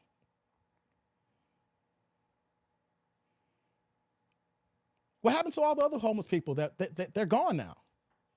How do they get rid of the same homeless people have been hanging out for years? How did they all move? Just that fast. If it's one or two, but I'm used to consistency. If you work in New York, you probably see the same people that are panhandling and hustling. If you work in where we go, and all of a sudden it's like, you may say, Dave, what are you getting at here? Dave, what are you talking about here? It could be coincidence, you know? And I'm just like, they're here in Chicago. And they're not just here in Chicago. They're here in the suburbs. You think I'm lying? Come to Naperville. Come to Aurora. All of a sudden now, I'm seeing more people. And you think they're just going to allow black people to be homeless in Naperville? Or the parts of Aurora that look like Naperville? Wait.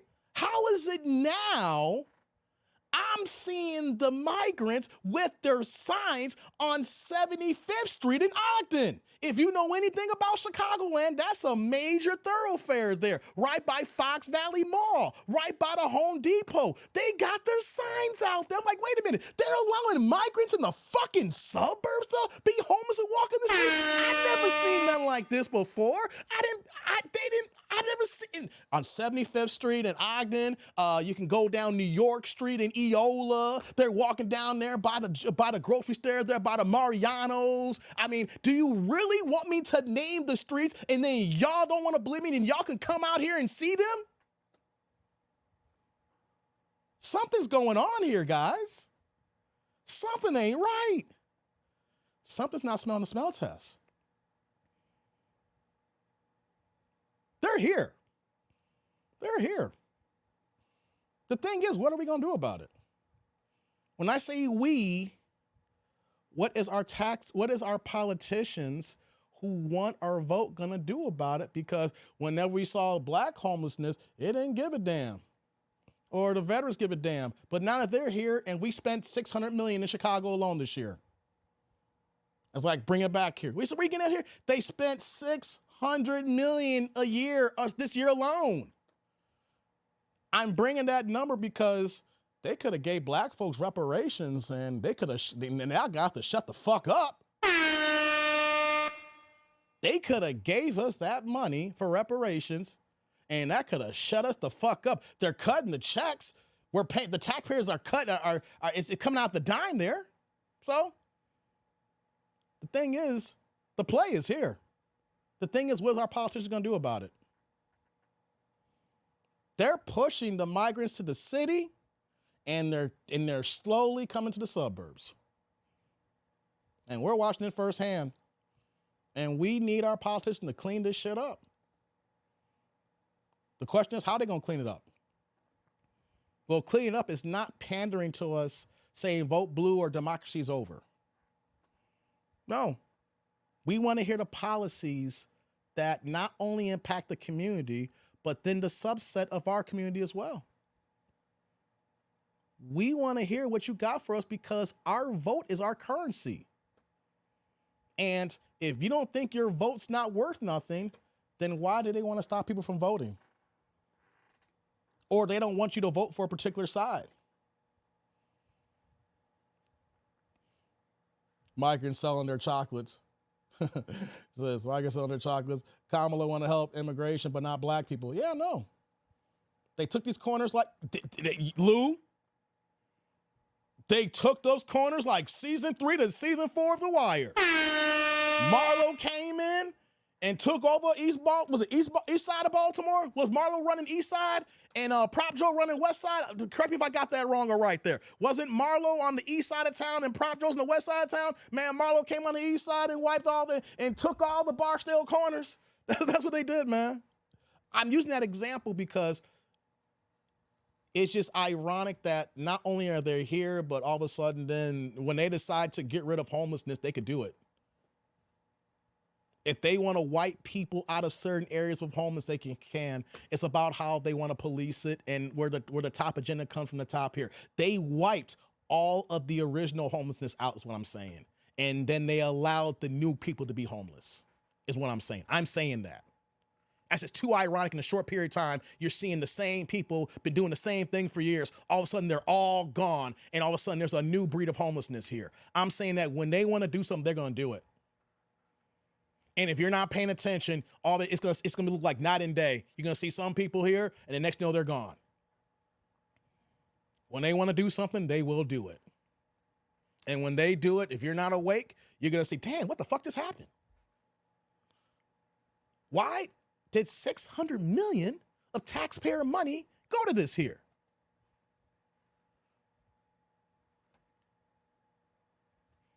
And then want black people to shut the fuck up.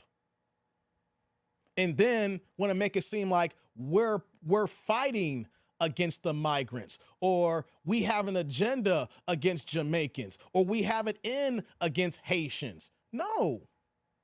Just because we all look black, you are not the same black as me. And the fact is that We got issues here and we need our issue taken care of. And you're not a part of this problem here because this is something that we've been fighting for. Because when you come here, you have a different agenda. Even if you do become a naturalized American citizen, you're voting for different reasons.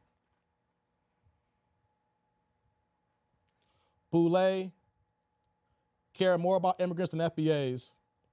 Apparently our politicians don't need our vote. They already got this one settled.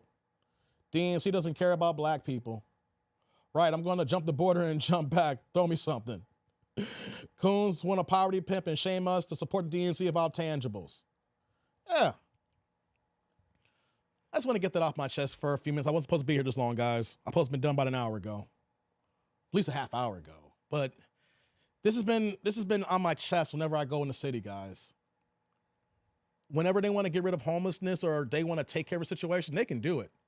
But all they're doing is just moving one thing out. I don't know where those other homes, they're going to bring something else in. I'm telling you, I've worked my very first full time, when I first came to downtown Chicago, it was 2001. 2001. It's 2024 going to 2025. Those 6 or 7 years when I wasn't in downtown Chicago, I spent time in Itasca, Illinois. I spent time in Naperville, Illinois. Well, the towns. I think I was in Schaumburg for a second.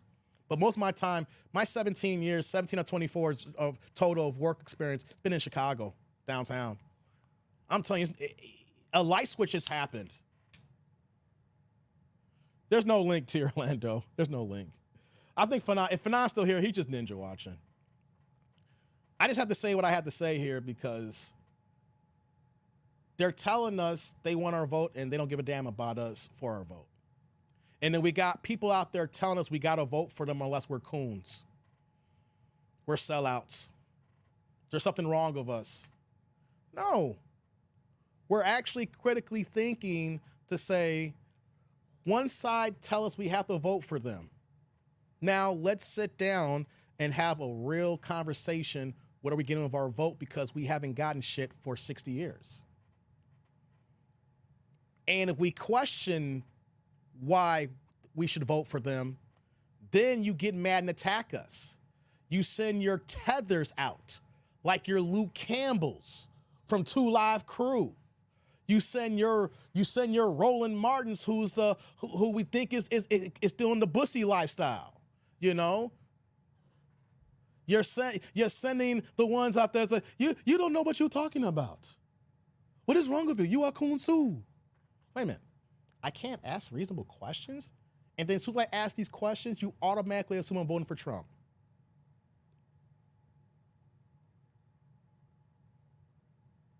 I don't got to vote for Trump because I'm talking about Kamala. You can't say because we're being critical on one side, that means we're voting for the other side. No. We're using critical thinking skills because they're telling us that our vote is guaranteed to them. Since our vote is guaranteed to them, well, we can't ask questions? We can't have this dialogue? We can't question when we know that you're clear-cut lying to us?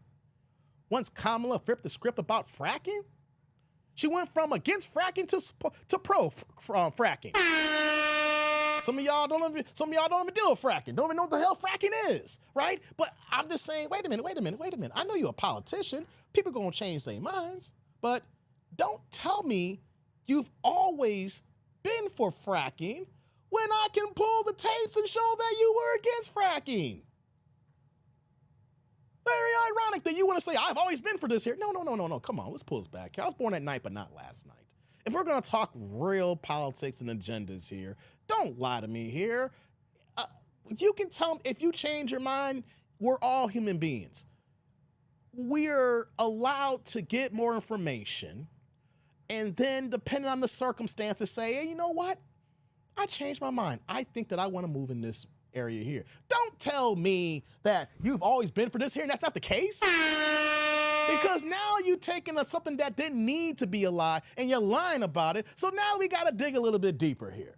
Don't tell me that. Don't tell me that we're not active in any war zone right now when we are dealing with people who are active in military combat right now. Madam Kamala Jones? Kamala Harris. Why call her Kamala Jones? My bad. Harris. Y'all know what I'm saying.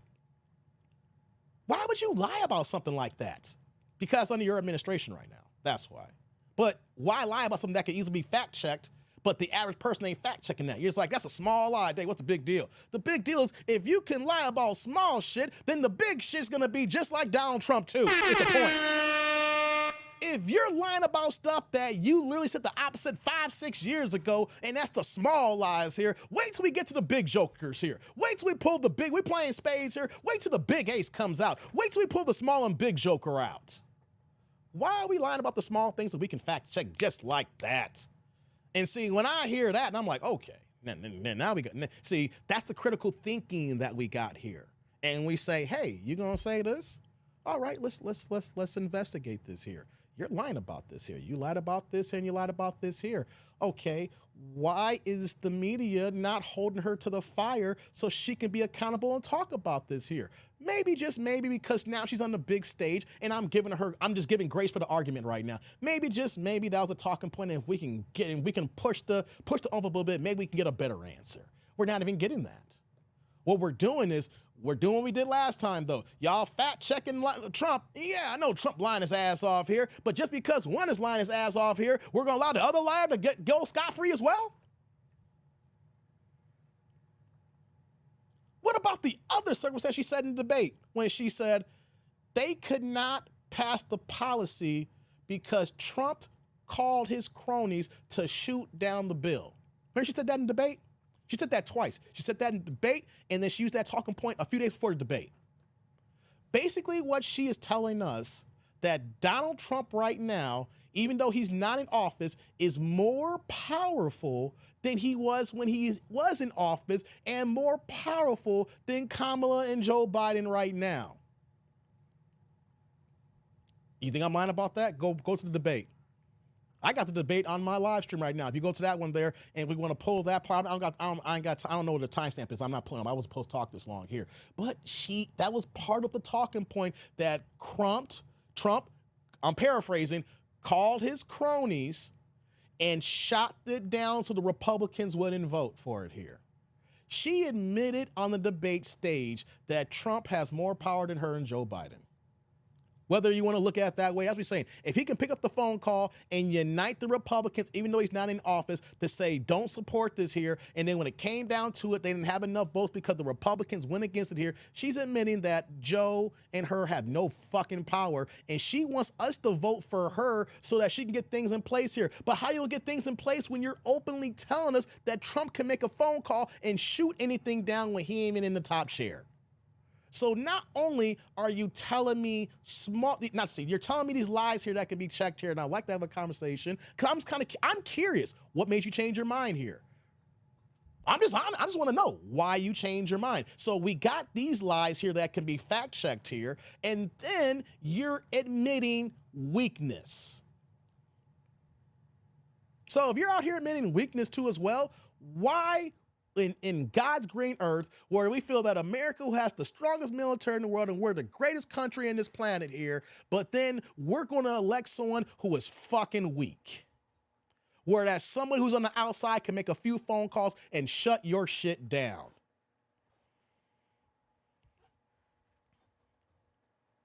We're not talking about that, are we? These are reasonable talking points where we're saying, hey, don't shoot the messenger just because I don't agree with her. Don't call me a coon. Don't call me a niglet. Don't call me that I'm against my own race here. These are things that I think that we should have conversation about, and we are allowing her to skate free on this here.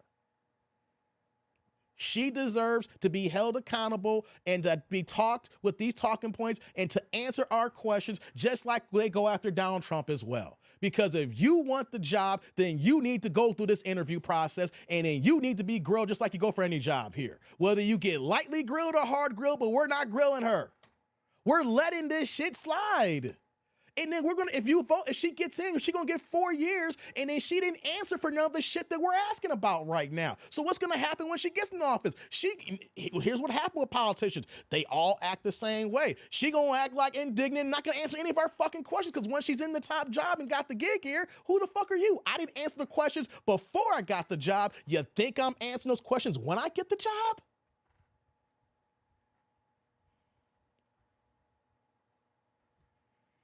Not a coon for when I ask questions about a party who ain't done shit for me. And when I catch y'all lying, I want to know why you lied about this.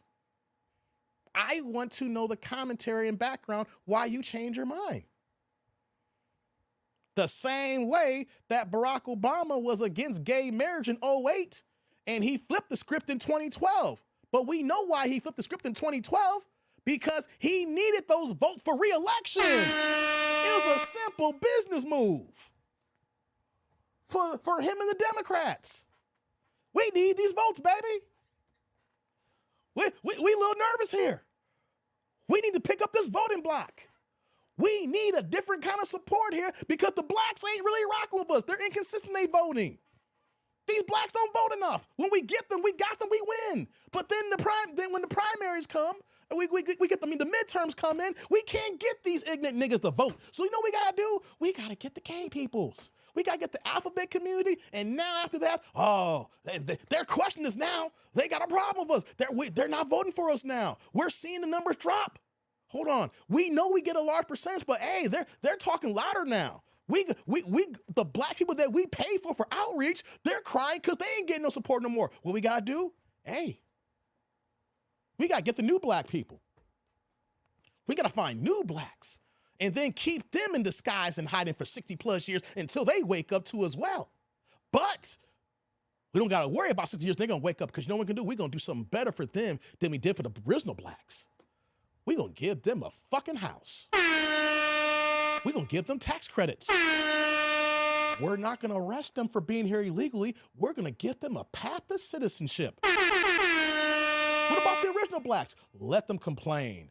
Let them niggas complain. We got what we got out of them. We got the free slave labor out of them when we built this country. And then when we passed the Civil Rights Bill, we kept them voting one way when we didn't, and then give them shit.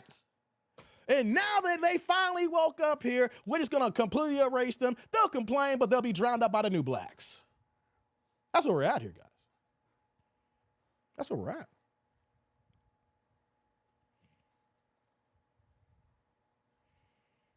But democracy ends if we don't vote blue. If anything, democracy's been ended for us.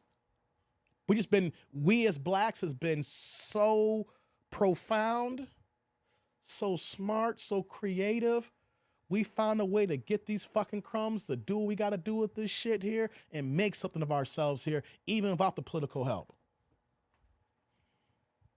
We've been so genius, so much black excellence, so many black men and women doing their goddamn thing without the help of the blue party. Been seeing so many wonderful works. Oh my God, the thing is, as hard as it's being black, I can't change it. I love me and I love who I am. I love the fact that, unfortunately, and then we get crumbs or get shit and we figure out how to make that shit work. And then we got black excellence, and you seeing people in all fields just excelling and thriving, even though we got so much shit that's blocking us. When I see young black brothers who are getting to it, I see younger men behind me. I'm seeing the establishments of the older brothers who are laying the way without what we got going on, these politicians every goddamn 3.5 years. Man, it's a beautiful thing. The problem, though, is that we got so many of us brainwashed thinking we got to keep voting one way, even though they ain't giving us shit. We got to let them know that, hey, we are an important voting block, because y'all don't fucking win if majorities don't come out for you guys.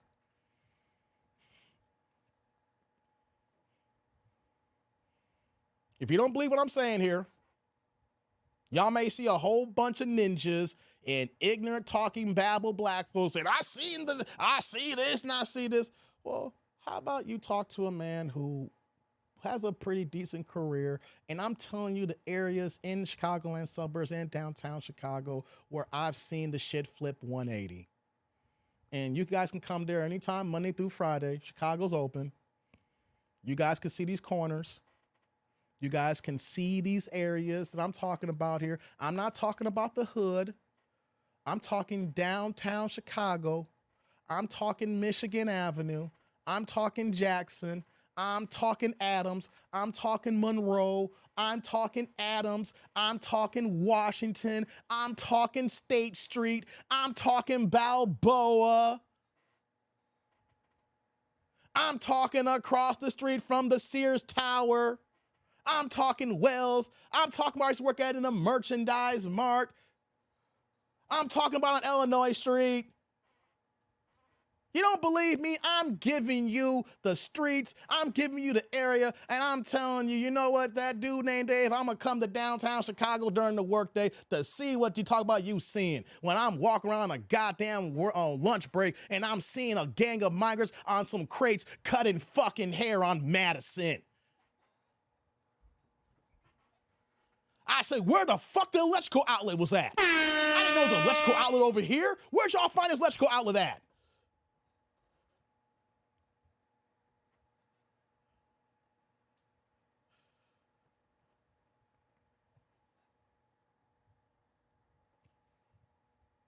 I fucking did, didn't I, T. Orlando? I gotta go.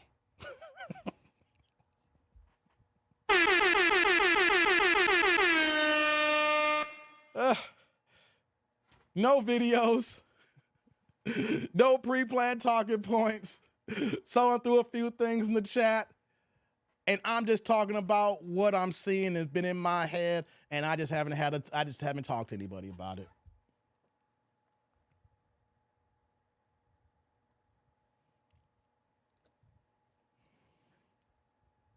Oh, damn. That'll do it. My phone died. You know it's a problem when your phone dies. Boule telling us to vote blue no matter who. If I can give some people advice here, the worst advice that we're getting is just to vote blue all the way down or vote Democrat all the way down. How about just stop watching reality TV? Take a few minutes of time away from the game. Go ahead online and look up your area of who's voting. Who's running for what particular office.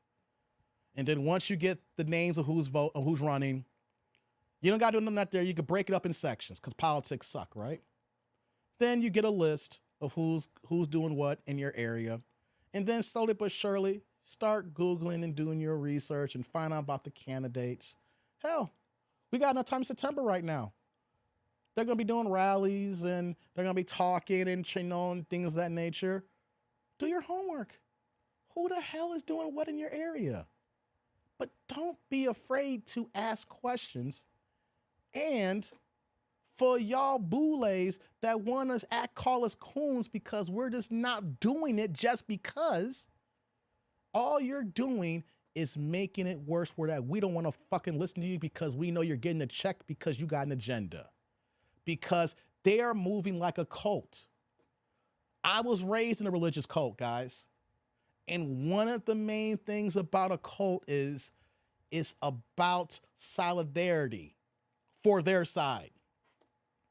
And about that solidarity is either you're with us or you're against us. And if you're against us, then we have to weaponize to attack you. And how will we attack you? That could be do online with certain words, sign language. We're going to shame you. We're going to insult you. We're going to guilt you. We're just going to go ahead and go on a kamikaze attack and to make you feel like something worthless until you wake up. We're just going to shake you. We're just going to shake you. Remember back in the day when men used to shake women? They didn't want to put hands on women, but you just need a good shake. You just need a good shake. I'm going to shake you like a woman. You just need a good shake. I'm gonna shake you. Shake some sense into you, woman. That's what the Democrats are trying to do. I want to give a good shake on us. Do a good shake on us. You coon, wake up, you coon. Black people, you call another man a coon, you think he's going to be receptive to you? You call him a sellout, you think he'll be receptive to you? No. It's going to dig his feet in the ground. It's going to stand on what he believes because you're going to insult me. I must be doing something right. Remember that, people. If there's conversations and they go straight to insults, you know what that means. If you got to insult me, then you ain't got no talking points because you wouldn't have to go the attack if you can explain your points logically and reasonably here where that you can persuade me with your words.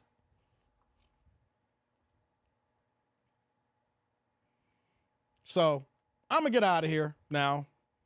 The ironic thing I'm saying about the blue, and my whole background is blue here, right? So I need to go to Orlando. I'm not going to explain what the boule means. You tell the people what the boule means, man. Come on. You've been using boule for so long too, brother.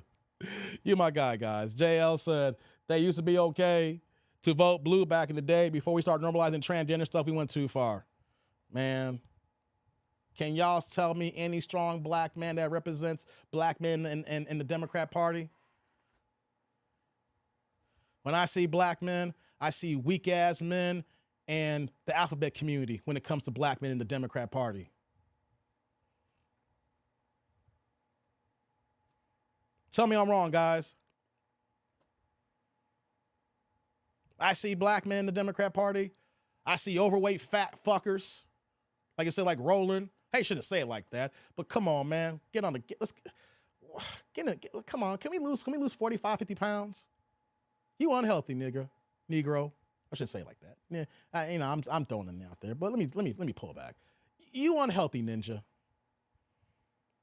We got a whole bunch of fat dudes who are unhealthy, or they're alphabet community, or they're just weak ass men.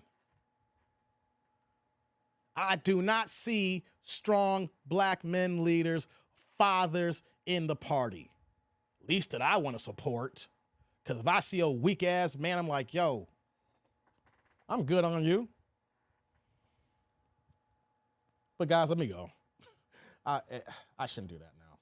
If I start the weak man, if I start going talk about weak black men and the alphabet community for black men, I'll be here for another goddamn hour.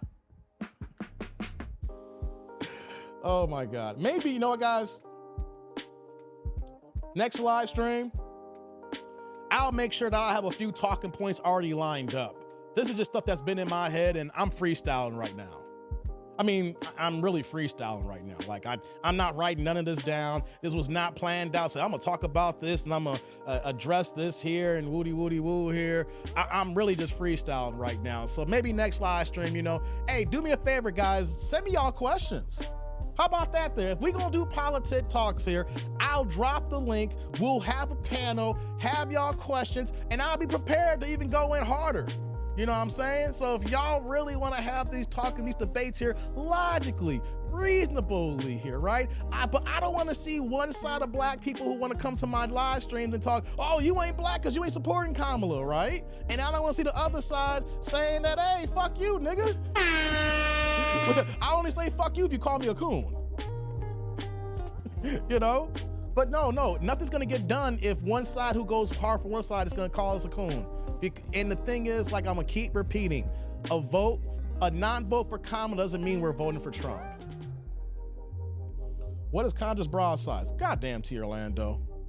At least Trump acknowledged the soldiers that died, says Pinball. Shout out to you, Pinball. I know you're still here. I guess everybody who was here was here. Y'all just ninja watch. Y'all just listen to me. Y'all didn't interact. I don't know what Kendra's bra size is, man. That's at least I'm gonna say at least a 38 double D. It's probably bigger than that, but it's the internet, and and she's a little bit older, so she's pushing them shits up. She got money for the good bras. You know, so I'm gonna give her a 38 double D. That help you T Orlando? I'm pretty. I can't say I'm perfect, but if I'm off, I'm gonna be off by one size. You know, I'm pretty good on the bras. You saying way bigger? She's not that tall, T Orlando. Here's the thing though. She ain't that tall. She's not a big girl. That's why I'm saying that. I've seen her out here in Chicagoland. She ain't a big girl.